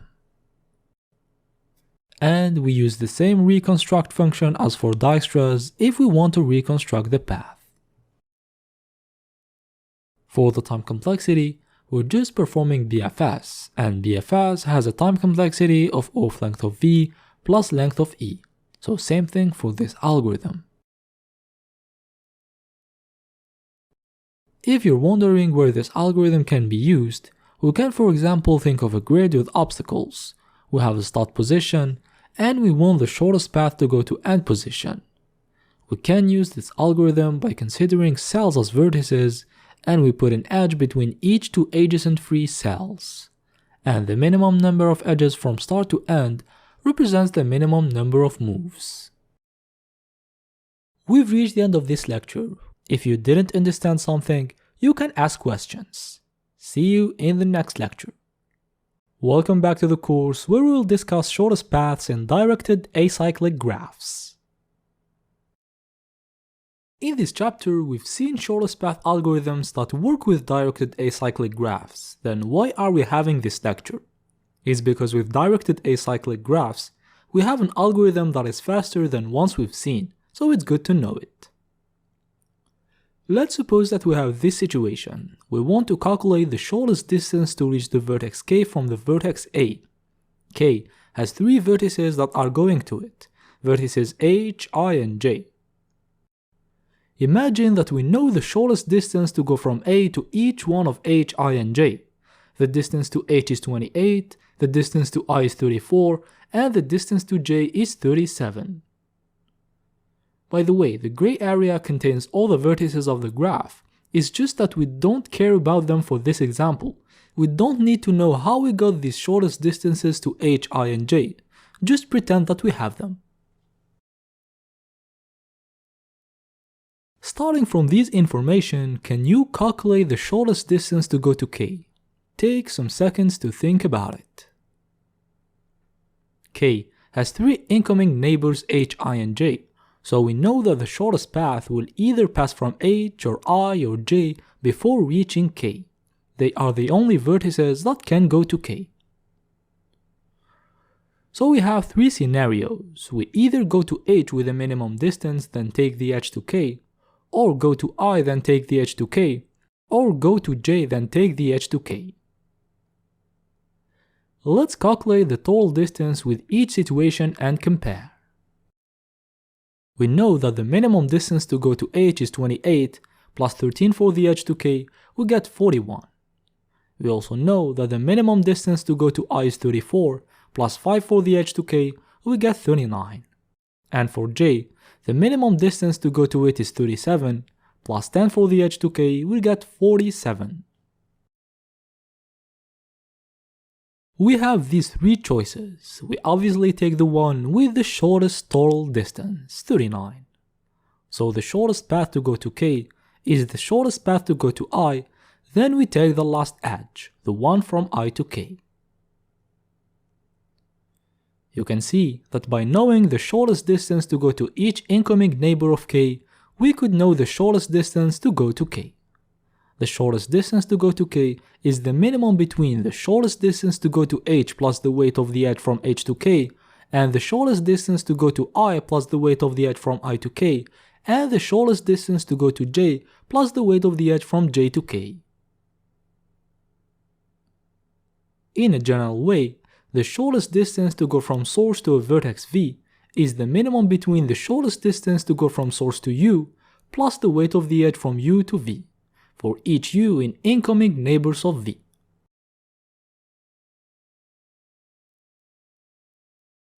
We can think of applying this formula for each vertex and we're done, but a condition to apply it to a vertex v is that, as you could see, we need to already have the shortest distance to each one of its incoming neighbors. Distances of incoming neighbors are like prerequisites to be able to calculate the actual one, which is not always the case if we don't follow the right order. For example, here if we start with L, we don't know the shortest distance to its incoming neighbors h and I, so we can't calculate. What's the right order then? What's the order that guarantees that for each vertex v, we will have traversed its incoming neighbors before to be able to calculate? It's the topological order. Remember that in the topological order, for each edge uv, u comes before v. And this is what we're searching for. We want that if u is an incoming neighbor of v, then we traverse u before traversing v, which is guaranteed by the topological order. So the strategy is that we're given a graph, we compute the topological ordering, and we traverse vertices in that order while applying this formula. Dist of v is equal to the minimum of values dist of u plus weight of edge from u to v, such that u is an in-neighbor of v. Let's do it with this graph. We want distances from D to each vertex. D is the source. The topological sort algorithm returns this order. Now we initially put infinity for all values dist of u, as we did in Dijkstra and Bellman-Ford for example. Then we set dist of source to 0, here source is D. We start traversing. The first vertex is A. It has no in-neighbors, so its dist value doesn't change, it remains infinity.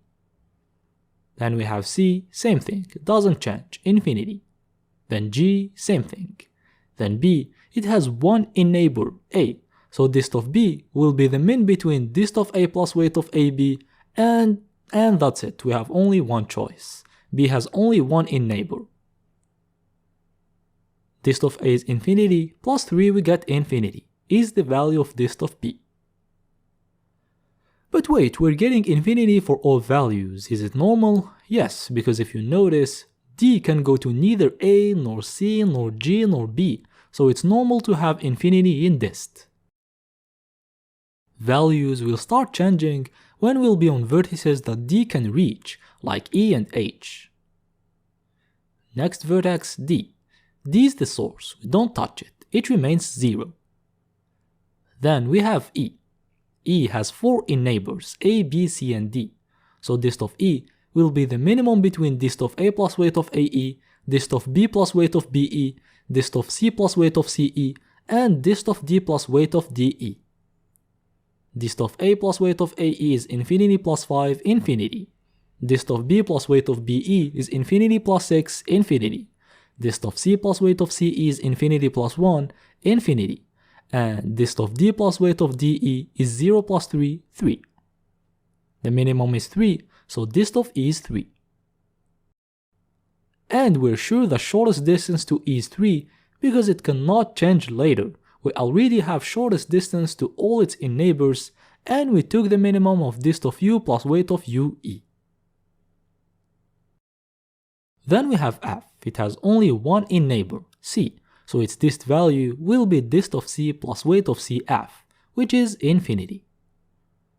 Then we have h. It has two in neighbors d and e.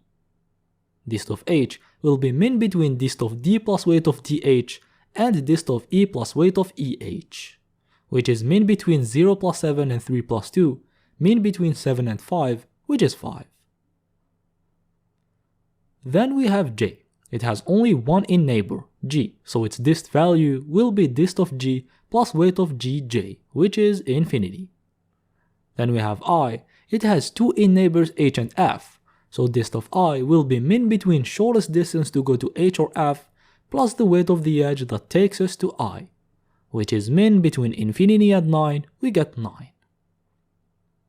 After it we have k.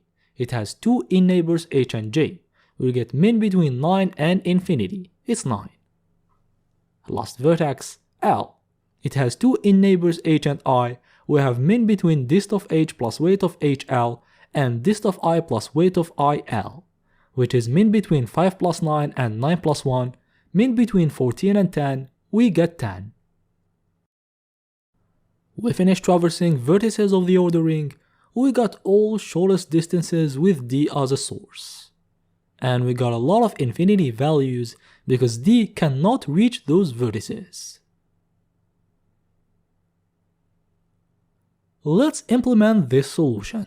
We take as parameters the graph and the source vertex. We compute the topological ordering with the function we made in top sort chapter, either the one based on DFS or the one based on BFS. If we get an empty array, then there is a cycle. The graph is not acyclic. We cannot work on it. We return none, invalid input. If there is no problem, we can start working. Later, we will need to traverse in neighbors, while our adjacency list contains out neighbors. So we build the transpose graph to be able to directly read in neighbors. Once it's done, we create this table with infinity as a default value, and we put 0 in dist of source. Now we start traversing vertices v of the ordering. For each one of them, we want to find the in neighbor u that gives the smallest value dist of u plus weight of uv. Except if it's the source, because we don't touch the source, we already have its final dist value, and if it doesn't have in neighbors. This is why we start by making sure that v is different from source and has in neighbors. In other words, the length of its in neighbors array that we get from the transpose graph is greater than 0.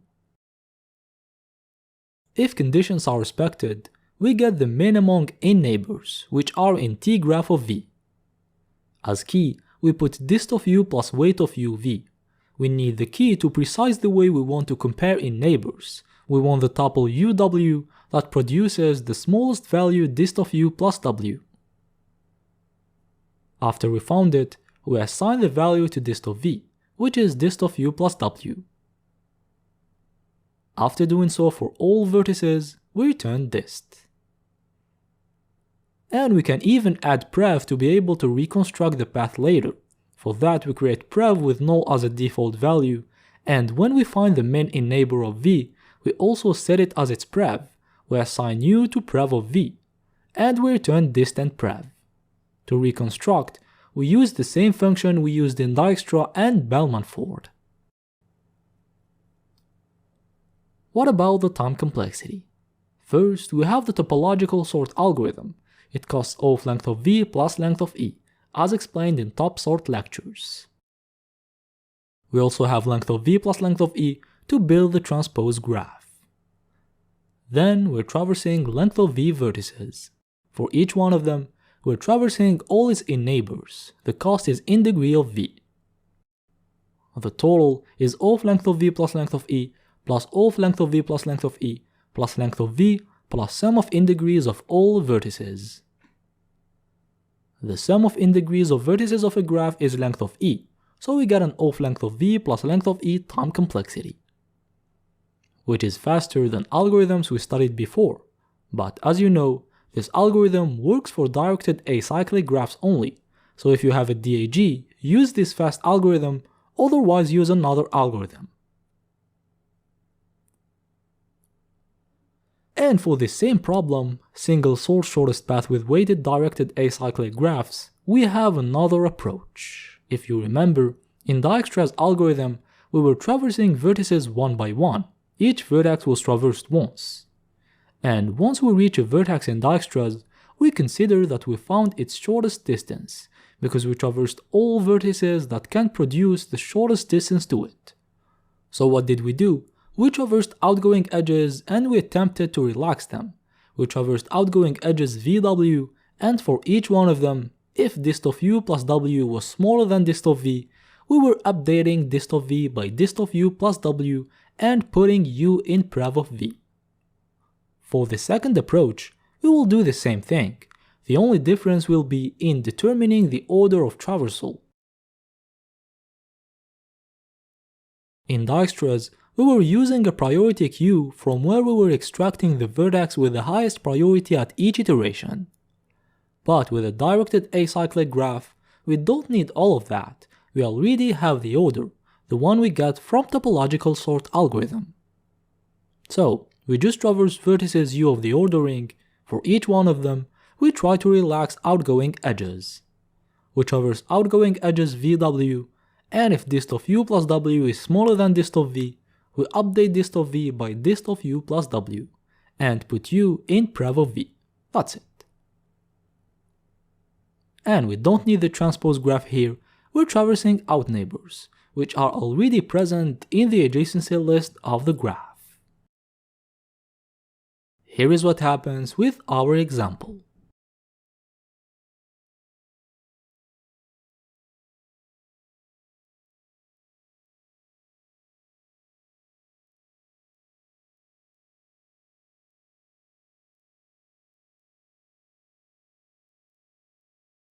You can see that we got the same result.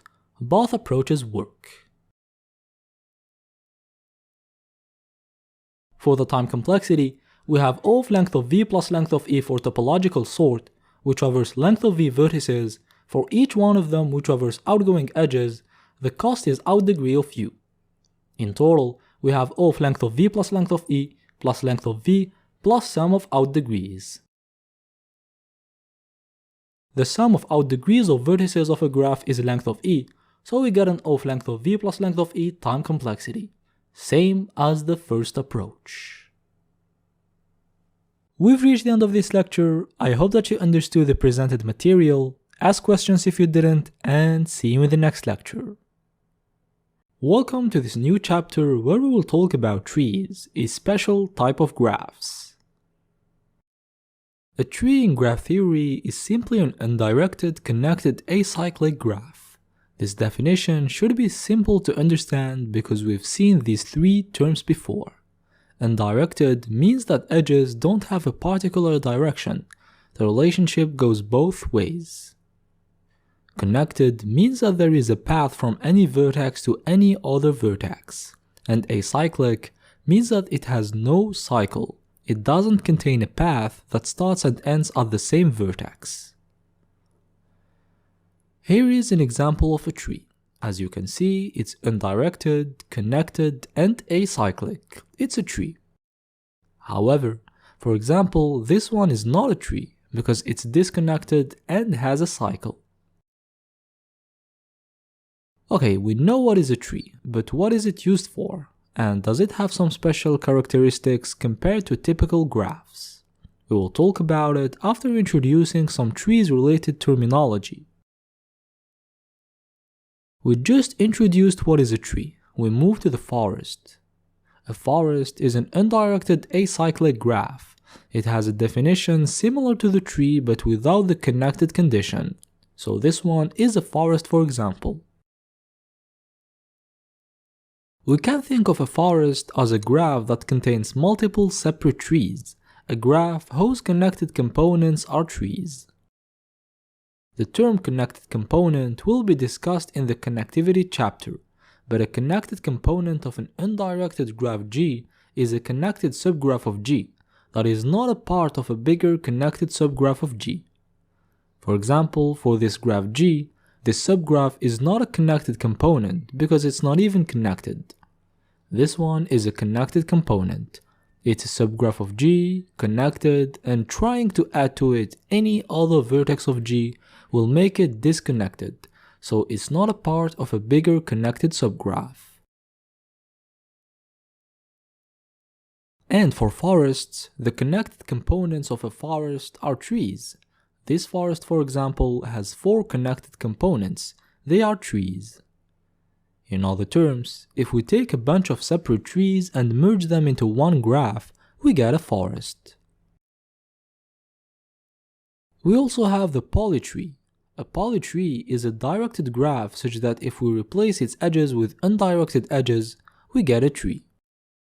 Like this one, we replace its edges with undirected edges, we get an undirected connected acyclic graph, a tree. Then we have the polyforest. The definition of this one should be easy to deduce. A polyforest is simply a directed graph such that if we replace its edges with undirected edges, we get a forest. Here is an example. If we replace directed edges by undirected edges, we get a forest. Another important concept to know is the rooted tree. A rooted tree is a tree but with a vertex that has been selected as the root. So we take a tree, we design one of its nodes as the root, we get a rooted tree. For example, here we selected the node G as a root. Okay, but what is a root? A root works as a reference for other vertices, and it's kind of where the tree starts from. We also have a directed rooted tree. It's a rooted tree but with directed edges. And we have 2 special cases for directed rooted trees. The first one is the most popular. It's when the orientation of edges is away from the root, like this. No path can ever lead you to the root. This one is called an arborescence, or an out tree. The second case is the opposite. It's when the orientation of edges is towards the root. Like this, all paths lead to the root. This is called an anti-arborescence, or an in-tree. And outside graph theory, the tree data structure, in its popular definition, is in reality a directed rooted tree with edges going away from the root. Because it has a root, there is a parent-child relationship from top to bottom, and we can only move from a parent to a child and not the opposite. It's an out tree. We will talk about it more in detail in the next lecture and how to convert a graph to a rooted tree. Okay, now we know what is a tree, a forest, a polytree, a polyforest, a rooted tree, a root, an out tree, and an in tree. However, we still don't know why do we study trees and how to manipulate them. Trees are perfect, for example, to represent a hierarchical structure, like for employees of a company. We have the employee with the highest rank, who is a manager of some employees, who are themselves managers of other employees, who are themselves managers of other employees, and so on. Or, with the file system of a computer, we have the root folder, which contains a bunch of files and folders. Those folders themselves contain a bunch of files and folders, and so on. Trees also give the possibility to create a lot of useful data structures for different uses, like the binary search tree, the trie, the heap, the B-tree, and many other ones.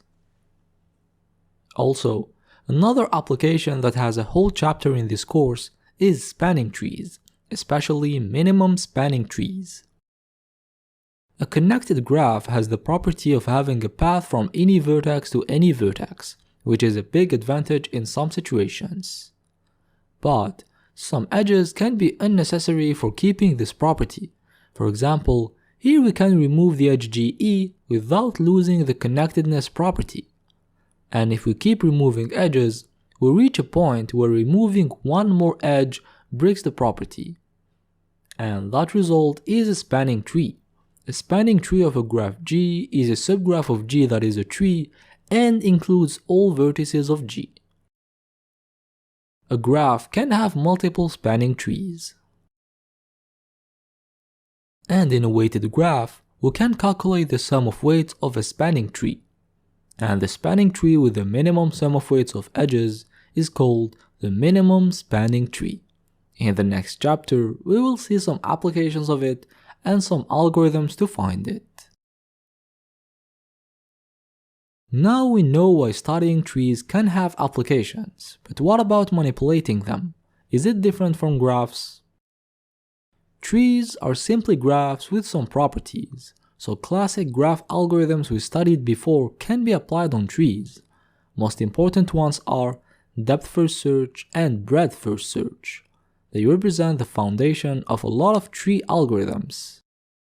And they can be applied the same way for trees. Here is an example.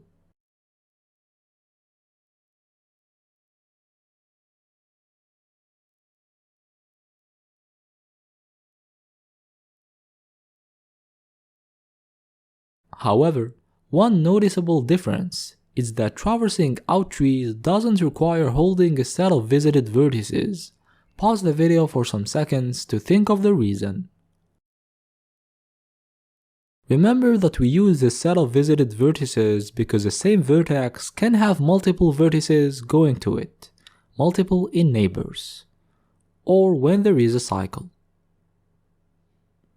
Which implies that we may traverse the same vertex multiple times, which is not desirable. Usually we don't want to traverse the same vertex more than once, to avoid repeating the same actions, or worse, being stuck in a cycle infinitely.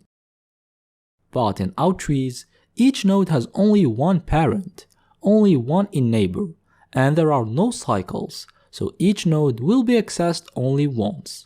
The risk of traversing a same node again doesn't exist. This is why we don't need the visited set. Also, in out trees, we need to call DFS or BFS function once, starting from the root. We don't need to remember what vertices we called the function with. We can still use the visited set, but we don't need it. We're just gonna lose some space and time to handle it.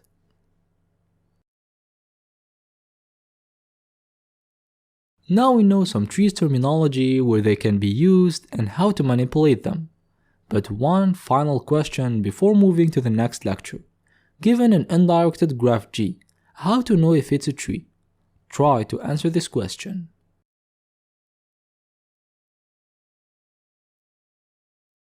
A tree is an undirected connected acyclic graph, so we can think of verifying if G respects the three conditions. For undirected, we already know it from the problem description. For connected, to check if an undirected graph is connected, we just apply a traversal algorithm starting from any vertex and see if it reaches all the vertices. In other words, if the visited set contains all vertices of the graph. And for acyclic, we already seen how to check if a graph is acyclic in the topological sort chapter. We apply one of the algorithms we've seen and it must return a successful result. It shouldn't be stuck at some point. We also have another approach. You need to know that a tree of length of v vertices has exactly length of v minus 1 edges, because removing any edge would disconnect the graph, not a tree anymore, and adding any edge would create a cycle, not a tree anymore. So if we verify one condition only, either acyclic or connected, we don't need to verify the other one. We just need to verify that the graph has length of v minus 1 edges, which is easier. Checking if a graph is connected is easier than checking if it's acyclic. This is why in this approach, we just check if it's connected and has length of v minus 1 edges. What we do is that given the adjacency list of the graph, we apply DFS or BFS starting from any vertex while saving traversed vertices and edges. After it, we check that the number of traversed vertices is equal to the total number of vertices, and that the number of found edges is 2 times the number of total vertices minus 1.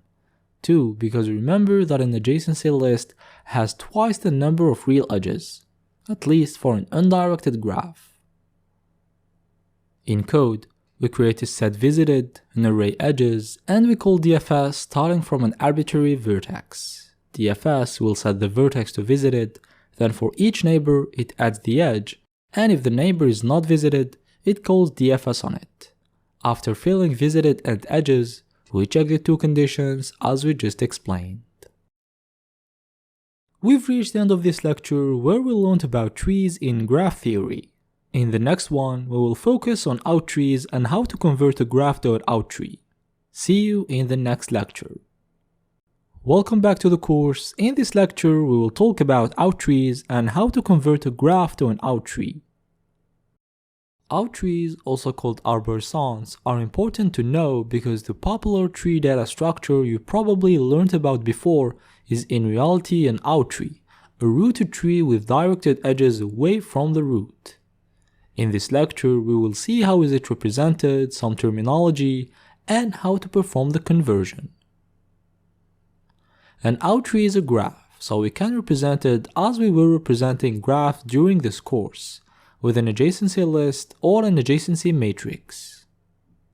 But we can also represent it with a recursive node type.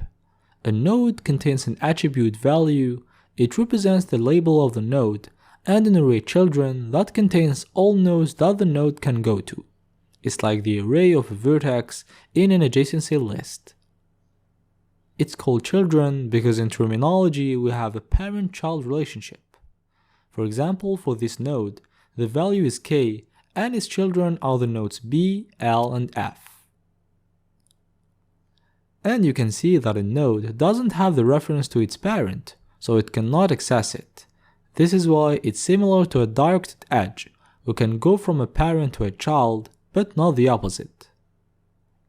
If we add the parent, it becomes an undirected edge. We can move back and forth.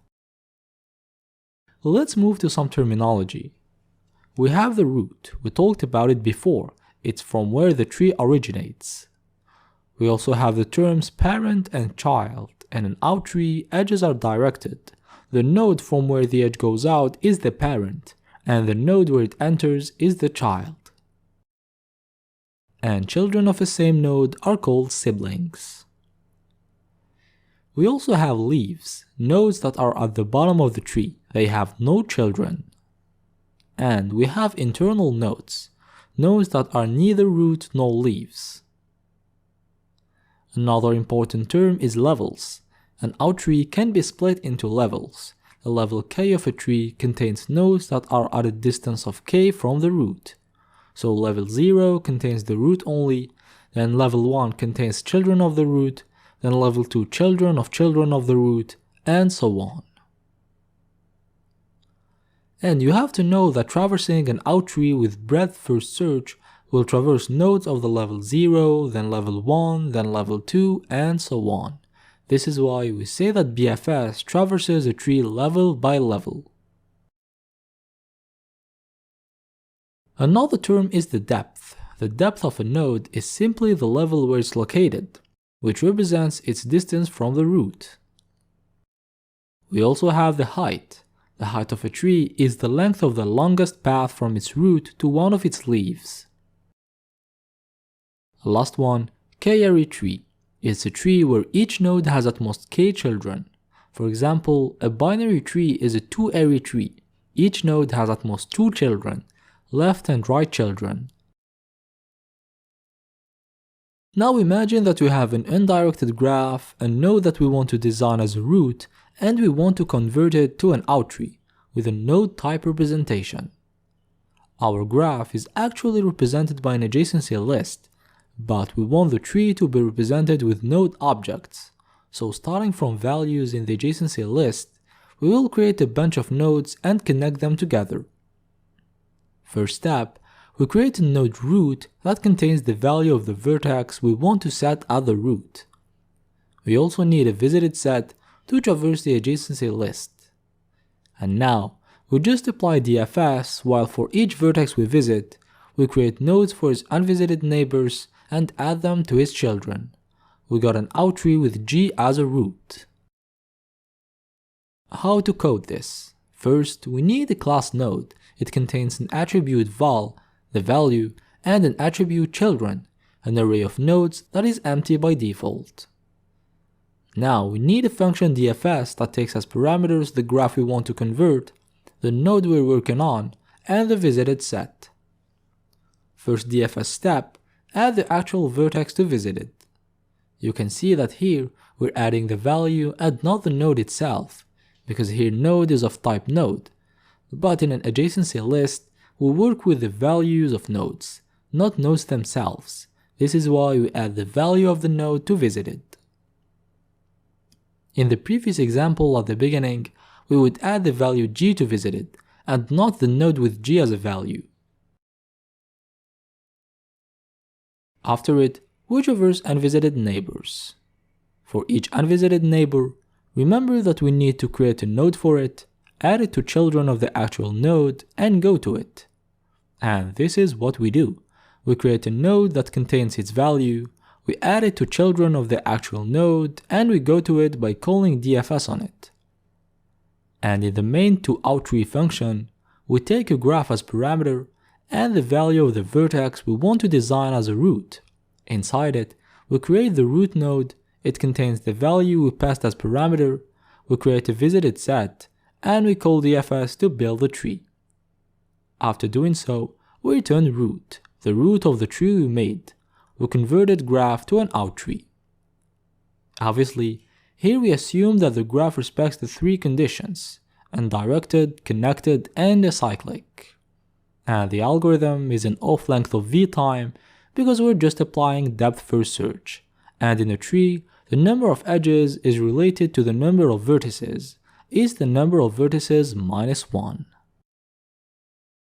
We reached the end of this lecture. We learned more about outtrees and how to root a tree. In the next lecture, we will solve an interesting trees-related coding problem to practice. Welcome back to the course. In this lecture, we will have a practice problem before we move to the next chapter. We have an outtree, a start node, and an integer k. We want to find values of nodes that are at a distance of k from that start node, knowing that 1 unit of distance is a move from the node to a child or to its parent. For example, if we have this tree, the start node is b, and k is 3. Nodes that are at a distance of k are these ones. The output should be g, h, i, j, p, q, r. For h, for example, it's included in the output because there is a distance of 3 from b to h. We go from b to a, then from a to d, then from d to h. How to solve this problem? Here we're dealing with distance between vertices. We want to find vertices of distance k. And when we talk about distance, by distance we mean the number of edges between the two vertices, we should directly think of breadth first search algorithm, because BFS traverses the structure level by level and can find the shortest path between two vertices. Here we don't care about the shortest path because we're dealing with a tree. There is exactly one path between each two nodes, so it's obviously the shortest one.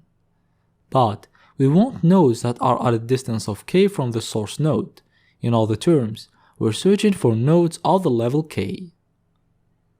However, even though the outtree is a graph, it's not represented with an adjacency list or an adjacency matrix as usual.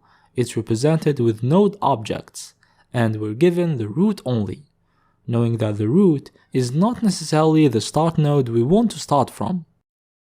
Also, from a node, we have access to its children only, not its parent, which is an issue because additional valid nodes can be found when going from the parent. What's the solution then? Well, we can think of converting this tree to a graph with adjacency list representation, for example, and apply breadth first search as we learned. But we don't even need to convert. Remember that to work with a graph, we just need to be able to go from a vertex to its neighbors. Is it possible here? Let's see. In a tree, the neighbors of a node are its children and its parent. Are we able to go to them? For children, yes, we have the children references array stored in the object. but for the parent, no. No worries, we can still create a hash table where the key is a node and the value is its parent. We fill it and we apply BFS. We can even apply DFS if we want, by the way, but let's stick with BFS. How to fill the parent's hash table? For that, we just apply BFS starting from the root, while with the actual node for each neighbor, we set node as the parent of neighbor. After filling the hash table, we can now apply BFS again from the start node this time. To go to children, we use children array, and to move to parent, we use parent map, and we solve the problem.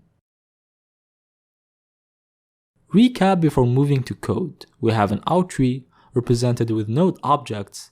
A node object contains its value and the array of its children. We have a start node, an integer k, and we want to find all nodes that are at a distance of k from that specific node, knowing that 1 unit of distance is a move to a child or to the parent. To solve this problem, we can apply breadth first search from the start node to find nodes of the level k. However, to be able to move from a node to all its neighbors, we also need a reference to the parent, which we don't. For that, we create a hash table and we apply BFS or DFS to fill it. For each node, for each neighbor, we set node as the parent of neighbor. Last step, we apply BFS but from the specific node this time, while keeping track of the level of nodes. When dequeuing, if the level of the actual node is k, we add its value to the output. Let's implement this. We first have a function getParentMap. We start by creating a hash table, and we know that the root has no parent, so we put null. Now we launch BFS starting from the root. We create a queue, we put root in it, and while the queue is not empty, we dequeue a node and we traverse its neighbors. In other words, its children. Note that we're traversing the tree from top to bottom, so we don't go back to parent. This is why neighbors are the children and we don't need a visited set, because we're not going back to the same node. For each child of the node, we set node as the parent of child in the hash table. Also, we add the child to the queue for next iterations. We finished filling the parent map. We return it as a result of the call in the distance k function. We move to the second part of the algorithm, launching BFS from the target node. First, we'll create an array output where we will put values we're searching for. We also create a queue and put the target in it because we will start from there. We want to also keep track of the level. This is why we store tuple node level. Here the tuple target 0, because the level of the initial node is 0. And we also need a visited set because we will move to the parent this time, so it's possible to move to the same node multiple times this time. This is why we use visited set to avoid it. Initially, we set the initial node as visited, the start node. We can start. While the queue isn't empty, we dequeue a tuple from the queue, we put values into two variables node and level. Now if the level of the actual node is k, it's one of the nodes we're searching for. We add its value to the output. Then we traverse neighbors. But what are neighbors of the actual node? Neighbors of a node are its children and its parent. So we create an array neighbors that contains its children plus the parent that we extract from the hash map we made. Now for each neighbor, we need 3 conditions to add it to the queue. First, its level should be less than k, because once we reach the level k, we don't need to continue further. Second condition, the node should not be null. It should exist, because for example, when we enqueue the root's parent, we get a null value. We shouldn't work with it. And last condition, obviously, the node should not be visited. If these conditions are respected, we set the node as visited and we enqueue it with level +1 because it belongs to the next level. Classic BFS. After the loop, we just return the output. It contains values of nodes at a distance of k from target. And we've implemented the solution. For the time complexity, we're just applying DFS twice. We get an O of length of v plus length of e time complexity. And in a tree, the number of edges is the number of vertices minus 1. Length of e is length of v minus 1. By replacing, we get an O of length of v time complexity, where length of v is the number of nodes in the tree. By the way, this problem is similar to the LeetCode problem number 863. The only difference is that in LeetCode, the given tree is a binary tree, defined with the left and right children, while here, we worked with a tree that can have more than 2 children, defined with an array of children. We've reached the end of this lecture, now we need to start talking about spanning trees and minimum spanning trees. See you in the next lecture. Welcome to this new chapter where we will talk about minimum spanning trees. What are they, why do we need them, how to find it in a graph? All of these questions will be answered in this chapter. Before knowing what are minimum spanning trees, we first need to know what are spanning trees. In graphs terminology, we learned about spanning subgraphs. A spanning subgraph of G is a subgraph of G that we obtain by keeping all vertices and potentially removing some edges. From this definition, we understand that a spanning tree is a subgraph of G that contains all vertices of G. There is also the word tree, which means an undirected connected acyclic graph. We deduce that a spanning tree T of an undirected graph G is a subgraph of G that is connected, acyclic, and contains all its vertices. Here is an example. We have this graph and a possible spanning tree is this one. I said a possible one because a graph can contain multiple spanning trees. Here are some possible spanning trees of G. Why would we need it? Imagine that we have a telephone network like this. Vertices are houses and edges are cables. We want to allow a communication from any house to any other house. In graph terms, we want to have a path from any vertex to any other vertex. We want the graph to be connected. It's the case for this graph, but as you can see, we have unnecessary edges. By unnecessary, we mean edges that we can remove while still respecting the property of being connected. And removing cables might be something beneficial to do. We want to avoid spending money uselessly. And this is why we need to find a spanning tree of this network. It contains all the houses, it connects them all, and it doesn't contain useless cables. Okay, but how to find a spanning tree in a graph? A spanning tree should contain all vertices of the graph, but only necessary edges. And a good solution to satisfy both of these conditions is using depth first search or breadth first search. I told you that these two algorithms will be present in a lot of algorithms we will study. Let me tell you why using one of them works. Let's take depth first search for example. We know that using DFS on a connected graph reaches all vertices. First condition is satisfied. Also, when we know that the vertex at the other side of the edge is already visited, we don't go to it, so we don't take that edge. This is why DFS doesn't use unnecessary edges. So what we can do is to use DFS starting from any vertex and keep only edges that DFS used to reach other vertices. Remaining ones, those that haven't been used, are considered useless. We don't take them in our new graph. At the end, we get a spanning tree. To visualize it, let's apply a depth first search on this graph starting from an arbitrary vertex, while emphasizing edges we passed from.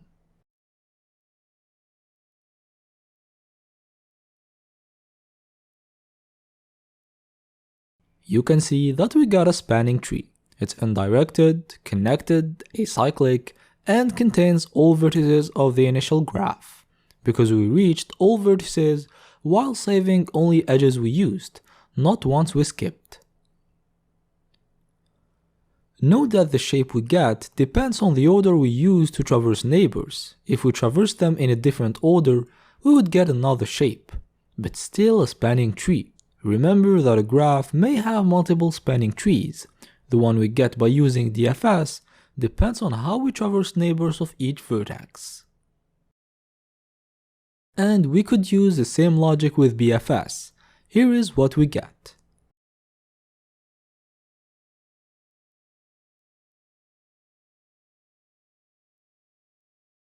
We got another spanning tree because we traversed vertices differently.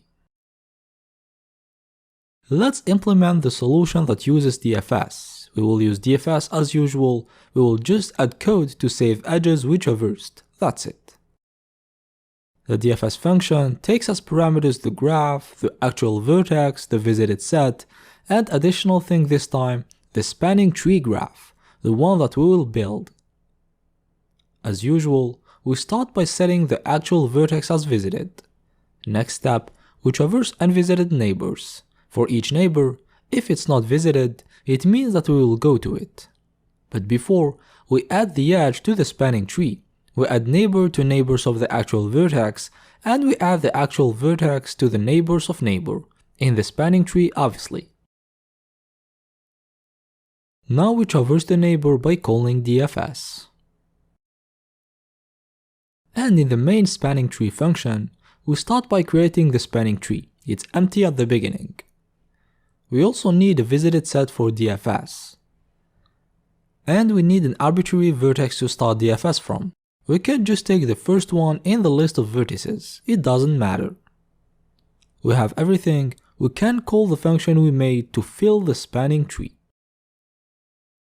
After doing so, we just return the spanning tree we made. Obviously, this algorithm is an O of length of E time complexity because we're just applying DFS. We can find the spanning tree in linear time. Okay, now we know how to remove unnecessary cables, but we can still optimize the cost of this network. How? Let's see. It's obvious that not all cables have the same cost. One important factor is the cable length. For example, the cable FJ is more expensive than the cable DE because it's longer. So, removing useless cables is a good thing, but removing them in a way that minimizes the total length of cables is better. Let me explain this idea.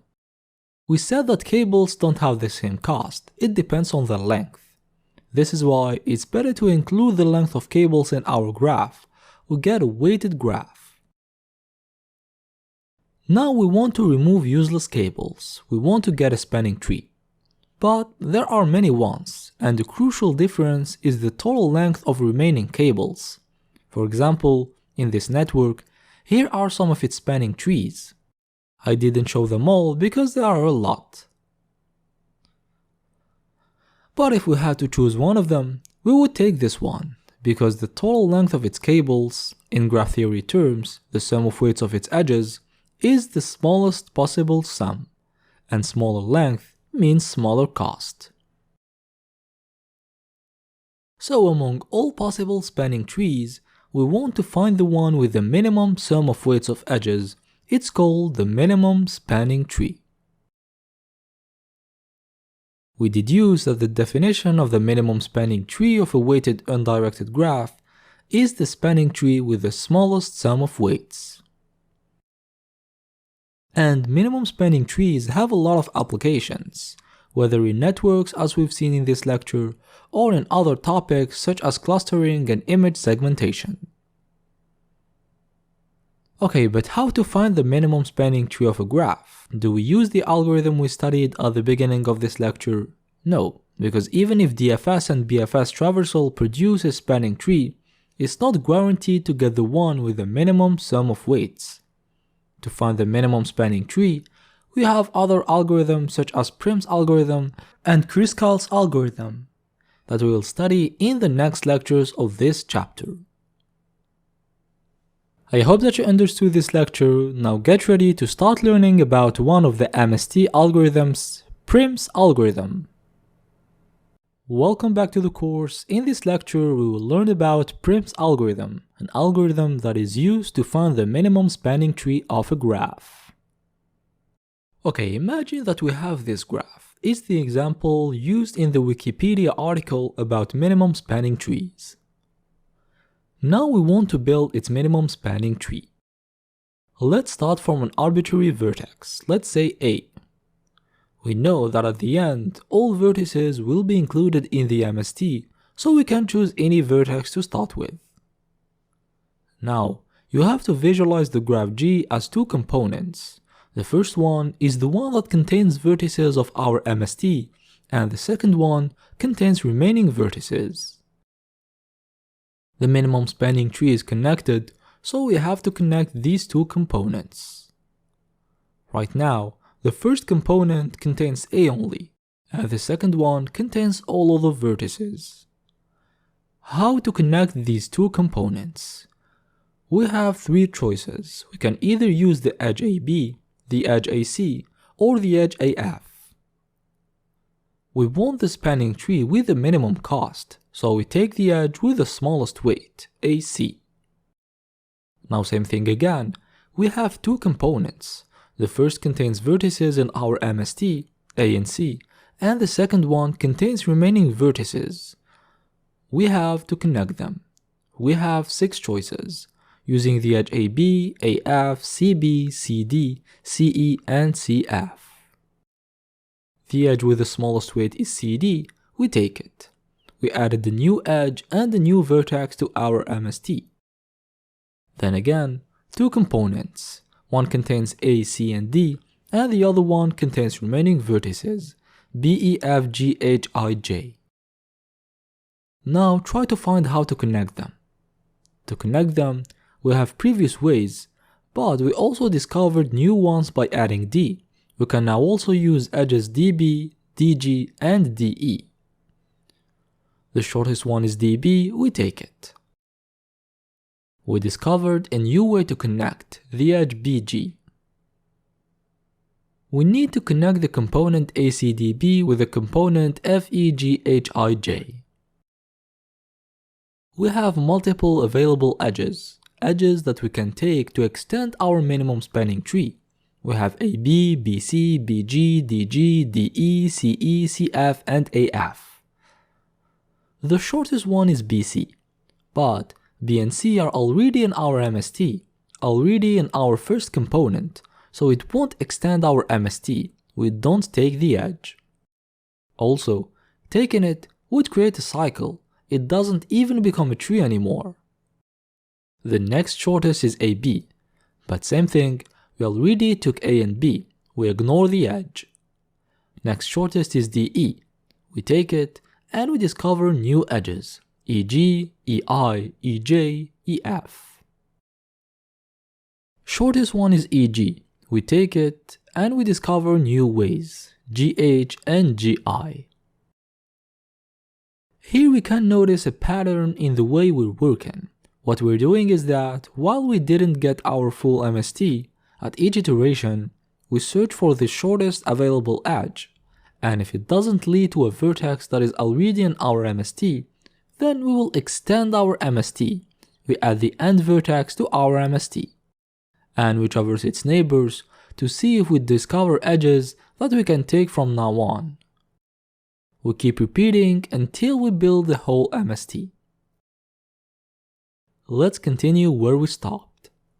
Shortest edge is now GH, and H is not in our MST.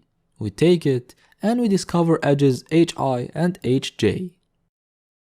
Next iteration, shortest edge is HI. We add it to our MST, and we discover IJ. Then we have the edge IJ, we add it and we discover JF. Then we have the edge HJ, but both are in the MST, we skip. Then we have the edge GI, but both are in the MST, we skip. Then we have the edge EF, F is not in the MST, we take it and we discover no new edges. All vertices have been added to our MST, so we stop here, useless to continue. We got our minimum spanning tree by using Prim's algorithm.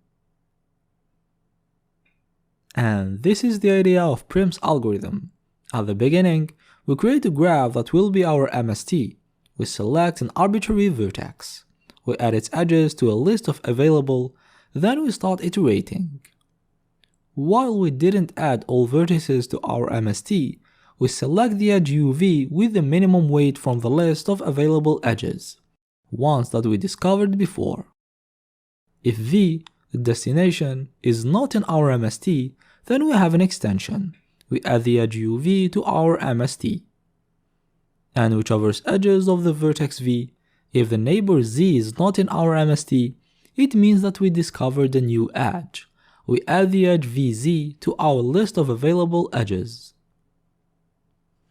After the loop, we return MST. You can notice that at each iteration we're choosing the smallest possible edge. It's what makes Prim's algorithm a greedy algorithm. We're taking the best local choice at each iteration in hope to get the best global result. You can understand this algorithm as a monster that starts as a single vertex, then it keeps growing by always eating the shortest route that leads to vertices he didn't eat yet. Okay, now we know how Prim's algorithm works, but how to implement it? The crucial point of implementing Prim's algorithm is the choice of the data structure we use for the available edges. We need a structure capable of doing two things: inserting elements, in our case edges, and extracting the element with the minimum value, in our case the minimum weight. The perfect structure for this is the priority queue. It's a queue where elements have a priority, and we can extract the element with the highest priority, in our case the smallest weight. We worked with it in Dijkstra's algorithm. But the priority queue is an abstract data type. We can have different implementations. We've seen before in this course that using a sorted array is slow. It's better to use a heap. Let's try with a binary heap. Let's implement the solution, then move to time complexity. We create a graph named MST.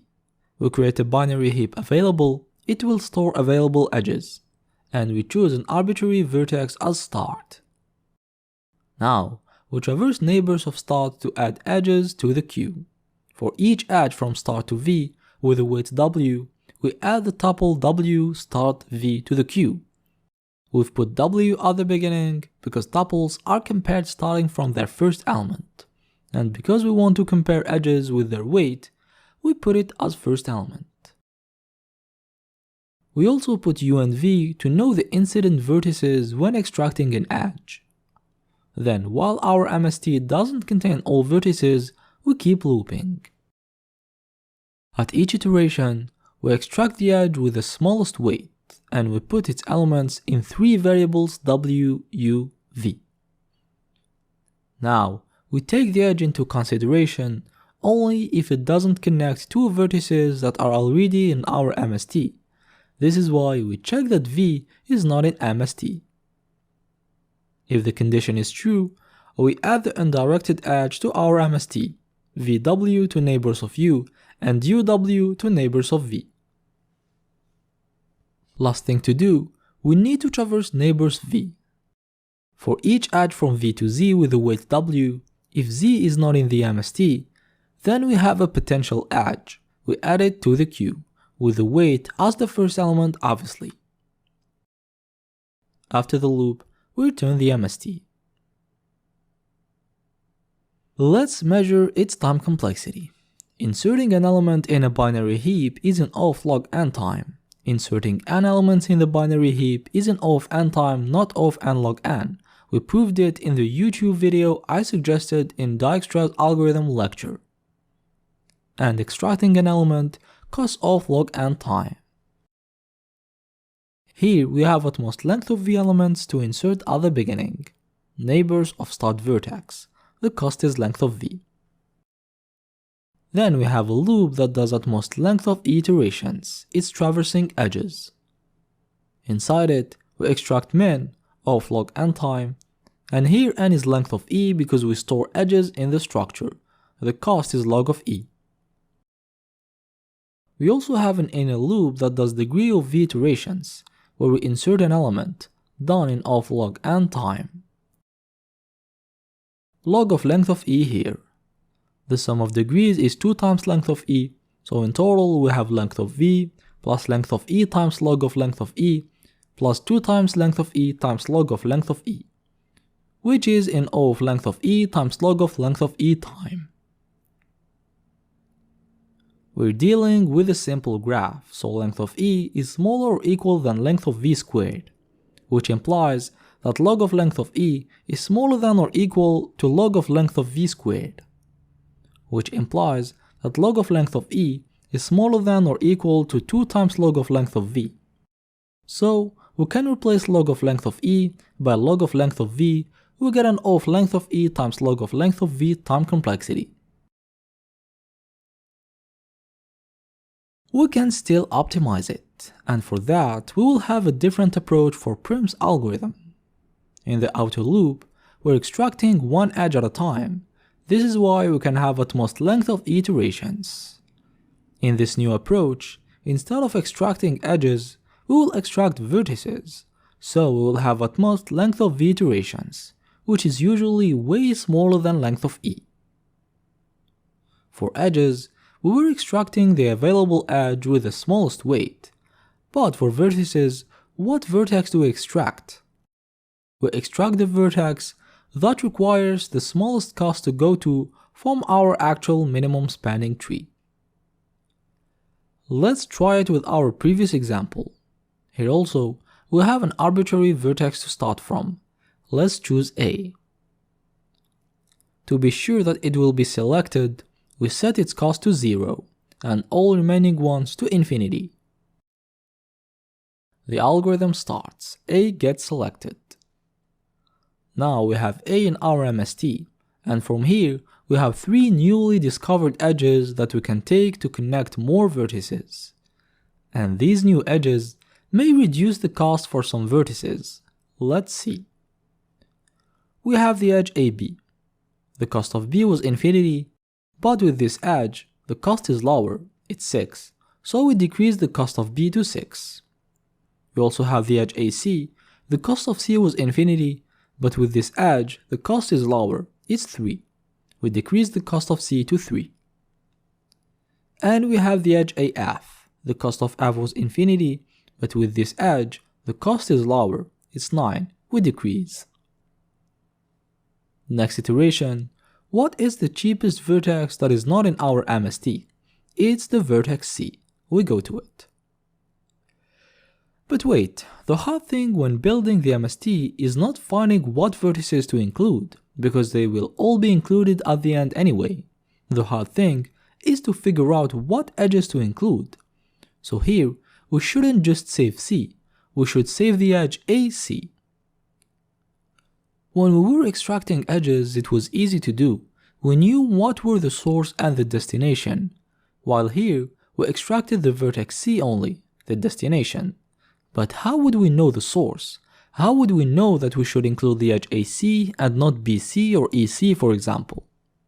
To fix this problem, in addition to the minimum cost of each vertex, we should also save its parent, the vertex that decreased its cost.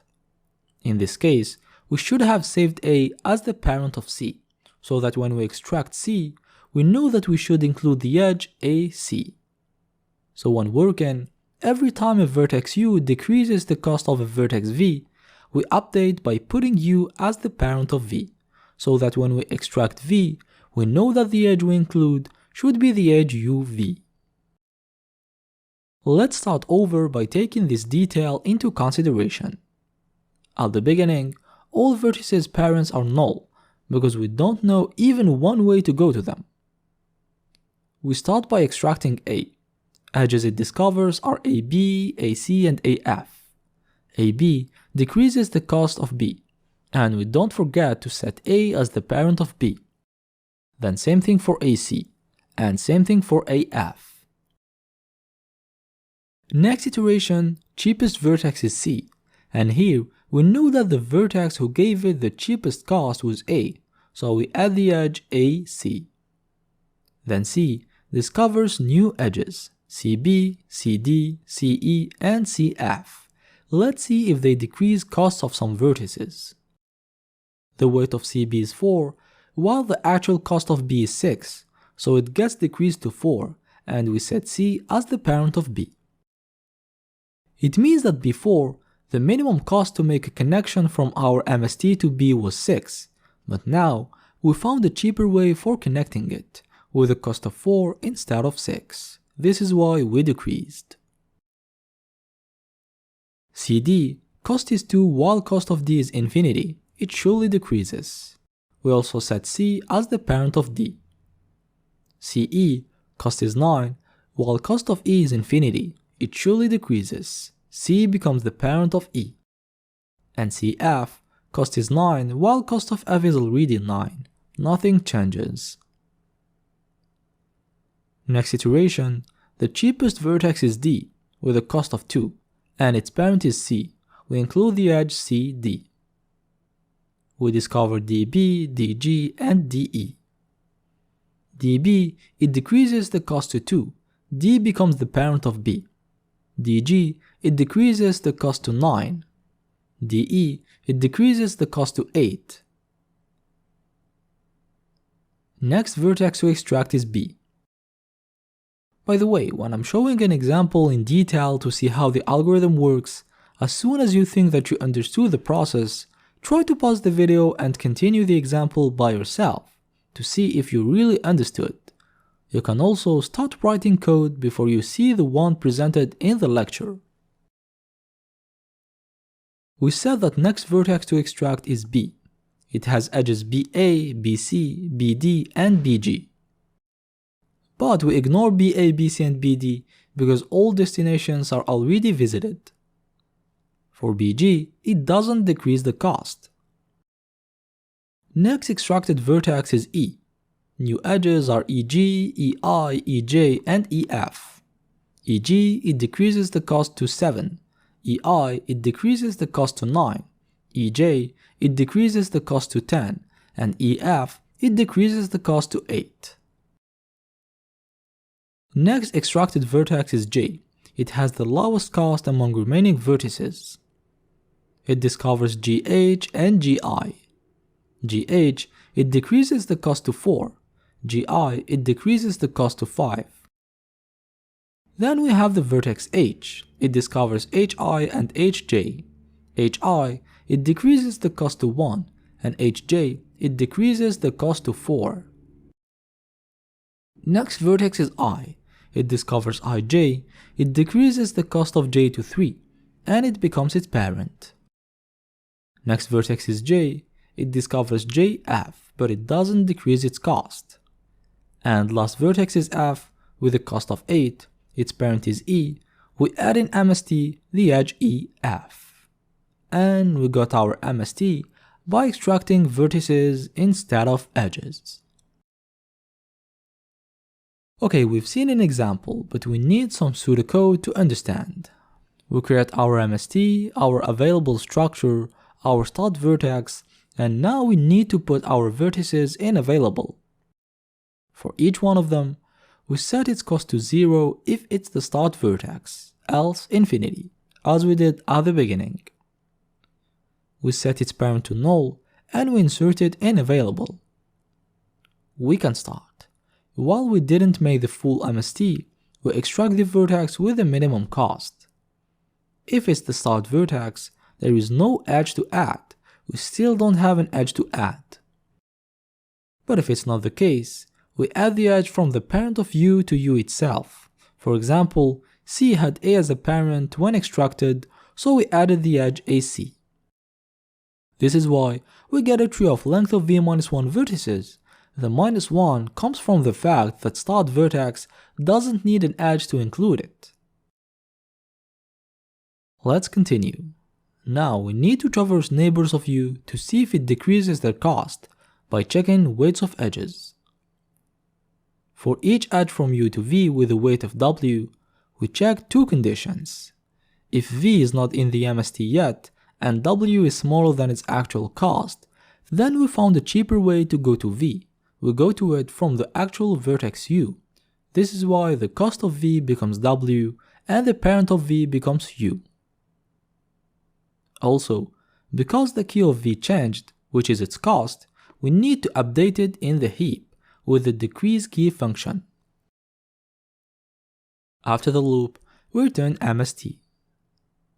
The Prim's algorithm approach kinda reminds us of Dijkstra's algorithm. What about the implementation? Let's keep our choice, using a binary heap.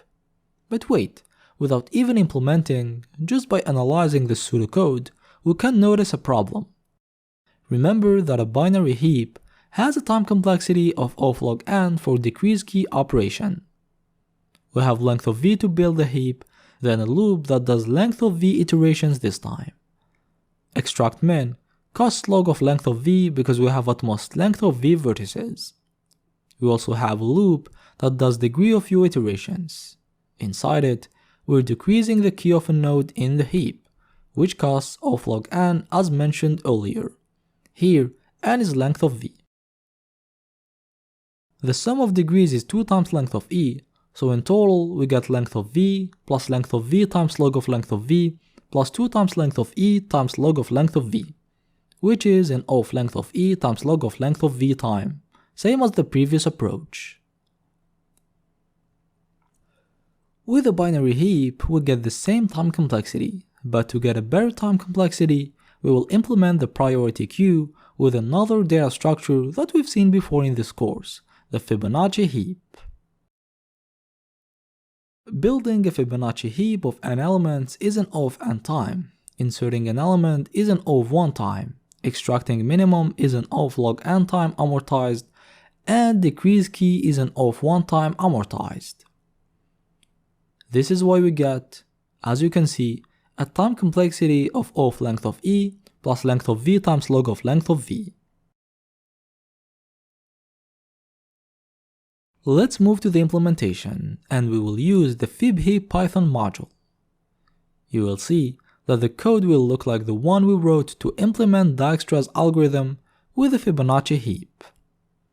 We create MST, we create our start vertex, we create cost map, we create parent map, we create nodes map to map each vertex label to its node in the heap, and we create a Fibonacci heap. Now for each vertex u, we need to initialize its information in cost and parent, and create its node. So, we start by calculating the cost, 0 if u is start, else infinity. We assign the result to cost of u. We also set parent of u to null. We also create a node whose key is the tuple cost of u, u, same logic as for Dijkstra's, cost of u at the beginning to compare, and u to know what vertex we're working with when extracting. We assign it to nodes of u and we put it in our Fibonacci heap. Now, we can start working. While we didn't make the full MST, in other words, while we still have vertices not in the MST, we extract a node. To get the label of its associated vertex, we can find it in the second element of its key. Remember that its key is the tuple cost of u, u. Then if u is not start, we insert the edge between u and its parent by keeping its weight, which is cost of u.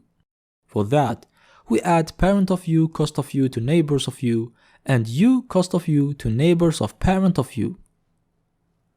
Last step, we traverse neighbors to see if it decreases cost. For each edge from u to v and with the weight w, if v isn't included in the MST yet and w is smaller than the actual cost of v, we update. We update by assigning w to cost of v, assigning u to parent of v, and decreasing the key of the vertex v by putting the tuple cost of v again. Cost for comparing and v for knowing what vertex. You can see that in decrease key, we pass the node associated with the label v. After the loop, we return MST. And we implemented Prim's algorithm by using a Fibonacci heap, which gives a time complexity of O of length of e plus length of v times log of length of v, better than what we got before. especially if the graph is dense, while length of E is much higher than length of V. We've reached the end of this lecture. I hope that you now understand Prim's algorithm and its implementation. See you in the next lecture to discuss another MST algorithm, Kruskal's algorithm. Welcome back to the course. In this lecture, we will learn about another minimum spanning tree algorithm, Kruskal's algorithm. The algorithm works like this. We have a connected undirected weighted graph G. We start by sorting its edges according to their weight in ascending order. Then, during the process, we will have multiple trees that we will keep merging until we get one single tree, the minimum spanning tree. At the beginning, we didn't add any edge to our minimum spanning tree yet, so each vertex constitutes a tree by itself. To better visualize, we assign a different color to each group, then having nodes of the same color means that they're in the same group. Now we start traversing edges in a sorted way. For each edge UV of weight W, if U and V are in different groups, we add the edge UV to our minimum spanning tree and we connect the groups. Else if they're already in the same group, we don't add the edge because it would form a cycle. Let's see it in practice with this example we used in the previous lecture. First edge is the one between H and I. H and I are in different groups, so we add the edge to the MST and connect their groups. We now have a group that contains both H and I. The next edge is between C and D. C and D are in different groups. We add the edge and connect the groups. Next edge between B and D. B and D are in different groups. We add the edge and connect the groups. Next edge is between A and C. Different groups. We add the edge and connect groups. Next edge is between I and J. Different groups. We add the edge and connect the groups. Next edge is between H and J, and here H and J are already in the same group, so if we add the edge, we will get a cycle. Which is undesirable. A minimum spanning tree doesn't contain cycles, so we just skip this edge. Next edge is between G and H. Different groups, we add the edge and connect groups. Next edge is between B and C. Same group, we skip. Next edge is between G and I. G and I are in the same group, we just skip. Next edge is between A and B. Same group, we skip. Then between G and E, different groups, we add the edge and join groups. Then between E and F, different groups, we add the edge and join groups. Then between D and E, different groups, we add the edge and join groups. And now our minimum spanning tree has length of V minus 1 edges, so we finished making it.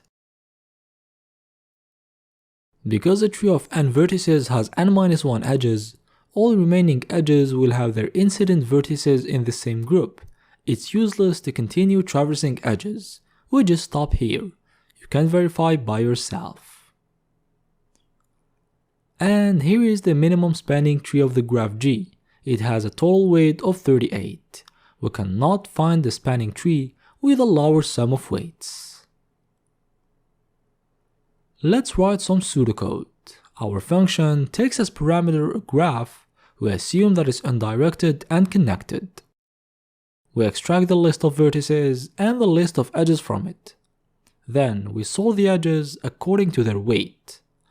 After it, we create a new graph that will be our MST, and we create a group for each vertex. Now we can start traversing edges.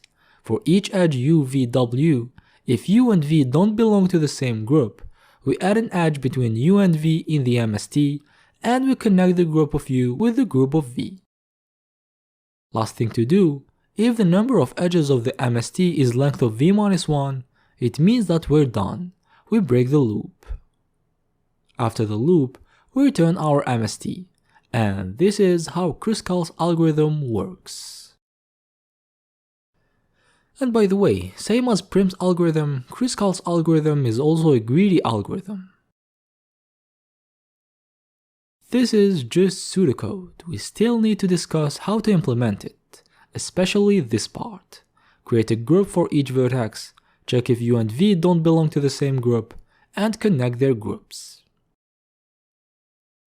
We can think of having a list of groups where each group is a set and elements are vertices of that group. Initially, we have one group of one element for each vertex, then to find the group of a vertex, we traverse them while checking membership. And to connect two groups, we just move elements of one set to the other one. But this implementation is slow. Finding the group of a vertex or connecting two groups is done in of length of v time. We may need to traverse the length of v groups. Same thing for connecting groups of two vertices. We first need to find their group, so it's done in of length of v time. To have an efficient implementation, we will use the disjoint set data structure. The disjoint set data structure, also called union find, maintains a collection of disjoint sets, sets that have no intersection, no common element, and gives the ability to add new sets, find the set to which a given element belongs, and merge the two sets of two given elements. Perfect for Kruskal's algorithm. At the beginning, we add a node for each set, we can check if two nodes belong to the same tree with the find operation, and we can join the two trees of the two incident nodes with the union operation, because each tree is represented by a set whose elements are its nodes. In this lecture, we won't discuss the implementation of this data structure, because it's done in detail in this YouTube video that you should really watch. You can consider it as a part of this course and a prerequisite for this lecture. As said earlier, disjoint set has three operations: make set x, find x, and union xy. Let's see how to implement Kruskal's algorithm by using these operations. Our Kruskal function takes as parameters the graph. We start by extracting vertices and edges. For vertices, we just read the keys of the adjacency list. They represent vertices of our graph. And for edges, we have to traverse all the adjacency list while adding each edge to our array of edges. We add edges that go to unvisited vertices only, to avoid adding the same edge twice. After it, we sort edges according to their weight, which is the third element of the tuple. Now, we need to create our MST and our disjoint set structure. For MST, we just create an empty graph that we will fill later. And for disjoint set structure, we use our disjoint set class we made in the YouTube lecture by passing the list of vertices, because we will deal with vertices in the structure. Now we can start traversing edges, but before, we create a variable nbEdges to count edges we added, to know when to stop. Then for each edge UVW, we check if u and v are in the same group. We can do so by using find operation. If find u isn't equal to find v, it means that they're in different groups. When it's the case, we need to add the edge uv to the MST, increment the number of edges, connect the two groups, and check if we're done. To add the edge uv to the MST, we're dealing with undirected edges, so we add v to neighbors of u and add u to neighbors of v. We also increment nb edges. And to connect group of u and group of v, we just use union operation of the disjoint set structure, union uv. Internally, this operation will find the representative vertex of the set of u, same thing for v, and it connects them by adding a link. Watch the lecture to better understand. Last thing, if the number of edges is equal to the number of vertices minus 1, we break the loop. It means that we're done. After the loop, we return MST, the result we're searching for. And we implemented Kruskal's algorithm. Last thing to discuss, time complexity. Extracting vertices costs length of v, the number of vertices. Extracting edges costs length of v plus length of e because we traverse all the adjacency list. Sorting the edges costs length of e times log of length of e because a generic sorting algorithm runs in of n log n time for n elements, and we're sorting length of e elements, the number of edges. Cost of creating the disjoint set structure is linear to the number of elements we put, and here we're putting the vertices. We have length of v vertices, so the cost is length of v. Now we traverse edges, we have a loop that does at most length of e iterations. Inside it, we have find and union operations.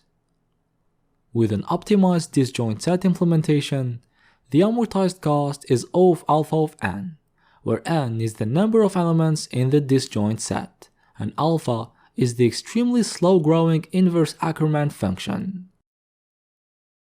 Here n is length of v, so we have O of alpha of length of v.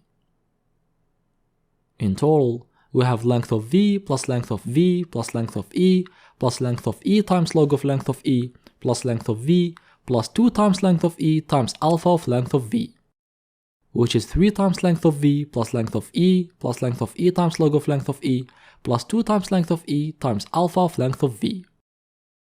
We have a connected graph, so length of e is at least length of v minus 1. We can ignore the 3 times length of v term.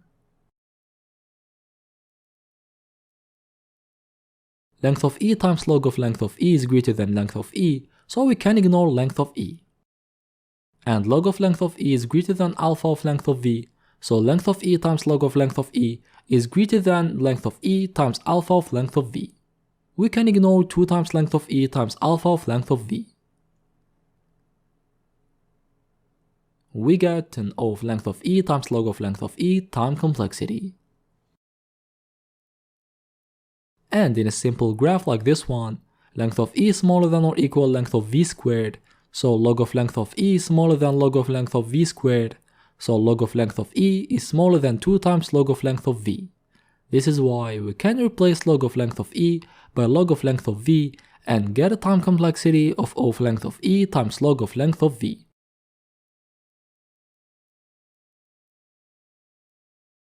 Now we've seen how Kruskal's algorithm works, an example, an implementation, and time complexity. We're ready to move to something else. Last question, what if the given graph G is disconnected? In that case, we cannot have a minimum spanning tree. However, we can have a minimum spanning forest. We just take each connected component of G and apply an MST algorithm on it. Joining MSTs we can form the minimum spanning forest of G. You will find the corresponding code for this operation attached to this lecture. We've reached the end of this lecture. I hope that you understood Kruskal's algorithm. If you didn't, you can ask me questions. See you in the next lecture. Welcome to this lecture where we will solve a practice problem on MSTs, min cost to connect all points. Is the lead code problem number 1584. We have a list of 2D points and we want to connect them. We want to have a path from any point to any other point. Knowing that the cost of connecting 2 points is the Manhattan distance of 2 points given by this formula. The task is to return the minimum cost to perform the connection. For example, if we have this input, the minimum cost to connect all points is 20. By setting links like this, you can see the cost of each link. This problem reminds us of the problem of connecting houses of a network through cables with a minimum total length of cables. We talked about it in the first lecture of this chapter. Here we have the same problem but with 2D points instead of houses, and links instead of cables. What we did to solve that problem was to find the minimum spanning tree of the network, so we will do the same thing for this problem. We want to find the minimum spanning tree and return its sum of weights, because we're searching for the cost and not the MST itself. But wait, we don't even have a weighted graph, we just have a list of 2D points. no edges, and no weights. In reality, we have a hidden graph. Vertices are given points obviously. For edges, we can have a link between any 2 points, so we can think of it as a complete graph. And for weights, we can calculate the weight of any edge by calculating the Manhattan distance between its 2 incident vertices. And from this complete graph, we want to extract the minimum spanning tree and return the sum of its weights. For that, we apply one of the MST algorithms we learned. And because we have a complete graph, then it's very dense. We should use Prim's algorithm instead of Kruskals. What we're gonna do is to take the code we made for Prim's algorithm and adapt it for this problem. First, we need a function Manhattan that calculates the Manhattan distance of 2 points. Then, in the generic algorithm, we have as parameter the graph. In this problem, we don't have the graph, we just have the list of points. We also changed the function name. Question: do we have to build the graph? The answer is no. We don't need to build the graph as long as we know how to access neighbors and how to calculate weights. And we do. Neighbors are all the points except itself because we have a complete graph, and weights can be calculated with the Manhattan distance formula. What do we need to change in this code? First, as parameter, we don't have a graph, we have the list of points. Each point is a vertex. We can add an early exit condition here. If we have less than 2 points, then there is no connection. The cost is 0, we return 0.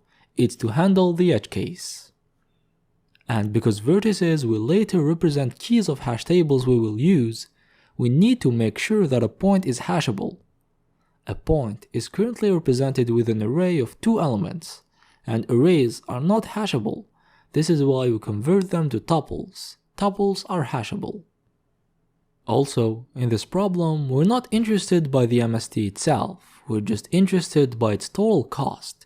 This is why we add a variable total cost initialized to 0. For start vertex, we can just put the first point of the list, points of 0. What can we also change? In the loop, we need to traverse points. We don't have a graph, we write for u in points. And when we add the edge in the MST, we also add the cost to total cost. It's what we're searching for. Also, neighbors of u are just the points of our list, and they don't contain the weight. So instead of traversing the tuple VW in graph of u, we traverse points v, and for the weight, we calculate it with the Manhattan function. A last thing to change, instead of returning the MST, we return total cost. And we adapted Prim's algorithm for this problem. For the time complexity, we're just applying Prim's algorithm, which has an O of length of e plus length of v times log of length of v time complexity. Here length of v is the number of points, n, and length of e is an O of length of v squared, which is an O of n squared, because we're working on a complete graph. We replace and we get an O of n squared time complexity. We've reached the end of this lecture. I hope that you understood minimum spanning trees, how to find them, and how to use them to solve a problem. See you in the next lecture. We introduced this course by speaking about the 7 bridges of Königsberg's problem. The problem says that in the Königsberg's map at that time, we had 7 bridges.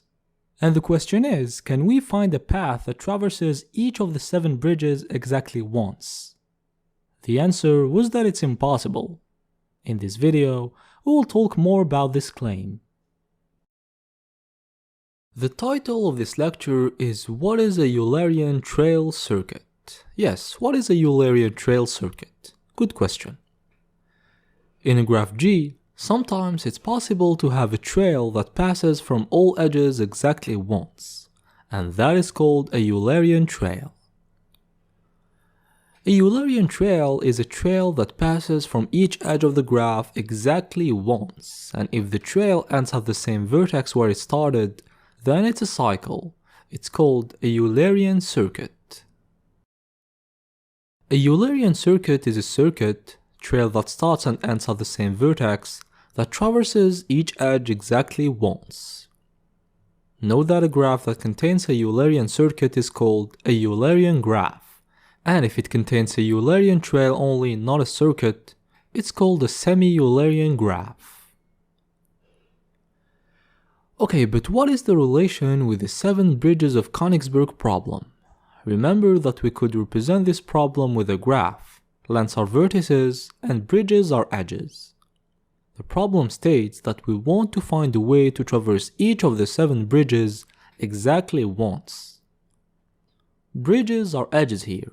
Therefore, the question is, can we find a way to traverse each edge exactly once? In brief, can we find a Eulerian trail in the graph? Thus the relationship.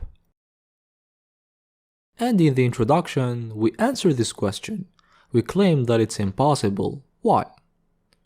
Sure, we could try all possibilities, but the main reason is that not all graphs have a Eulerian trail. To be Eulerian, or at least semi-Eulerian, there are conditions that the graph must respect, which is not the case for this graph. This is why it's impossible. But what are these conditions? Let's discover. Let's start with undirected graphs. For an undirected graph to have a Eulerian trail, 2 conditions must be respected.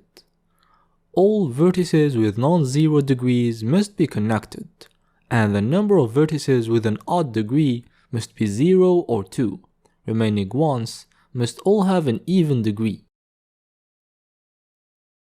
Saying that all vertices with non-zero degrees must be connected is slightly different from saying that the graph is connected. Vertices with non-zero degrees are non-isolated vertices. Isolated 0-degree vertices are tolerated because even if they're not connected to other ones, they don't have an edge that we necessarily have to reach to make a Eulerian trail, so it's fine. However, if we have disconnected vertices with non-zero degrees, you can see that this is a problem, because we have edges that we cannot reach. And remember that a Eulerian trail must pass from every edge exactly once, which is impossible.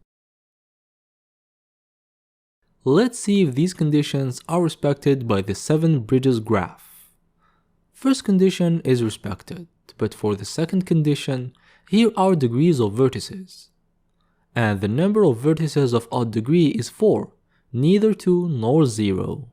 Hence, the condition is not respected. The graph doesn't have a Eulerian trail. We cannot traverse each of the 7 bridges exactly once. However, if we add a bridge like this, the condition becomes respected, and we can find a Eulerian trail. What about Eulerian circuit? Same conditions? The first condition remains the same, but for the second one, this time all vertices must have an even degree. Here is an example. All vertices with non-zero degree are connected, all vertices have an even degree. We can find a Eulerian circuit. By the way, when the number of vertices with odd degree is 2, we can only find a Eulerian trail, and it necessarily starts from one of those 2 vertices and ends at the other one. So later in the algorithm, to find where we start our trail, we search one of the 2 nodes with odd degrees. And when all vertices have even degree, we can find a Eulerian circuit, which is also a Eulerian trail, and we can start from any vertex we want. All of them can produce a Eulerian circuit. And when the number of vertices with odd degree is neither 0 nor 2, then we have no Eulerian trail at all. By consequence, no Eulerian circuit. Let's move to directed graphs. In directed graphs, we have the out degree, the number of edges going out of the vertex, and the in degree, the number of edges going in the vertex. To have a Eulerian trail in a directed graph, first condition is that, by ignoring direction of edges, all vertices with non-zero degrees are connected. And second condition, we must have at most one vertex with out degree minus in degree equal to 1, at most one vertex with in degree minus out degree equal to 1, and remaining vertices must have out degree equal to in degree. Which is the case for this graph. The first condition is respected. We have at most one vertex with out degree minus in degree equal to 1. It will be our start point. We have at most one vertex with in degree minus out degree equal to 1. It will be our end point. And remaining ones have out degree equal to in degree. We get this Eulerian trail. And for Eulerian circuit, first condition remains the same, and the second condition is that all vertices must have out degree equal to in degree. Which is the case for this graph, and we can start from any vertex. We can get this Eulerian circuit, for example. Recap: in undirected graph we have a Eulerian trail if all vertices with non-zero degree are connected and we have 0 or 2 vertices with odd degree. The trail starts from one of them and ends in the other. We have a Eulerian circuit if all vertices with non-zero degree are connected and all vertices have even degree. The circuit starts and ends in any one of them. And in a directed graph, we have a Eulerian trail when by ignoring direction of edges, all vertices with non-zero degree are connected. And we have at most one vertex with out degree minus in degree equal to 1, it will be the start point, and at most one vertex with in degree minus out degree equal to 1, it will be the end point, and all remaining vertices have out degree equal to in degree. And we have a Eulerian circuit if the same first condition is respected and all vertices have out degree equal to in degree. The circuit starts and ends at any one of them. For example, we have this circuit. To practice on this, below you will find a quiz where you will be shown graphs and you will have to determine if they are Eulerian, semi-Eulerian or none of them. And we can find interesting applications for Eulerian trails and circuits. For example, when visiting a city, we may want to pass from all roads, but without passing from the same one twice. Here, we can think of finding the Eulerian trail of that place. It will represent the way we should traverse the city to visit all roads without having to pass from the same one twice. We've reached the end of this lecture. I hope that now you know what is a Eulerian trail and a Eulerian circuit and what are conditions to find one in a graph. In the next lecture, we will learn how to find the trail or the circuit itself by using the Higher-Holzer's algorithm. See you in the next lecture. Now that we know what is a Eulerian trail circuit and how to know if a graph has one, we want to actually find it in the graph, not just know its existence. Which is the goal of this lecture, where we will learn about the Higher-Holzer's algorithm. Imagine that we have this directed graph, and we want to find a Eulerian circuit or at least a Eulerian trail. First step, we need to check if we can find one. First condition is respected. All edges of the underlying undirected graph are connected. For degrees, we have one vertex with out degree minus in degree equal to 1, and one vertex with in degree minus out degree equal to 1. Remaining ones have out degree equal to in degree. We deduce that we cannot find a Eulerian circuit, but we can find a Eulerian trail, and A will be the start vertex and E the end vertex. Okay, there is a Eulerian trail, but how to discover it? We may think of launching a classic DFS traversal from the start vertex and stop when reaching the end vertex. Let's try it and see if it works. We start from A, we go to B, from here we go to C, from here we go to D, from here we go to E, and we reach the end vertex. But did we traverse all edges? No, and we cannot stop here because it wouldn't be a Eulerian trail. A Eulerian trail has to traverse all edges. Now you may tell me we got this wrong result because when being on the vertex C, we should have went to G before, then F, then back to C, then D, then E. We would get a Eulerian trail. You're right, but how could we know? How could we know the right order of neighbors to visit to get the Eulerian trail? We could not. There is no direct way of knowing without moving further. What to do then to fix our mistake? We're at E and we have missing edges. A solution to fix this is to go back and see what edges we missed and write vertices we forgot. E has no outgoing edges, so we're sure there is nothing else to write after E. We can go back. D has no remaining unvisited outgoing edges, so we're sure there is nothing else to write between D and E. We can go back.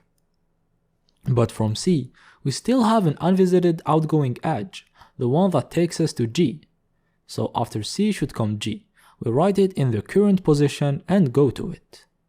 From G we have an outgoing edge, the one that goes to F. So we write F after G and we go to it. From F we have an outgoing edge to C. We write C after F and we go to it. Now C has no more unused outgoing edges, we go back. For F same thing, G same thing, C same thing, B same thing, and A same thing.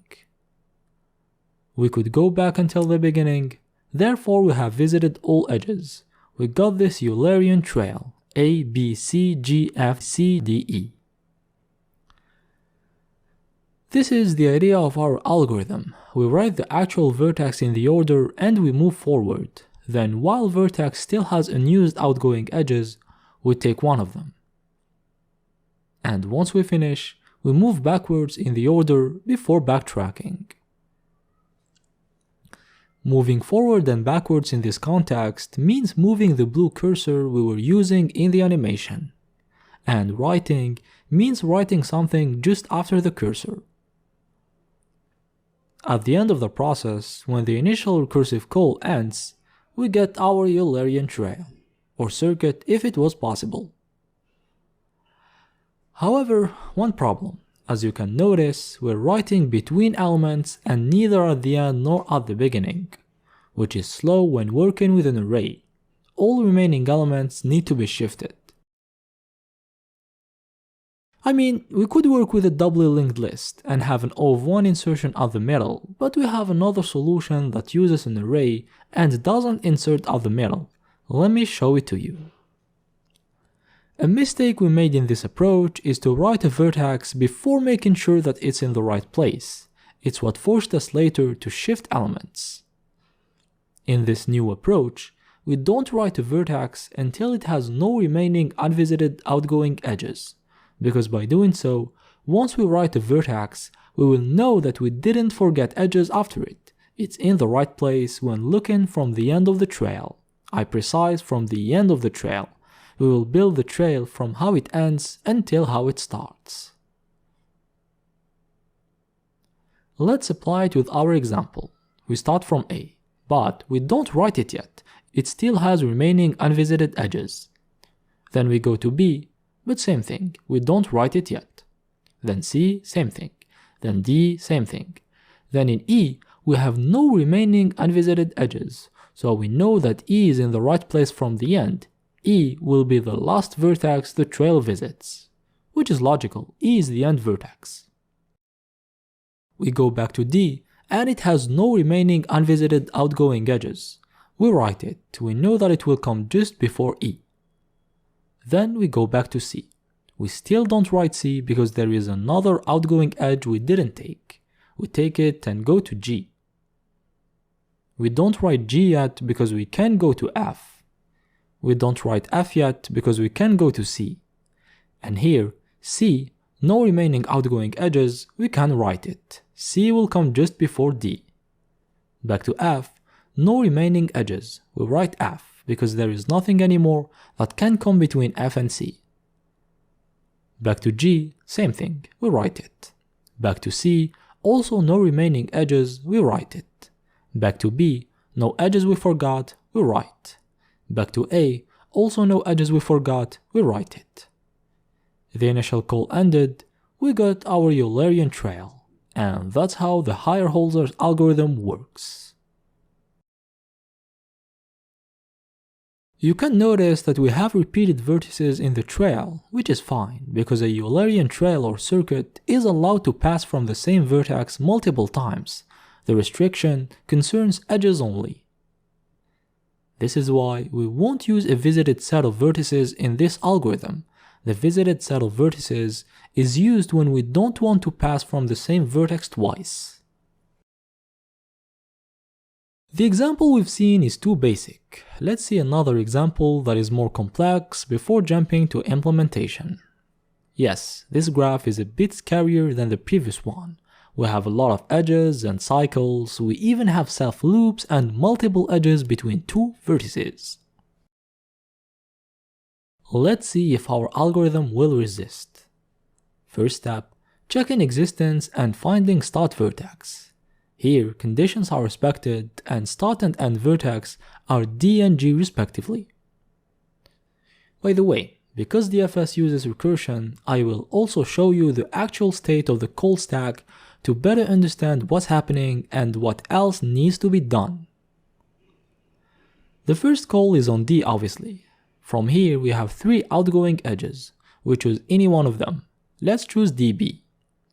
You can notice that we didn't write in the output yet, you know the reason. From here, we can go to E. By the way, a yellow semi-transparent edge means that we traversed it and we cannot do it anymore. Remember, we must not pass from the same edge twice. From E, we can go to J. From J, we go to F. From F, go to G. From G, we go to K. From K, we go to C. Then we can go to B. Then we can go to C. Then we can go to G. From here, G has no more remaining outgoing edges. We write G and we backtrack. We deduce that G will be the last vertex we go to. And we knew what vertex we go back to from the call stack. C, same thing. No remaining edges. We write C and backtrack to B. B, same thing. We write B and backtrack to C. C, same thing. We write C and backtrack to K. From K, we can go to F. From F, we can go to K. K has no more edges. We write K and backtrack to F. From F, we can go to L. From L, we can go to F. No more edges from F. We write it and backtrack to L. Same thing for L. We write and backtrack to F. No edges again. We write F and backtrack to K. K has no more edges. We write and backtrack to G. G gets written and we backtrack to F. We write F and backtrack to J. Once again, follow the call stack to know what's the vertex we backtrack to when we have no more outgoing edges. From J, we can go to J with the self loop. J has no more edges. We backtrack to J. Same thing, no edges, we write J and backtrack to E. From E, we go to A. From A, we can go to D. From D, we go to H. From H, we go to E. E has no remaining edges, we write and backtrack to H. H goes to I goes to D. D goes to H. No edges in H, we write and backtrack to D. We write and backtrack to I. We write and backtrack to H. We write and backtrack to D. We write and backtrack to A. Here we can go to A. No edges from A. We go back to A. Same again. No edges from A. We backtrack to E. From E we backtrack to B. From B we backtrack to D. D is the initial call. No edges remaining. So we write D and the process ends here. We finish the initial call. And we got our Eulerian trail DBEAADHIDHEJJFGKFLFKCBCG by using the higher Holzer's algorithm. Note that here we were writing from the end, but in the implementation we will start with an empty array and fill it from left to right. Then at the end we reverse it to get the right order. Let's implement this algorithm. This algorithm uses DFS but doesn't use a visited set. Not using a visited set can lead to repeating the same actions, or worse, being stuck in a cycle, unless, as we were doing in the example, every time we use an edge, we shut it down to not be able to take it again, which lets us avoid repeating actions. Because in two DFS calls, even if on the same vertex, if in the first call we take a particular edge, the second call won't be able to take it, it will take another one, so actions won't be repeated. And we continue like that until there are no unused edges. In brief, we allow traversing the same vertex more than once, which is sometimes necessary to traverse all edges as required by the Eulerian trail. But we also made sure to turn off an edge as soon as we take it, to avoid repeating actions, to avoid being stuck in a cycle, and to respect the condition that says that each edge must be traversed exactly once. How to implement that? In our DFS function, we take as parameters the graph, the actual vertex, and the output where we will write vertices in the right order. You can see that we have no visited set. Inside the function, we said that while we still have unused outgoing edges, we choose one, go from it, and shut it down. We write, while graph of vertex, the list of edges that vertex can take, is not empty, we extract an edge from graph of vertex. But which one? We will shut down an edge by removing it from the list, and removing the last element in a list costs of one time only, so we'll take the last one. We write, neighbor is graph of vertex.pop. The last edge destination on the list, it also gets popped from the list, to not be able to take it again. Now, we go to it by calling DFS again, but from the neighbor. After we made sure that we have no more outgoing edges, we're guaranteed that nothing will come after vertex from the end. We can write it in the output. This function returns nothing as you can see, it just traverses the graph to fill output array, the reverse order of vertices we pass from in the Eulerian trail. And in the main higher Holzer function, we can assume that the graph is at least semi-Eulerian. You can still check if you're not sure by using the technique we mentioned in the previous lecture. We get the start vertex and we start. We create an output array, we call the DFS function we made from start vertex, and now we got the reverse order of vertices. Remember that we have to reverse it to get the right order, so we reverse it and we return it. If you want to return the traversed edges representation of the trail rather than vertices, you can zip the list output with the same list, starting from the second element. You get a tuple that contains the first element with the second, then a tuple that contains the second element with the third, and so on.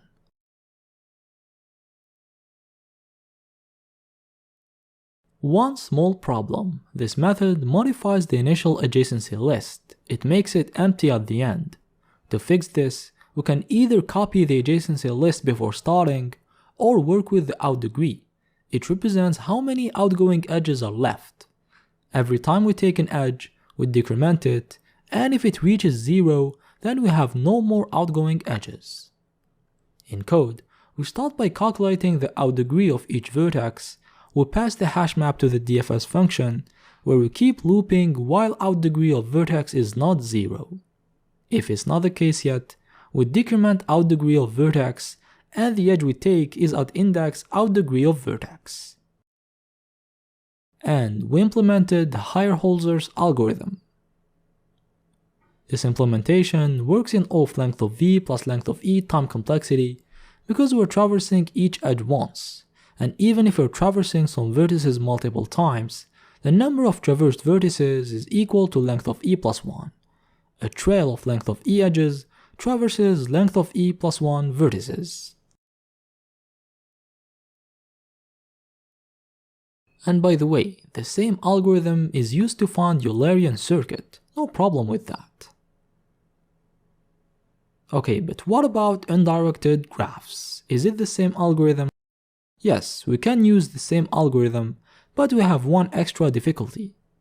In an undirected graph, in the adjacency list, an edge uv can be found in neighbors of u, but also in neighbors of v, and if it's bidirectional, in a Eulerian trail, a same edge between u and v has to be used only once, whether from u to v or from v to u. So when using an edge uv, from u to v for example, both u and v must know that the edge have been used. If we were in a simple graph where there is no multiple edges between the same two vertices, we could just have a set to remember used edges. But because we can have multiple ones like in this graph, it's better to use a hash table where we map each couple uv to the number of remaining unused edges uv. Every time we go from u to v or from v to u, we decrease the value until it becomes 0. It means that there is no remaining unvisited edge between u and v. To actually fill this hash table, where the default value of a key is 0, we have to traverse edges uv and increment. In code, we calculate the degree of each edge, we create edges map, and for each edge uv in the adjacency list, we increment the value of the key sorted tuple uv. We sort the tuple uv so that if we have an edge between a and b, we get one key ab in the table and not two separate keys ab and ba. And in the fs function, we add an extra parameter edges. Inside it, while vertex still has unvisited edges, we decrement its degree, and the neighbor is in graph of vertex at index degree of vertex. Now, before taking the edge, we first make sure that we still have unused ones of that type. We check that edges of sorted vertex neighbor is greater than 0. If it's the case, we can go from vertex to neighbor, but before, we decrease the value in the edges map. If vertex is equal to neighbor, in other terms, if we have a self loop, we decrease by 1, but if they're not equal, we decrease by 2, because when working with an adjacency list of an undirected graph, the same edge can be found in both vertices, so its value will be incremented twice. The value will be twice the real number of edges, so we decrease by 2. After it, we just call the fs on the neighbor. And after we finish all edges, we write vertex in the output before backtracking. And we implemented the algorithm for undirected graphs, at least how I implemented it. There may be other ways. We're done with this lecture. In this one, we learned how to find a Eulerian trail or circuit in a graph by using the Heyerholzer's algorithm in both directed and undirected graphs. See you in the next lecture for a practice problem. Welcome to this lecture where we will solve the lead code problem number 332, reconstruct itinerary. Imagine that we have a list of airline tickets where each ticket contains the departure and the arrival airports. It turns out that all these tickets form one big itinerary of a man who departs from JFK Airport. The goal is to reconstruct this itinerary. Note that there is at least one valid itinerary, and if there are multiple valid itineraries, return the one that has the smallest lexicographical order. For example, if we have JFK ABC BAC and JFK BAC ABC, return the first one. Here is an example. We have this list of tickets, and when reconstructing itinerary, we get this result. There are other possibilities, but this one is the lexicographically smallest one. How to solve this problem?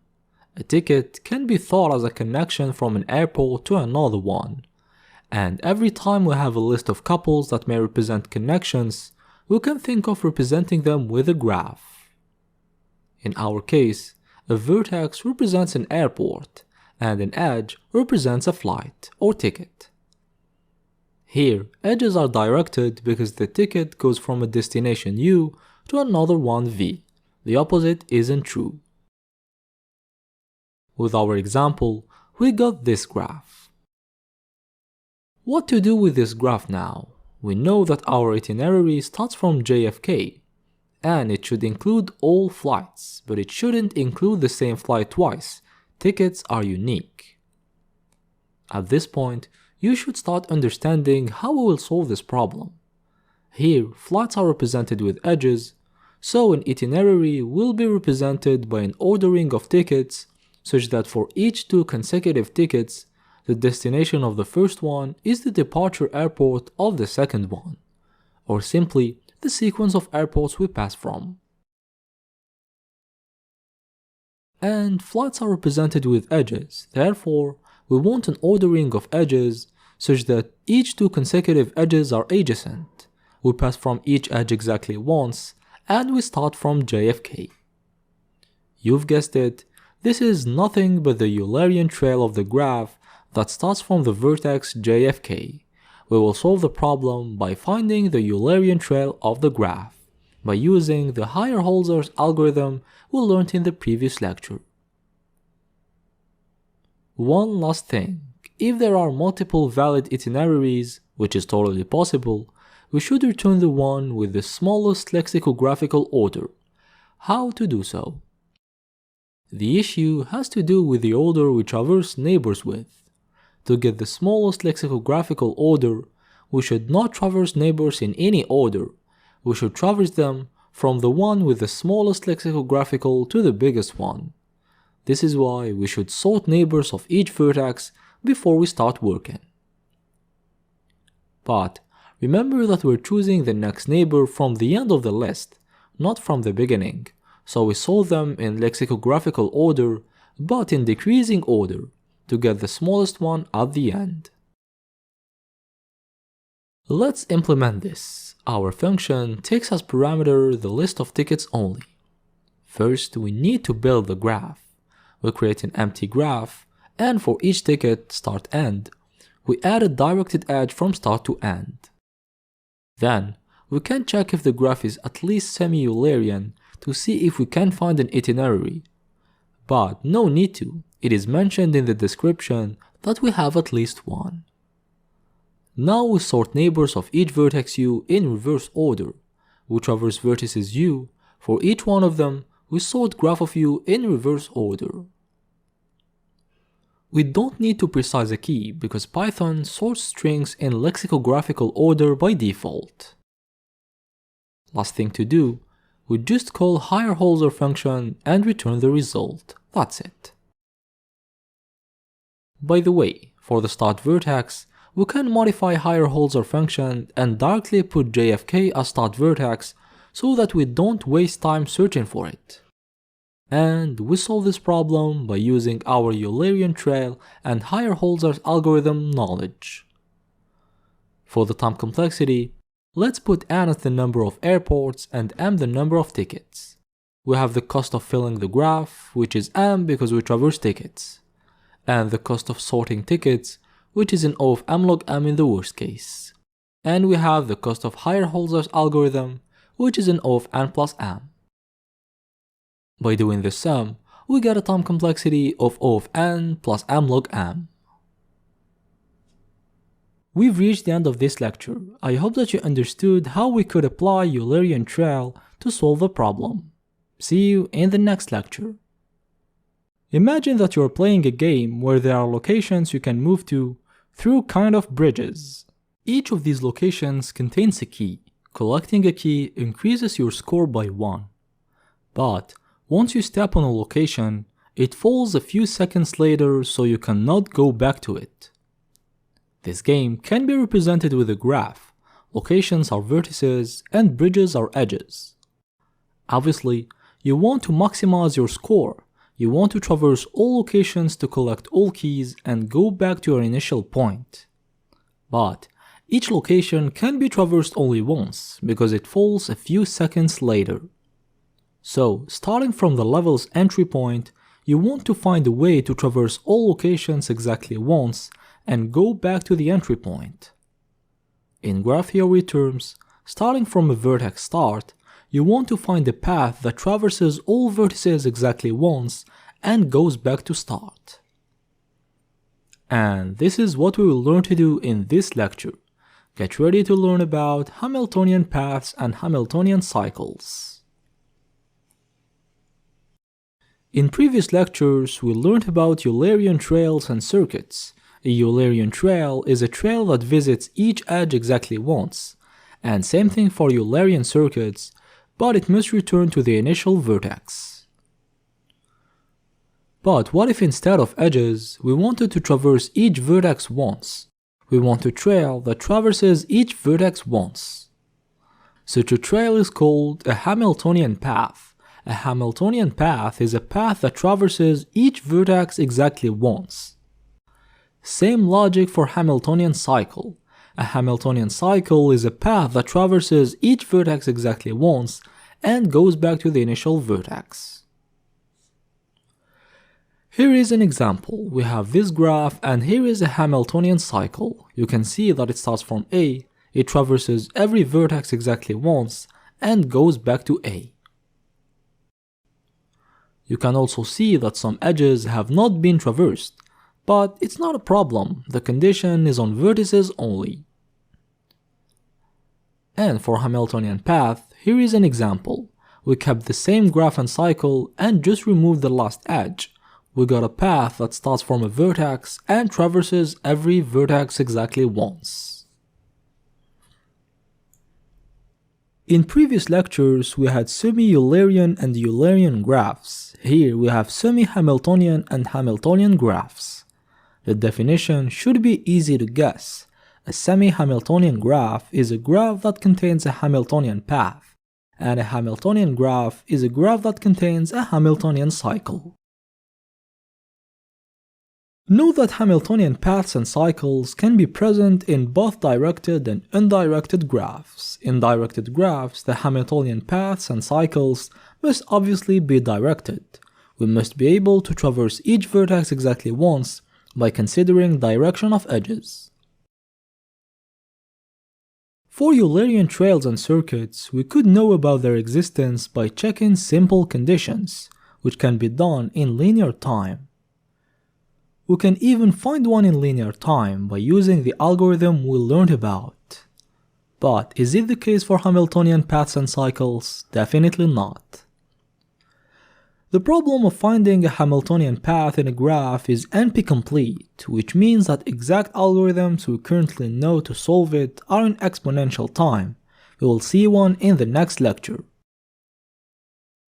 Even for knowing if a Hamiltonian path or cycle exists in a graph, we may need to actually search for it, which is in exponential time.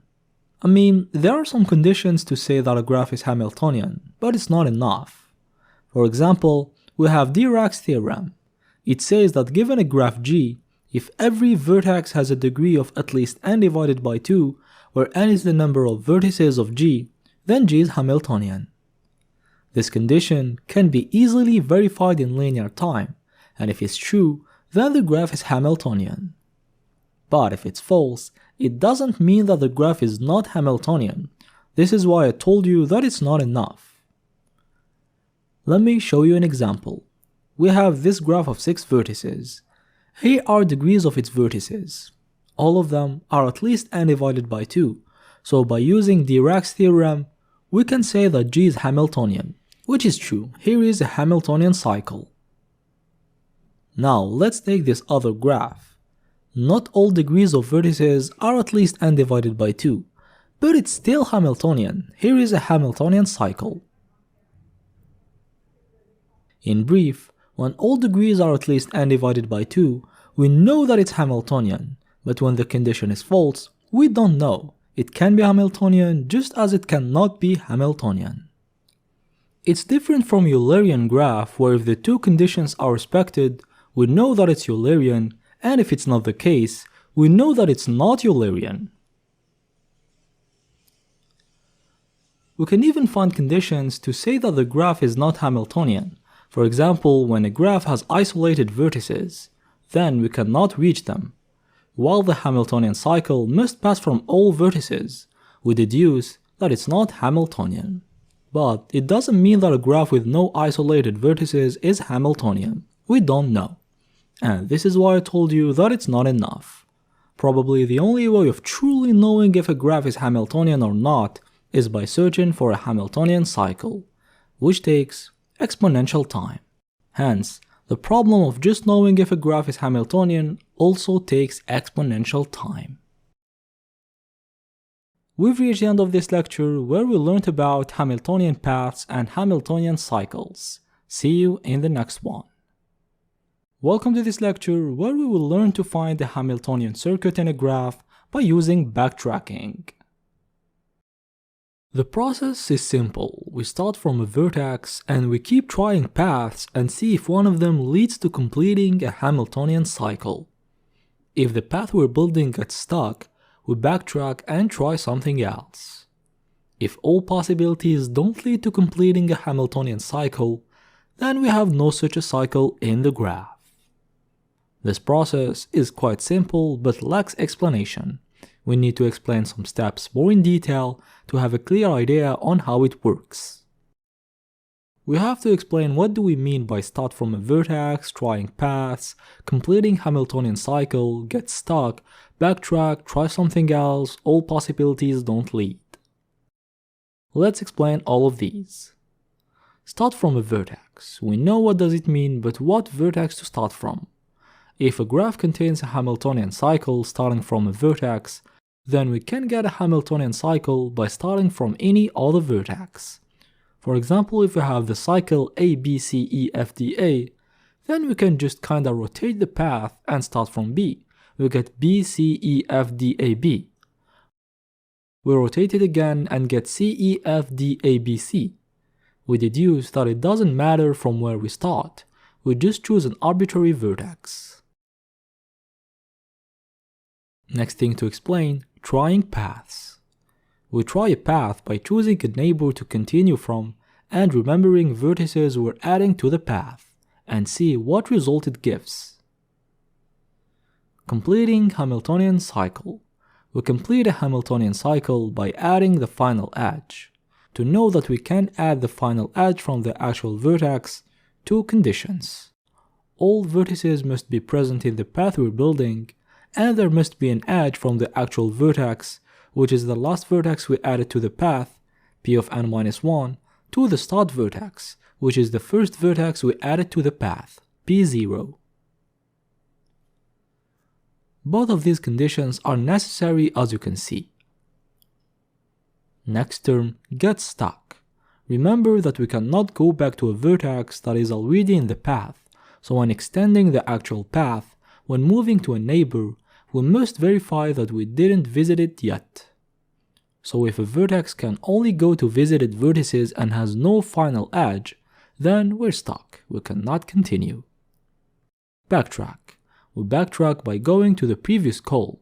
For example, if F calls E, we do some work on E, then we backtrack to F. We go back to the call that called F. It's what always happens in DFS. Every time we finish a recursive DFS call, it goes back to the previous call by checking the call stack to finish remaining instructions. Try something else. It means, now that we've seen that the neighbor we went from didn't lead to a cycle, we move to the next unvisited neighbor and go from there to see if this time we find a positive result. Last term, all possibilities don't lead. It happens when all neighbors of the start vertex don't lead to a valid cycle. When the initial call ends without returning a positive result before, we deduce that there is no Hamiltonian cycle in the graph. Let's see how the process really works with an example. We can start from any vertex, so let's start from A. We add it to our path. We can go to B, C, and D because all of them are unvisited. Let's go to B, and we add it to the path. From B we can go to A, but it's already in the path. Let's go to C instead, it's not in the path. We add it to the path. From C we have A in path, B in path, D not in path. We go to it and we add to the path. From D we have A in path, C in path, E not in path. We go. From E we have B in path, C in path, D in path, F not in path. We go. From F we have C, D, and E, and they're all in path, and we don't have an edge to finish the cycle, so we're stuck. We cannot continue. We need to backtrack and try something else. Important thing, we need to remove f from the path before we backtrack, it's no longer in the path. Back to E, we tried all non-in-path neighbors and we didn't get a positive result, so we're stuck. We remove E and we backtrack. Back to D, we try the next non-in-path neighbor, F. From F, we can only go to E. From E, all neighbors are in path and we cannot finish the cycle because we don't have an edge to A, so we're stuck. Back to F, we're also stuck, nowhere to go.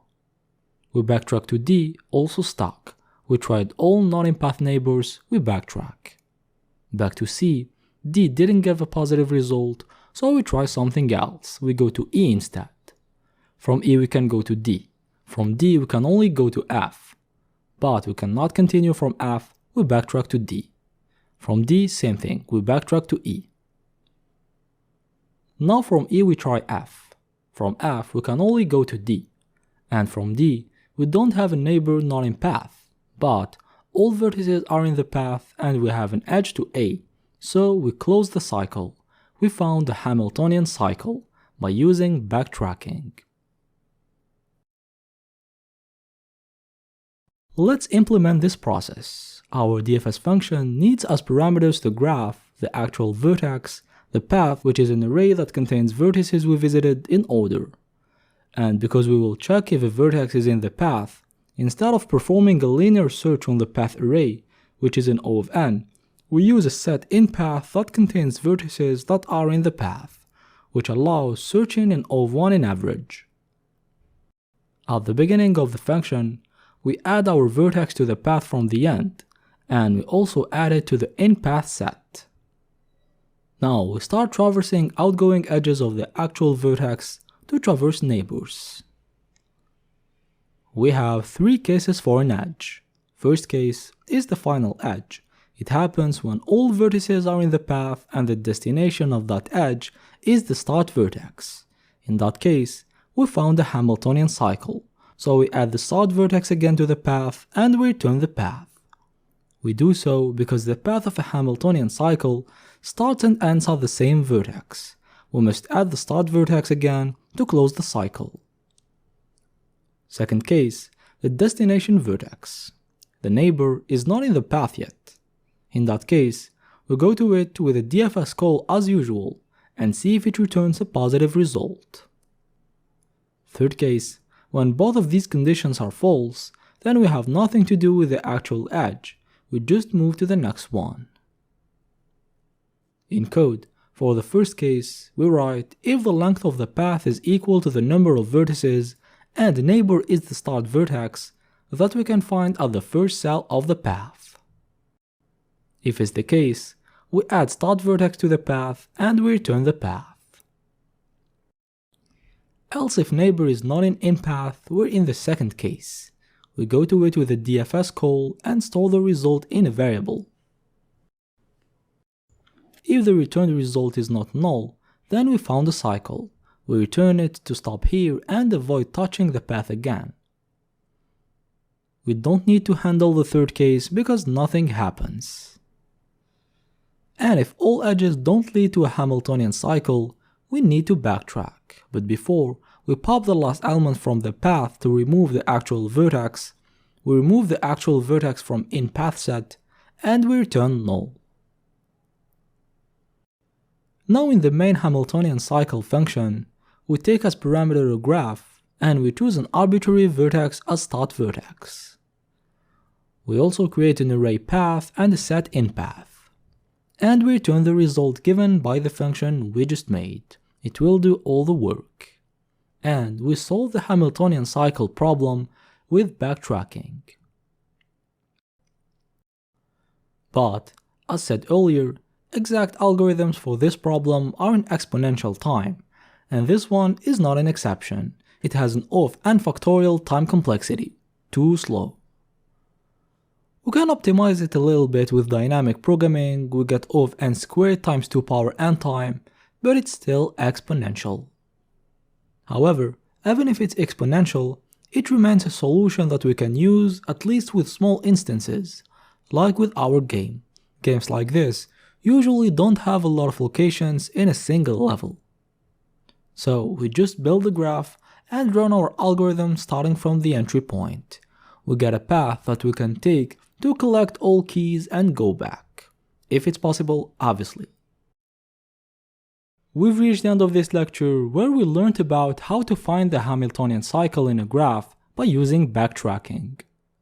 I hope that you understood the whole process. See you in the next lecture. Imagine that your company has a bunch of car rides to perform in a given day. Each ride has a start and end time. Unfortunately, you may not be able to complete them with one single car. Why? Because some rides overlap in time. For example, this one starts at 2 p.m. and ends at 4 p.m., while this one starts at 3 p.m., and at 3 p.m. the car is occupied by the first ride. It's clear that more cars are required. However, cars and drivers cost money, so a legitimate question is, what is the minimum number of required cars to perform all the rides in time, and what rides should be assigned to each car? In this example, we need at least 3 cars. Here are the rides each car can take. Rides taken by a car don't overlap obviously. That was the initial goal, avoiding overlapping. Now we define the problem, but what about the solution? How to find that minimum number of cars given a list of rides? This is what we will learn about in this chapter. We're learning about graph algorithms, so we will obviously represent our problem with a graph. Vertices represent rides and edges can represent overlapping. An edge between two rides u and v means that u and v time slots overlap. Edges are undirected because the relation goes both ways.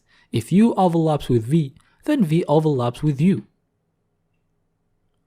We want to assign a car to each ride in a way that two overlapping rides don't have the same car. So starting from this graph, we want to assign a car value to each vertex such that if two vertices are adjacent, then they don't have the same car value. And this can be done through graph coloring. Let's first define graph coloring, then go back to this problem. Graph coloring is the action of coloring elements of a graph in respect to some conditions. The simplest graph coloring example is vertex coloring, the action of coloring vertices of a graph in such a way that no two adjacent vertices have the same color. Note that there exist other forms of graph coloring, for example edge coloring, where the task is to color edges in such a way that no two edges with a common incident vertex have the same color.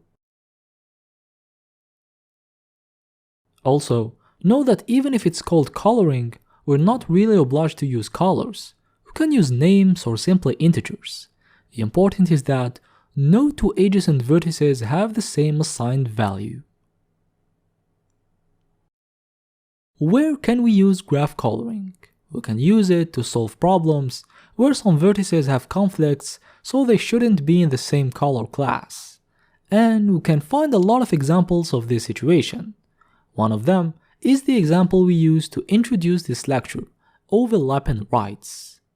We represented rides with vertices, and here vertices can have a conflict when the rides overlap in time. In that case, they shouldn't be in the same color class. They shouldn't be assigned the same car. Another example, let's say that you want to invite a bunch of friends to a party, but some of them hate each other, so you don't want to put them at the same table. This is why you start thinking about how many tables you need to avoid problems. Here, you think of graph coloring. Vertices are your friends, and you put an edge between two vertices if those two friends hate each other. Now, you just need to use a graph coloring algorithm to see how many tables you need. It's represented by the minimum number of colors required to color vertices while respecting the condition. And we can find a lot of other real-life problems that can be solved through graph coloring, but let's study some terminology. A graph cannot be colored with any number of colors. Sometimes it's not enough. For example, we cannot color this graph with only 2 colors. But if with a value k, we can color the graph by using at most k different colors, we say that the graph is k colorable. And the smallest value of k, the smallest number of colors needed to color a graph, is called the chromatic number of the graph, denoted like this. For example, if we have this Peterson graph, we can color it with at most 5 colors, it's 5 colorable. We can also color it with at most 3 colors, it's 3 colorable. But we cannot color it with only 2 colors, the smallest value of k is 3, so the chromatic number of this graph is 3.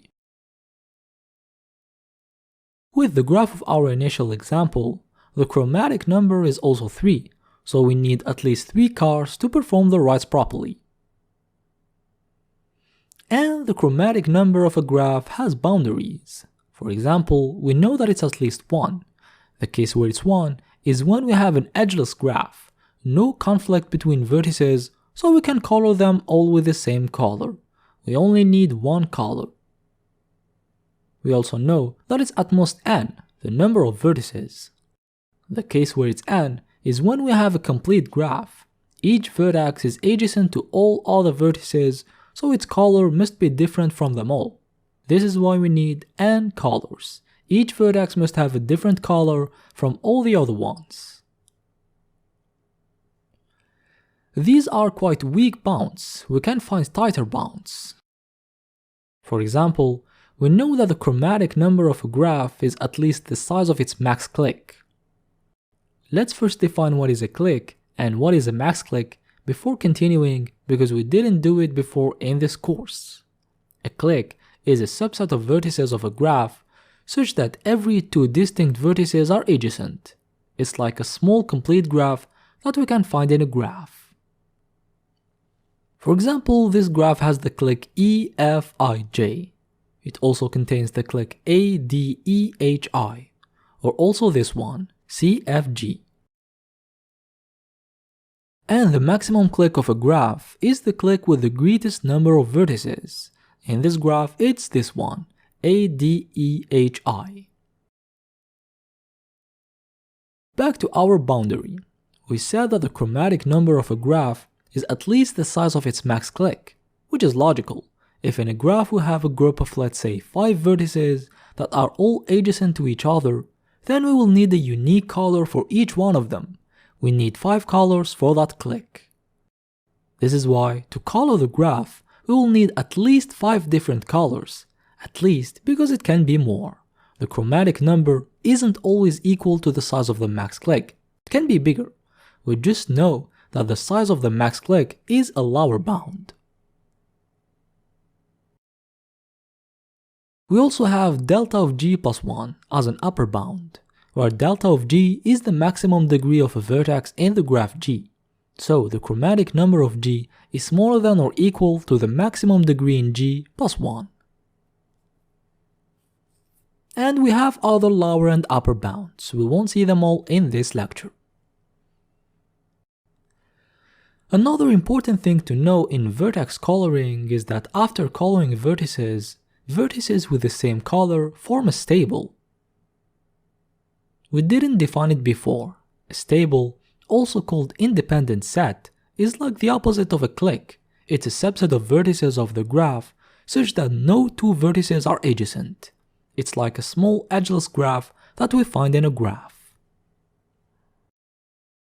Vertices with the same color form a stable. No 2 vertices are adjacent. Which is logical, because if 2 of them were adjacent, then they shouldn't have the same color. Okay, now we know about graph coloring, k-colorability, chromatic number, but how to actually perform the vertex coloring of a graph? First of all, we need to clearly define our problem. Do we want to know if a graph is k-colorable or find the chromatic number? The first one is a decision problem. The output is yes or no, and it's an NP-complete problem. The second is not a decision problem, it's an optimization problem. As a result, we want an integer, the chromatic number. It cannot be an NP-complete class because it's not a decision problem. However, it's an NP-hard problem. Because these problems are in NP-complete and NP-hard respectively, we currently don't know an algorithm to solve them that is not in exponential time, which is slow. We deduce that exact algorithms for finding the chromatic number of a graph are slow. We have the same problem with Hamiltonian cycles if you remember. However, it's still interesting to know a way to solve the problem, even if it's in exponential time. A possible way to find the chromatic number of a graph is to first know how to check if a graph is k-colorable, then find the smallest value of k for which the isK-colorable function returns true. Okay, but how to know if a graph is k-colorable? For that, we can use backtracking. We will see it later in this graph coloring chapter. However, even if exact algorithms are currently slow, we have approximation algorithms that are way faster and give good results that we will see later in this chapter. Also, you need to know that when we say that a problem can be solved in a certain time complexity, it can have special cases, special types of inputs, where it's faster. Special types of graphs in this context. For example, checking k-colorability of a graph in the general case is in exponential time, but when k equal to 2, it can be done in linear time. Because checking 2 colorability of a graph is in reality checking if it's a bipartite graph. By definition, a bipartite graph is a graph whose vertices can be partitioned into 2 disjoint and independent sets. This is why a bipartite graph is 2-colorable. Remember that vertices of a same color class form a stable set, an independent set. And because we can partition vertices of a bipartite graph into 2 disjoint and independent sets, 2 colors are enough to color it. We assign the first color to the first set and the second color to the second set. So checking if a graph is 2-colorable is equivalent to checking if it's a bipartite graph, and checking if a graph is a bipartite graph can be done in linear time, as we will see in the next lecture. Last thing I wanted to talk about in this lecture is the 4-color theorem. First, you need to know what is a planar graph. A planar graph is a graph that can be drawn in such a way that no 2 edges cross. For example, for this graph, we can draw it like this, and you can see that there is no edges that cross. It's a planar graph. However, if we take this graph, which represents k5, the complete graph of order 5, we cannot draw it without having at least 2 edges that cross. It's not a planar graph. We can talk about the theorem now. The 4-color theorem states that for any loopless planar graph G, the chromatic number of G is at most 4. In other terms, any loopless planar graph can be colored with no more than 4 colors. First of all, why loopless? Why does it work for loopless graphs only? It's because vertex coloring doesn't work on graphs that contain loops. The explanation is that when a vertex U has a self-loop, then there is an edge between U and U, so U is adjacent to itself. And in vertex coloring, 2 adjacent vertices must have different colors, while a vertex can only be assigned 1 color. It will necessarily have the same color as itself, which is not allowed in this context. So the theorem requires loopless planar graphs simply because graph coloring works on loopless graphs only. Back to the theorem. Initially, the theorem wasn't proven, but after several attempts, the theorem has been proven. We now know that yes, using 4 colors only is enough to color any planar graph, loopless of course. Is the reason why geography maps you see can almost always be colored with 4 colors. Because this type of maps can be represented with a planar graph, such that vertices are countries and there is an edge between 2 countries when they share a common boundary that is not a corner. And because 4 colors are enough to color a planar graph, then 4 colors are enough to color such maps. We've reached the end of this lecture. We've seen what is graph coloring, some real-life examples, some terminology, K-colorability and chromatic number problems, and the 4-color theorem. In the next lecture, we will see how to check the 2-colorability of a graph, which is same as checking if the graph is bipartite. See you in the next lecture. In the last lecture, we mentioned that checking the 2-colorability of a graph is equivalent to checking if the graph is bipartite. It's what we will learn to do in this lecture. Reminder that a bipartite graph is a graph whose vertices can be partitioned into 2 disjoint and independent sets. So the goal here is to try to partition vertices and see if it's possible to do so. To know to which one of the 2 sets a vertex belongs to, we can either use 0 and 1 or simply use colors, red and blue for example. Let's use colors. Red vertices are the ones that belong to the first set, and blue vertices represent the second set. The main idea we will use is that, if a vertex is assigned a certain color, then all its neighbors must have a different color, and because there are only 2 colors, they must have the opposite color. So if a vertex is red, all its neighbors must be blue, and vice versa. If a vertex is blue, then all its neighbors must be red. To apply that, we can start from any vertex. We color it with red for example.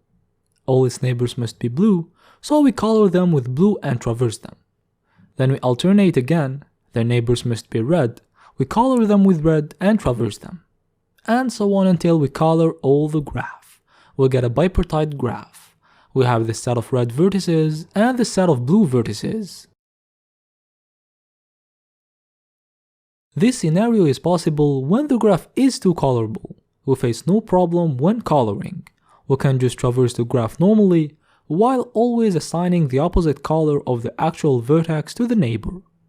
However, we can have the case where 2 colors are not enough. Here is a small example.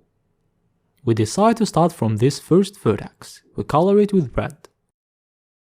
We could choose blue by the way, no big deal. Now we color all its neighbors with blue and traverse them. We start with this neighbor. It's blue, so we must color its neighbors with red. But wait, it has a neighbor that is also blue. And remember that 2 adjacent vertices are not allowed to have the same color. We have a problem here. What do? We turn the actual vertex to red? No, there would be a conflict with the previous vertex. We turn the neighbor to red? No, also a conflict with the previous vertex. The answer is that there is nothing to do. The graph is simply not 2-colorable. It's not a bipartite graph. Let's see a bigger example to better understand. We have this graph. We can start from any vertex and assign any color. Let's assign red. Now to traverse vertices, we can for example use BFS. For that, we need a queue, where we store next vertices to be visited. We traverse neighbors, we color them with the opposite color, blue, while also enqueuing them. We dequeue the next vertex. In its neighbors, we can find 2 uncolored vertices, we color them and add them to the queue, and 1 colored vertex. But it has the opposite, so no conflict. We just don't enqueue it because it's already visited. We dequeue the next vertex. It has 2 opposite color neighbors and 1 uncolored neighbor. We color it with the opposite color, red, and we enqueue it. Next vertex, both neighbors are colored with the opposite color. We do nothing. Next vertex, same thing. Neighbors all colored with opposite color. We move on. Next vertex, 1 neighbor with opposite color. We do nothing to it. And 1 uncolored neighbor. We color it with the opposite color and we enqueue it. Next vertex, all neighbors are colored with the opposite color. We do nothing. Next vertex, 1 uncolored neighbor. We color it with red because the actual vertex is blue, and we enqueue it. Next vertex, all neighbors have opposite color. And the queue became empty. But it doesn't mean that we finished. we have a disconnected graph, so we should start over from an unvisited vertex to continue. Remember the lecture about BFS. Let's start again from N. We color it with red. It has 3 uncolored neighbors. We color them with blue and enqueue them. Next vertex, it has 1 neighbor with opposite color, 2 uncolored neighbors. We color them and enqueue them. But it also has a neighbor that has the same color. It means that the vertex coloring isn't respected, and to respect it, we would need a 3rd color. We deduce that this graph is not bipartite, it's not two-colorable. And as you can see, we could know it with a simple BFS traversal, which is done in linear time. Let's implement this algorithm. For the implementation, we will use color map, a hash map where the key is a vertex and the value is its color. It will also serve as a visited set, because a vertex that is not present in the color map means that it's not visited yet, because if it was, it would be colored. Also, because the graph may be disconnected and our algorithm should handle disconnected graphs, we will need a BFS function that we will later call on each unvisited vertex, as we did in the BFS lecture. Let's start making it. As parameters, it needs the graph, the vertex from where to start, and the color map. We start by coloring the start vertex. Let's color it with red. We put 0. Note that 0 means red and 1 means blue. It's just an arbitrary way of labeling. We could actually write red and blue as strings, but we can simply use 0 and 1. We also need to create a queue where we put the start vertex. Now, we can start looping. We keep looping while the queue still has elements. Inside the loop, we start by extracting a vertex, and now we traverse its neighbors. For each neighbor, we have 3 cases. The case where it's uncolored, the case where it's colored with the opposite color, and the case where it's colored with the same color. When it's uncolored, we color it with the opposite color and enqueue it because it's not visited yet. When it's colored with the opposite color, we have nothing to do. And when it's colored with the same color, then the graph is not bipartite. We don't need to continue. We darkly return false or something. In code, for the first case, the condition is neighbor not in color map, when we cannot find it as a key. In that case, we assign to it the opposite color and we enqueue it. The opposite color is calculated with 1 minus x, where x is the color of the actual vertex, because 1 minus 0 is 1 and 1 minus 1 is 0, always gives the opposite color. For the third case we write, if color map of neighbor is equal to color map of vertex, we return false. And nothing happens in the second case, so we don't need to add code for it. And if we've been able to color all vertices traversed by this BFS traversal, we return true.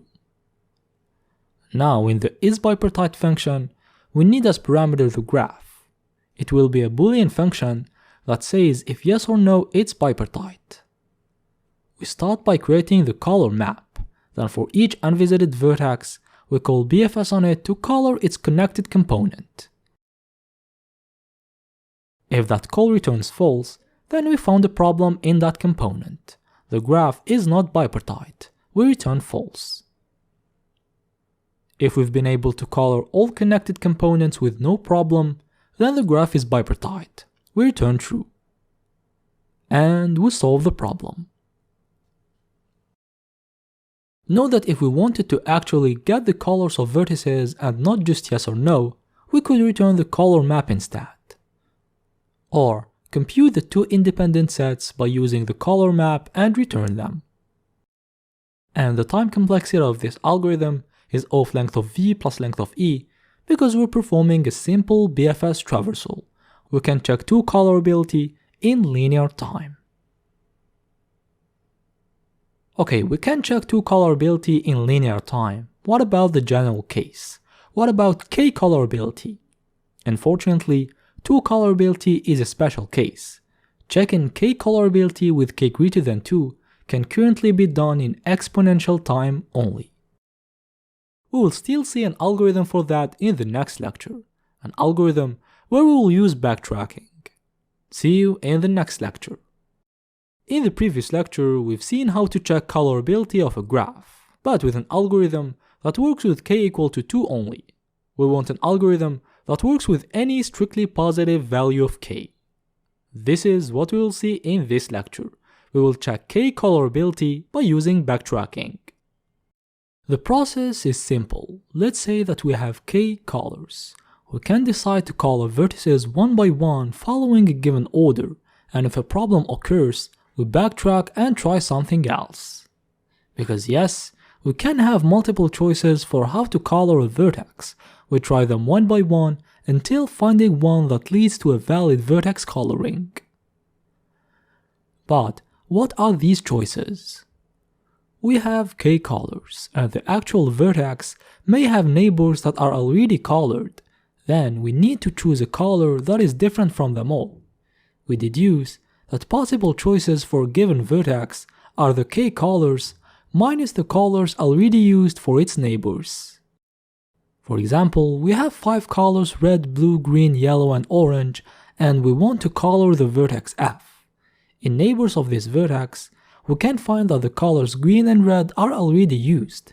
Remaining choices are blue, green, and orange. We try them one by one.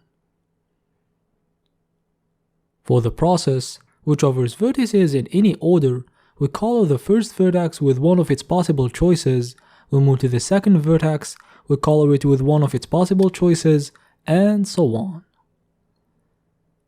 And if at some point we're stuck, in other words, we cannot color the actual vertex because all colors are used by neighbors, we backtrack and try something else. And if we get to color all vertices with valid choices, then we found the k coloring of the graph. Let's see this process applied on this graph with k equal to 3. First, we need an order of traversal of vertices, because we will color them one by one and backtrack if necessary. Orders can differ in efficiency.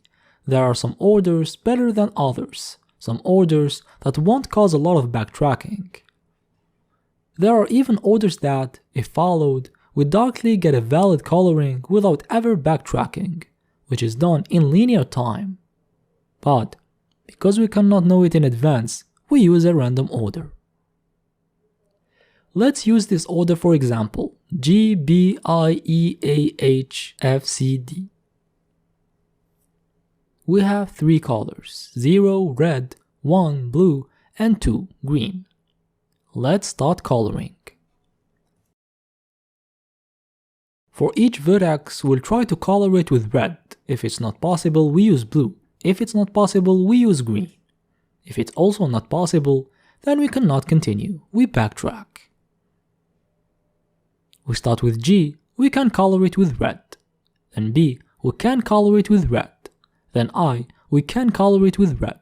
Then E, we cannot color it with red, because its neighbor, G, is already red. But we can color it with the next color, blue. Then A, we cannot color it with red because B is red, and we cannot color it with blue because E is blue. But we can color it with the next color, green. Then H, red is not available but we can color it with blue. Then F, red is taken by I, blue is taken by E, and green is taken by A. We have only 3 colors and all of them are used by neighbors, so we cannot color F with this configuration. We need to backtrack and try something else. Back to H, blue didn't work, we move to the next color. But green is taken by A. We have no other choices on how to color H, we remove its color and backtrack. It's important to remove the color before backtracking to make it like we didn't come from here at all. Back to A, green didn't work. And we have no other colors, we remove the color and backtrack. Back to E, blue didn't work, next color is green. And it's available, we color E with green and move to the next vertex. Next vertex is A, red is used, but this time blue is available, we color it with blue. Then we have H, red is taken by J and I, and blue is taken by A. But green is available, we put green. Then we have F, red is used, blue is used, and green is used, we backtrack. Back to H, green didn't work, and we have no other colors, we remove the color and backtrack. Back to A, blue didn't work, and green is not available, we backtrack. Back to E, green didn't work, and there are no colors remaining, we backtrack. Back to I, red didn't work, this time we try blue. Then E, red is used, blue is used, we can only put green. Then A, red is used, we can put blue. Then H, red and blue are used, we can put green. Then F, red is available. Then C, red and blue are used, but green is available. Finally, D, red is used, but blue is available. All vertices have been colored. We found the valid vertex coloring of the graph by using 3 colors. We can say that this graph is 3 colorable. And you can see that vertices of each of the 3 colors form an independent set. Basically, that's the idea of the algorithm. We keep coloring vertices by trying available colors one by one, and if there is no remaining available colors to try, we backtrack to change colors of previous vertices. And here is an order of vertices that produces no backtracking at all. It walks straight forward. We can get it by putting vertices sorted by their color number. But we could not know it since the beginning because we didn't know the colors. Let's implement this algorithm. We're using backtracking, we will have a recursive function. It attempts to color the vertex I, and it says if yes or no, a valid coloring have been found from that direction. It takes as parameters the graph, k the number of colors, the list of vertices, the index of the actual vertex, and the color map, because we need a color map here to remember the color of each vertex. Initially in the color map, the default value is -1. -1 means uncolored. We need the default value to avoid key not found errors. Also, we won't use red, blue, green to represent colors, we will just use integers. And we have k colors, so colors will be labeled from 0 to k-1. When we color the vertex I, we move to the vertex i+1. So when I is equal to the number of vertices, we know that we've been able to color all vertices. We return true because we found a valid coloring. Else, we start trying available colors. We will traverse the k colors, but to know if a color is available, we must check if a neighbor has that color or not. So a good idea would be to identify all used colors before we start traversing colors. For that, we traverse neighbors of the actual vertex, vertices of I, and put their colors in a set to avoid duplicates and speed up search operation. In code, we extract the color of the neighbor for each neighbor in graph of vertices of I, and we put the results in a set. Now we can start traversing colors. Colors are integers from 0 to k-1. We write for color in range k. If color is not in use, then it's an available color. We can assign it to our vertex and move to the next one. This is why, if the condition is true, we assign color to color map of vertices of I. And we call this function starting from i+1, starting from the next vertex. If the call returns true, then we found a valid coloring from there. We also return true here, no need to continue.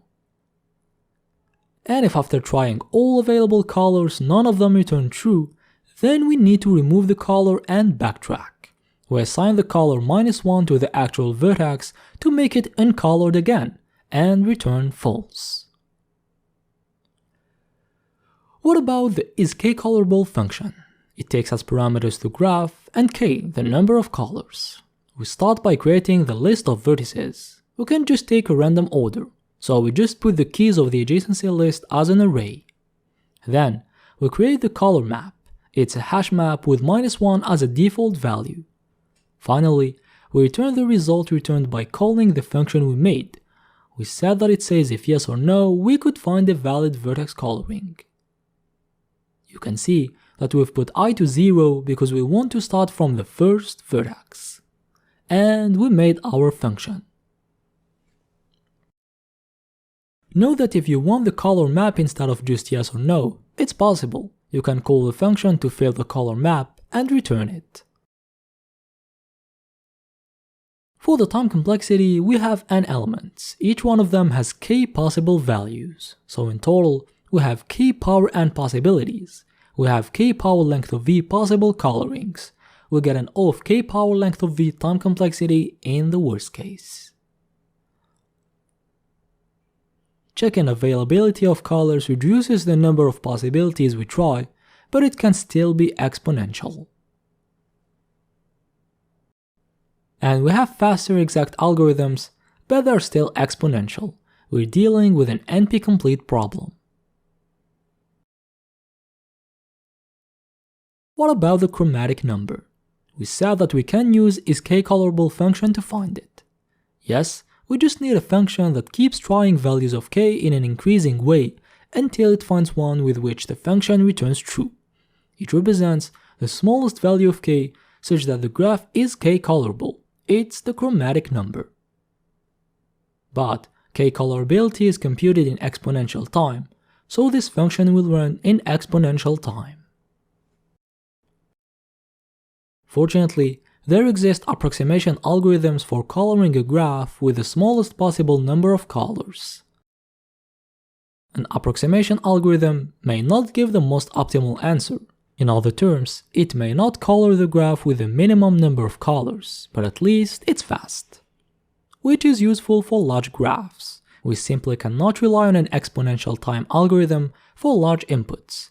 So, we may think of sacrificing some optimization to get the result in an acceptable time. It's better than nothing. This is why in the next lecture, we will learn about the greedy algorithm for graph coloring. See you in the next lecture.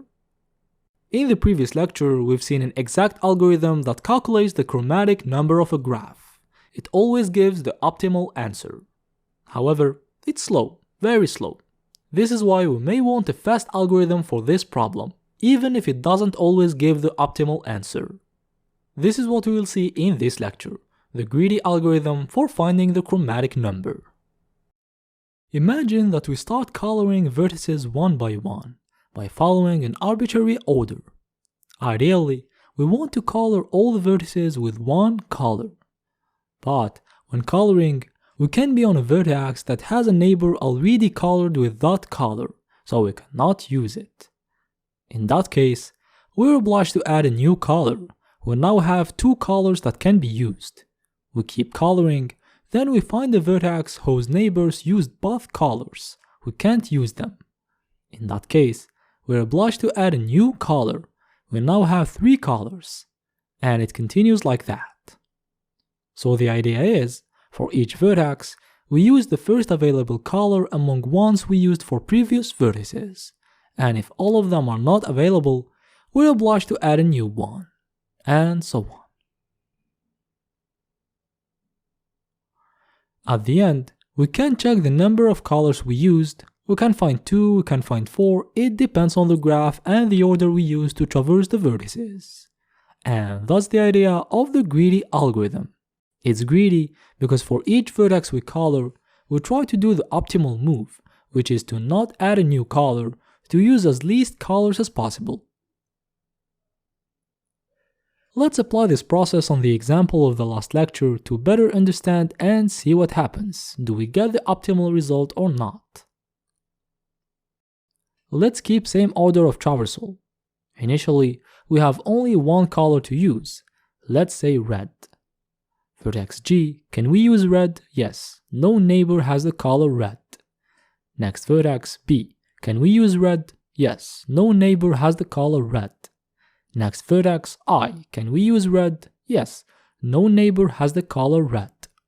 Next vertex E, can we use red? No, it's already used from its neighbors. So here, we need a new color, let's say blue, and we assign it to E. Next vertex A, can we use red? No, it's used by B. Can we use blue? No, it's used by E. Again, we need to add a new color, let's say green, and we assign it to A. Then we have H. Can we use red? No. Can we use blue? Yes. Next vertex, F. Can we use red? No. Blue? No. Green? No. No more colors, so we need to add a new one, let's say purple, and we assign it to F. Next vertex, C. Red is used, but blue isn't. We assign blue. Last vertex, D. Red is used, blue is used, but green is not. We assign it to C. And we finished our coloring. We colored the graph with 4 colors. But wait, in the previous lecture we found 3. We could color the graph with only 3 colors. Yes, you're right, but as said earlier, the greedy algorithm is an approximation algorithm. Finding the optimal value isn't guaranteed. Okay, we know that greedy coloring doesn't always give the optimal value, but how bad is it? First of all, the traversal order of vertices can affect the number of colors used. Small example, we have this 4 vertices path graph. If we traverse vertices in this order, A, B, C, D, only 2 colors are used, optimal number. But if we traverse them in this order, A, D, B, C, 3 colors are used.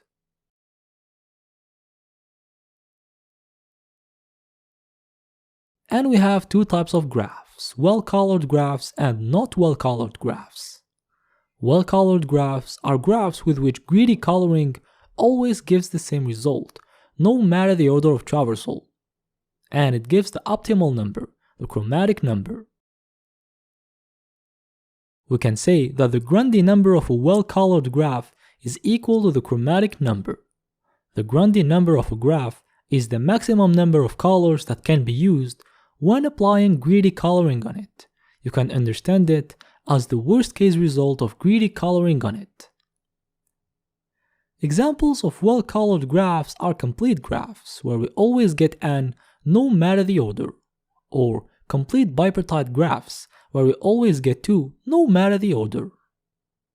And you can see that n and 2 are the optimal results for these 2 types of graphs respectively. But we also have graphs that are not well colored, with which the order has an impact, like the small example we've seen. An example where order of traversal is much more visible is with crown graphs. Let's take a crown graph of 8 vertices. A crown graph is an undirected graph of 2n vertices whose vertices can be divided into 2 sets A and B of size n, such that there is an edge between each 2 vertices ai and bj if I isn't equal to j. In other terms, for each vertex ai, there is an edge between ai and every vertex in the set B except one, bi. In this crown graph of 8 vertices, A contains A0, A1, A2 and A3. B contains B0, B1, B2 and B3, and the edges condition is verified. For example, with A2, there is an edge between it and B0, B1, B3, but no edge with B2 because I and j are equal. If we follow this order, we get a greedy coloring that uses 2 colors only. But if we follow the order A0, B0, A1, B1, and so on until A3, B3, greedy coloring uses 4 colors. And in the general case, we have an order that uses only 2 colors, the optimal number is the best case. But in the worst case, by following the order A0, B0, A1, B1, and so on until AN-1, BN-1, greedy coloring uses length of V divided by 2 colors. So for example, with a crown graph of 100 vertices, in the worst case, greedy coloring uses 50 colors. Horrible. We can say that the Grundy number of a crown graph is length of V divided by 2.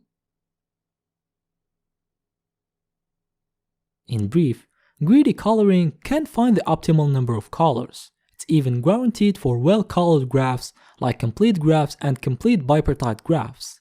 But it can also give a poor result because of a bad order of traversal. For well-colored graphs, we have no problem, but for others, the order has an impact, so we want to choose a good order. And there always exists an order that gives the optimal number of colors when applying greedy coloring by following it. However, finding that order is an NP-hard problem, back to the initial slowness problem we had. But what we can do is to use heuristics to find, let's say, a better order. Not necessarily the perfect one, but an order that will probably give a better result than the order we randomly choose as we did in this lecture. This is why after this lecture, we will see some heuristics, like Welsh-Powell and Desatcher. But before, we forgot an important thing in this lecture, implementing the greedy coloring algorithm. As parameters, we need the graph only. Then, we need the order of vertices we will use. For now, we're randomly choosing one, so let's just take the list of keys of the adjacency list as it is, same as with the previous lecture. We also need color map, a hash map where the default value is -1. -1 means uncolored. Now, we start coloring. For each vertex in the order, we need to find the first available color. Colors will be represented by integers, 0, 1, and so on. How to find the next available color? First, we need to know what colors are used by our neighbors. For that, we use the same instruction as in the last lecture. We extract the color used by each neighbor of the actual vertex and put them in a set. Second part of the process, we start from the first color, 0, and while it's used by one of the neighbors, we move to the next one by incrementing. We write color equal to 0, then while color is in use, we increment color. Doing so will automatically move to a new color if all previously used ones are used by neighbors of the actual vertex. After we find the available color, we assign it to our vertex in the color map. And after we color all vertices, we can either return color map if we want to know how we color the vertices, or if we just want the number of colors we used, we return the maximum color given to a vertex in color map plus 1. Because if the max color is 3, for example, then we used 4 colors, as in the example. What about the time complexity? We're first making the order, the cost is length of v. Then we have a loop that is traversing the length of v vertices. For each vertex, we're traversing its neighbors to find used colors. The cost is the degree of the vertex. Then, we're looping until we find an available color. The worst case is when each neighbor has a unique color, in which case we need to perform degree of u iterations before finding the color, so the cost is degree of u. We have the sum of 2 times degree of u for each vertex u. Remember that the sum of degree of u represents the sum of degrees of vertices, which is 2 times length of e in an undirected graph. In total, we get length of v plus 4 times length of e, which gives an O of length of v plus length of e time complexity. Greedy coloring runs in linear time, way faster than the algorithm of the previous lecture. We've reached the end of this lecture where we learned about greedy coloring. In the next one, we will discuss some heuristics to improve how it chooses the order of vertices it traverses. See you in the next lecture. In the previous lecture, we discussed the greedy coloring algorithm. One of the elements that was impacting the result is the order of traversal, at least for non-well-colored graphs. So choosing the order is an important step, and we may have better ways to do so than choosing randomly. Today, we will see 2 heuristics. The first one we will discuss is the Welsh-Powell heuristic. The way it works is simple. We start by sorting vertices according to their degrees in decreasing order. Then while we still have uncolored vertices, we take a new color C, which covers vertices in the sorted order, and we color vertices that are uncolored and not adjacent to a vertex colored with C. Let's take the example we've been working with to understand. Here is the degree of each vertex. We sort them in decreasing order, we get E, A, H, B, D, F, G, I, C. We can start working. Let's take a first color, 0, let's say red for the visualization. Now we traverse vertices in the sorted order and see what vertices do we color in red. E is uncolored and has no neighbors colored with red, so we color it with red. Then A, it's uncolored but it's adjacent to a red vertex, E, so we don't color it. We cannot have two neighbors with the same color. Then H, uncolored and no red neighbors, we color it with red.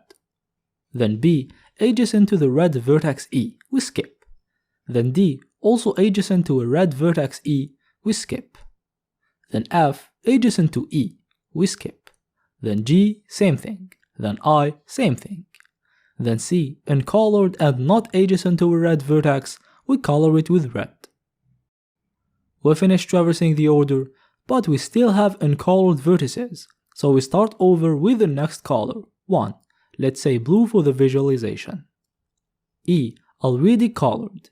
A, uncolored and not adjacent to a blue vertex, we color it with blue. Then H, colored. Then B, adjacent to a blue vertex, we skip. Then D, uncolored and not adjacent to a blue vertex, we color it with blue. Then F, adjacent to A, which is blue. Then G, adjacent to D, which is blue. Then I, uncolored and no blue neighbors, we color it with blue. Then C, already colored. We finished the traversal, but we still have uncolored vertices. We start over with the next color, which is 2. Let's say green. E, already colored. A, already colored. H, already colored. B, uncolored and not adjacent to a green vertex, we color it with green. Then D, colored. Then F, it respects conditions, we color it with green. Then G, same thing, we color it with green. Then I, already colored. And C, already colored.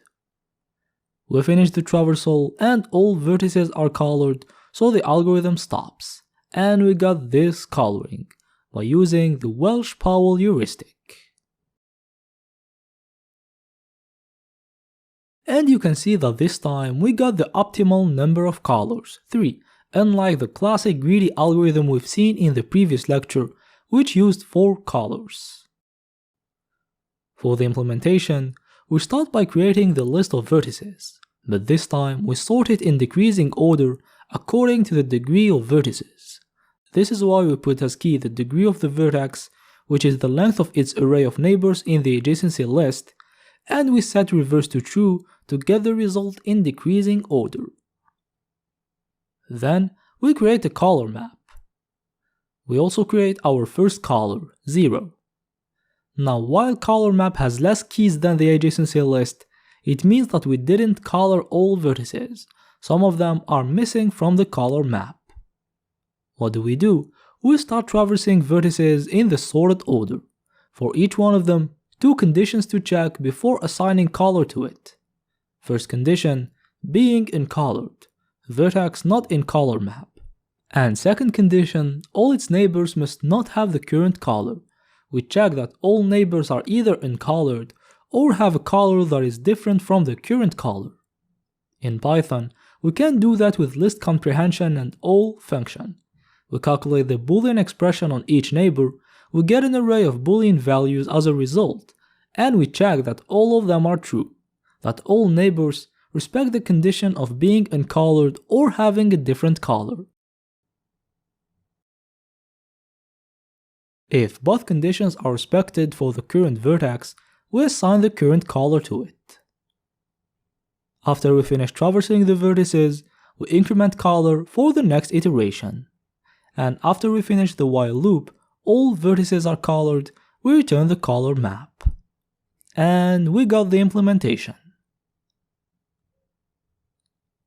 For the time complexity, sorting n elements costs O of n log n time, and here n is the number of vertices. We have O of length of v times log of length of v. Then we have a while loop that does an iteration for each used color.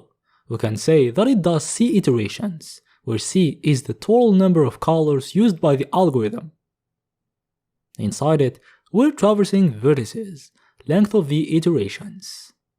For each one of them, we're traversing neighbors. The cost is degree of u.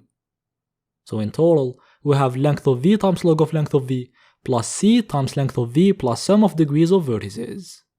The sum of degrees for an undirected graph is 2 times length of e. We get length of v times log of length of v plus c times length of v plus 2 times length of e. It gives an O of length of v times log of length of v plus c times length of v plus length of e time complexity. At least for my implementation, there may exist other implementations with a different time complexity. For the efficiency, the Welsh-Powell heuristic uses at most this amount of colors, the maximum among the minimum between the degree of the vertex I plus 1 and I for each value I, which is usually better than the plain greedy algorithm. But we have heuristics that give better results. We will now discuss another one. Another heuristic for greedy coloring is desatur. In Welsh-Powell, the ordering was depending on the degree of vertices. In desatur, it mostly depends on their degree of saturation, hence the name desatur, degree of saturation. The degree of saturation of a vertex is the number of colors used by its neighbors. For example, the saturation of this vertex B is 2. And we will traverse vertices according to their degree of saturation, in decreasing order. And if two vertices have the same saturation, we choose the one with the highest degree. One difference, however, is that degrees of vertices is known since the beginning. We just need to sort vertices and start working. While the saturation of a vertex is dynamic, at the beginning it's 0 because all vertices are uncolored, and it keeps changing during the process. Which means that we cannot know the ordering since the beginning. Instead, we keep track of the saturation of each vertex, and at each iteration, to get the next vertex to visit, we extract the unvisited vertex with the highest saturation. And we apply the same process as classic greedy algorithm. We search for the first available color. Let's apply it with our example. At the beginning, saturation of all vertices is 0. We didn't start coloring. The comparison will be done on degrees. E has the highest degree, 6, we choose it. The smallest available color is 0. And now, we need to update saturation of all its neighbors, because they potentially have a new color. Its neighbors are A, B, F, D, G, I. They all got a new neighbor color, their saturation increases by 1.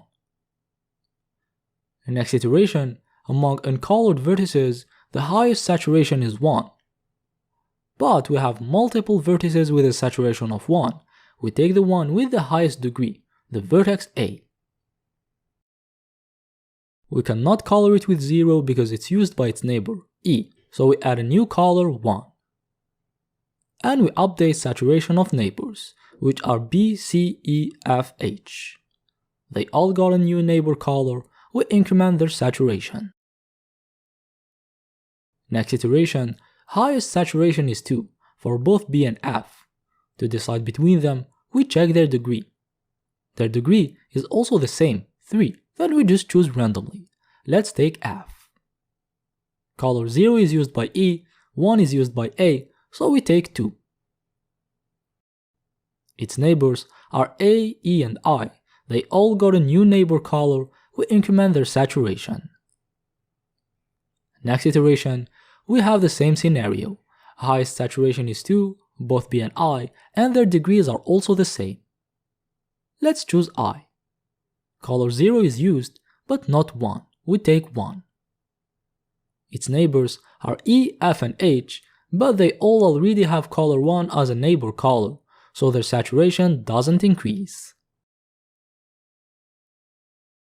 Next iteration, highest saturation is 2, for the vertex B only. No hesitation, we take it. 0 and 1 are used, but not 2. We take 2. Its neighbors are A, E, and C. Let's see which one didn't have 2 as a neighbor color. A already has 2 as a neighbor color. we don't increase saturation. Same thing for E. But for C, it didn't have 2 as neighbor color until now, so we increase its saturation. Next iteration, C has the highest saturation, we take it. 0 is available, we color it with the color 0. Both of its neighbors already had 0 as a neighbor color, we don't increment. Next iteration, all vertices have saturation of 1, so we check degree. Highest degree is the degree of the vertex H, we take it. 0 is available, we take it. All its neighbors already have 0 as a neighbor color. Next iteration, 2 vertices remaining, same saturation and same degree, we choose randomly. Let's take G. 0 is used, but we can't color it with 1. E and H already had 1 as a neighbor color, but not D, we increment saturation of D. Last iteration, only 1 vertex left, D, we take it. 0 and 1 are used, we can color it with 2. And the saturation of G and H gets increased. We colored all vertices, we finished the process. And you can see that we use 3 colors only instead of 4 like with standard greedy coloring. We even got the optimal result. 3 is the minimum number of colors that can be used. With this example, you could perceive the impact of the ordering we use. By just changing the way we traverse vertices, we obtained a better result. What about the implementation? What we need to do is to keep track of the saturation of each vertex, and at each iteration, we extract the uncolored vertex with the highest saturation. If we have more than one such a vertex, we take the one with the highest degree among them. And the suitable structure for this kind of operation is obviously the priority queue. Each element in the queue is a vertex, its priority key is its saturation followed by its degree. And at each iteration, we extract the one with the maximum priority, it will be the next vertex to color. And after coloring, we traverse neighbors to find ones whose saturation increases, to update their keys in the priority queue. So we need 3 operations for our priority queue: insert to insert our vertices in the queue, extract to extract the vertex with the highest priority, and decrease key to update the priority of a vertex. We could simply use an array. Inserting would be in O of 1, extracting a vertex would be in O of length of v, and updating key in O of 1. But a better implementation choice would be the Fibonacci heap. Insertion is an O of 1 time, extraction is an O of log n amortized time, and decrease key is an O of 1 amortized time. Before we start implementing, we need to discuss what key we're gonna use, because as you may know, nodes in a heap are compared according to their key. At each iteration, the next vertex to color is the unvisited vertex with the highest saturation.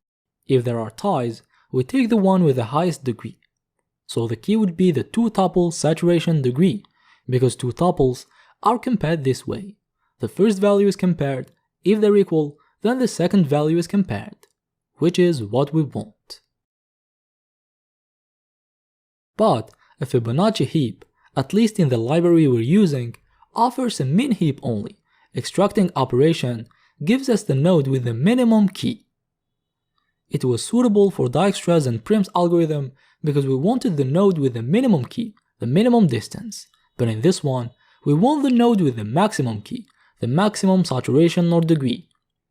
To counter this, we will switch the sign to use negative values, because given a list of values, the greatest value among them is the smallest value when using their negative form. So the node with the highest saturation is considered the one with the minimum key, the one that gets extracted. Also, for saturation, we need the number of neighbor colors. Instead of always counting again, we'll keep track of the colors used by neighbors of each vertex, in a set to avoid duplicates. And to get the saturation of a vertex, we just get the cardinality of its set, its number of elements. Let's start implementing. We first need a color map. We also need to keep track of the set of adjacent colors of each vertex, so we create a hash table neighborhood colors that maps a vertex to the set of colors present in its neighborhood. We also need a priority queue of type Fibonacci heap. And we need to have the reference of the node of each vertex to be able to update key. This is why we need nodes map. We will map each vertex label to its node in the Fibonacci heap, same as in Dijkstra and Prim. Next step, creating a node for each vertex and inserting it. For each vertex, we create a node. Its key will contain three things: minus saturation, initially 0, minus degree, the number of its neighbors in negative form, and the name of the vertex. We need to know what vertex we're working on when extracting a vertex. We assign it to the vertex in the nodes map and we insert it in the Fibonacci heap. Now we can start working. We keep looping while the queue still has elements. We start by extracting the next vertex. We get a node as a result, which has a key made of 3 elements. The third one is the vertex label. We save it in U to know which vertex we're working with. Then, we need the colors used by its neighbors. Fortunately, we already have the adjacent colors map. We don't need to search for them again. So, we search for the first available color as we did. We start from 0 and keep iterating until we find one that is not in its neighborhood, and we assign it to color of vertex. Last step we need to do in the iteration, we need to update the keys of its neighbors. For each neighbor, we add its color to adjacent colors of the neighbor. The good thing is that if it was already in the set, nothing will change. The set avoids duplicates. Also, the saturation of the neighbor may have changed. We update the key in the priority queue. Only uncolored vertices are still in the queue, so we first make sure that the neighbor is uncolored by checking if it's not in color map. If it's not the case, we update its key.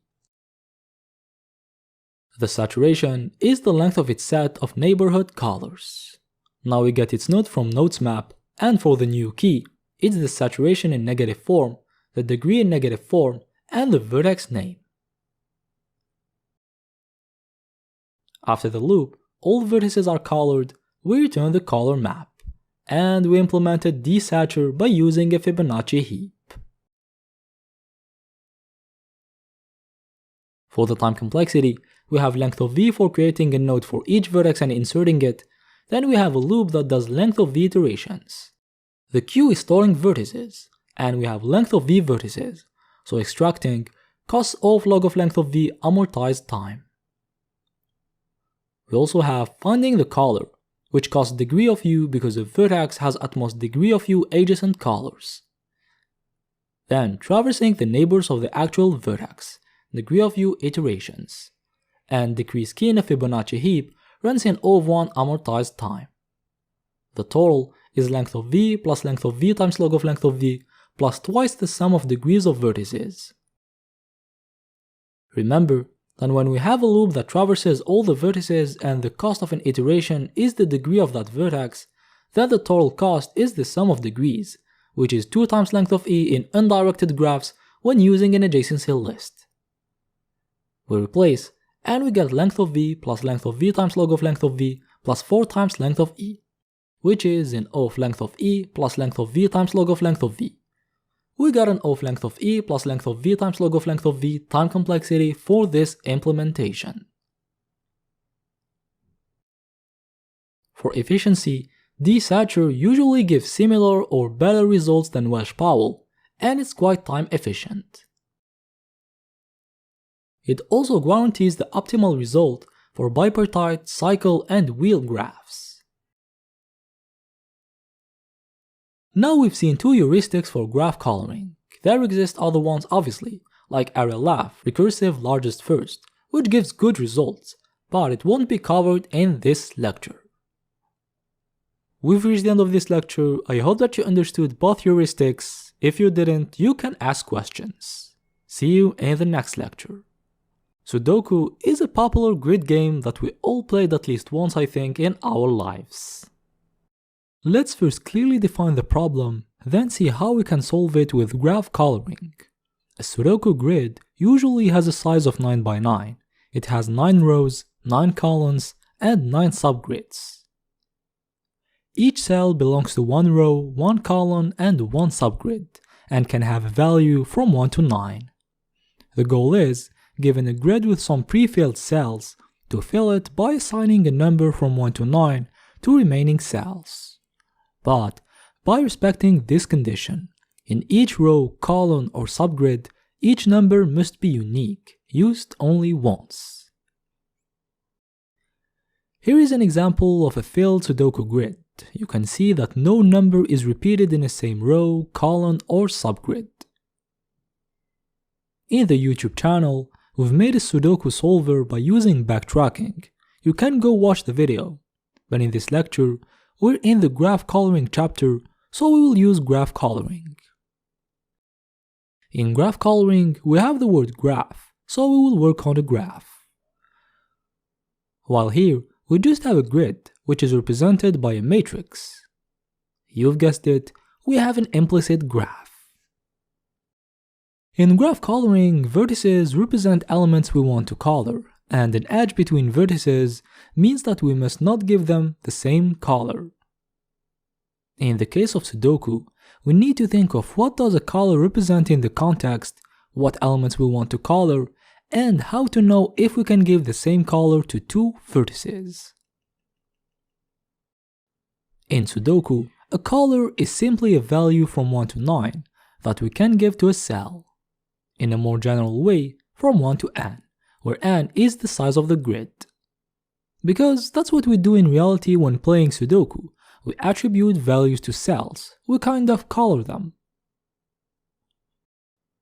The concept of coloring in this chapter is broad. A color can be a real color, it can be a value, a class, anything. And elements we want to color are the cells of the grid, so they will be our vertices. We have a graph of 21 vertices, 9 by 9. Last thing, how to know if two vertices can or cannot have the same color. In other words, what are the edges of our graph? In Sudoku, a same value cannot be repeated in the same row, column, or subgrid, so two vertices cannot share the same value if they are in the same row, column, or subgrid. Which means that there is an edge between two nodes if they share the same row, column, or subgrid. It's hard to visualize it with a 9 by 9 grid, but we can see it better with a 4 by 4 grid. As you can see, there is an edge between vertices of the same row, column, and subgrid. For example, if we take the cell at the third row and second column, we can see that it has an edge with every other node in its row, column, and subgrid. Last thing before launching the algorithm, K, the number of colors. In a 9 by 9 grid, each cell can have a value from 1 to 9. We have 9 colors. In this 4 by 4 grid, each cell can have a value from 1 to 4. We have 4 colors. In general, for an n by n Sudoku grid, each cell can have a value from 1 to n. We have n colors, k is n.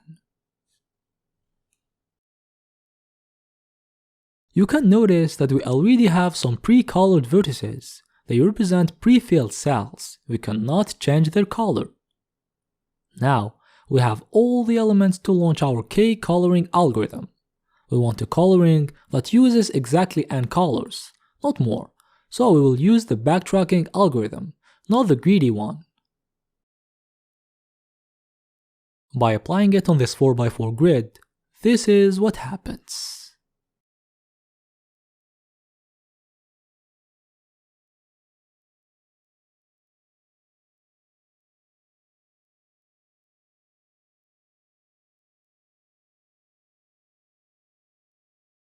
It solved this 4 by 4 Sudoku grid.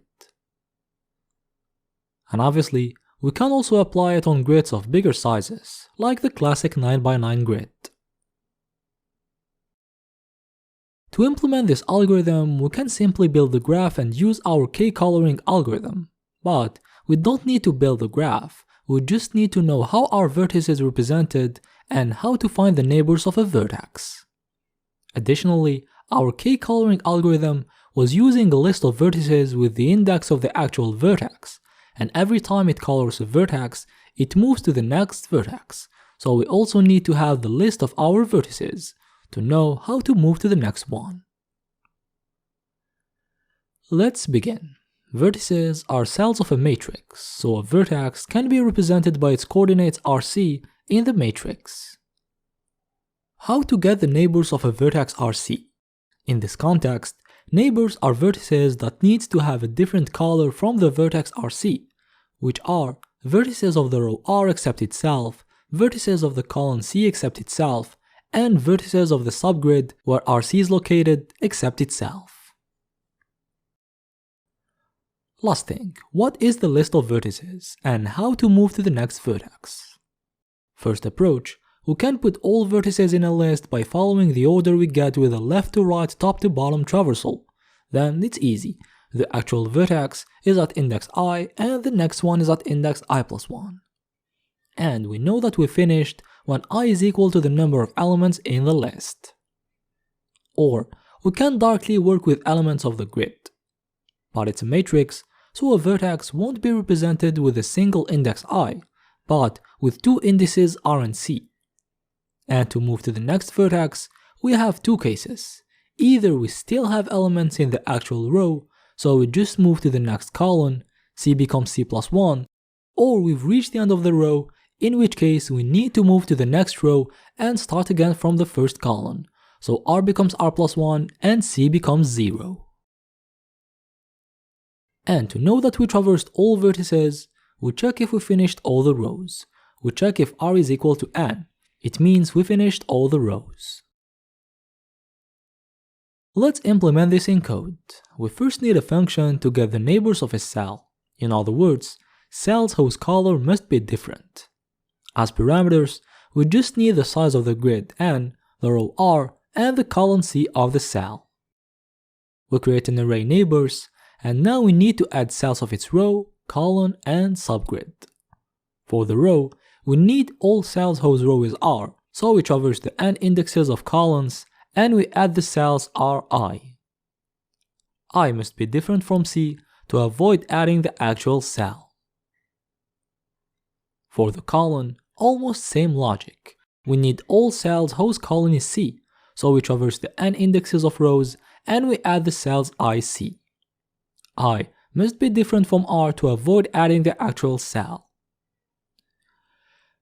But for the subgrid, it's a bit harder. First, we need to know the dimensions of a subgrid. For a Sudoku grid of size n, the dimensions of a subgrid are square root of n by square root of n. For example, if n is 9, we have 3 by 3. Now, we need to find in what row and column the subgrid starts, and traverse the next square root of n indices. For the row, the subgrid of a cell RC starts at the row floor of R divided by square root of n times square root of n. It represents how much subgrids there are before the actual one multiplied by the size to know exactly how much indices we need to skip. For column, same logic, we're in a square matrix, so for the column, the subgrid of a cell RC starts at the column floor of C divided by square root of n times square root of n. We now have where the subgrid starts. We traverse the next square root of n indices starting from there. So cells of the subgrid of a cell RC are between row R start inclusive and row R start plus square root of n exclusive, and between column C start inclusive and C start plus square root of n exclusive. In code, we traverse the couples ij in this range. They represent cells of the subgrid. Ij must be different from RC to avoid adding the actual cell. We found all neighbors, we return them. Then, we need a recursive function that will color the graph. Remember what we used in k-coloring. As parameters, we need the grid and indices of the actual cell. We extract the size of the grid. As said earlier, we know that we've been able to color all cells when R is equal to n, so if R is equal to n, we return true. Else, we try to color the actual cell and move to the next one. First, we need to know colors used by neighbors. For that, we put colors of neighbors in a set, as you can see. We also need to know the next cell. The next one is RC+1 if there are remaining columns in the actual row, if C is smaller than N, else the next cell is R+1, 0. Now we have two cases. Either the cell is already filled, already colored, or it's empty. If it's already colored, if its value is different from 0, then we don't touch it. We directly move to the next cell by calling recursively and returning that result. Else, we need to try the different colors. Possible colors are from 1 to n. Possible values we can give to a cell. For each one of them, we first check if it's not used. If it's not used, we give it to the actual cell and start from the next one. We recursively call on the next cell, and if it returns a positive result, then we've been able to solve the game. We return true to stop touching the grid. Else, we try with the next color. If all colors didn't lead to a positive result, we set back the cell to its original state and colored 0 as a value, and we return false. Last thing, in our solve Sudoku function, we call the recursive function to color the grid starting from the cell 0, 0, and we return the grid. The returned grid will be filled with valid values, if it was possible, obviously. And we've been able to solve Sudoku game with graph coloring. It's true that it's quite slow, because our k-coloring algorithm is exponential, but for a classic Sudoku grid, where the size is 9, it's pretty small. The runtime is acceptable. We've reached the end of this lecture. I hope that you understood how we solve Sudoku by using graph coloring. See you in the next lecture.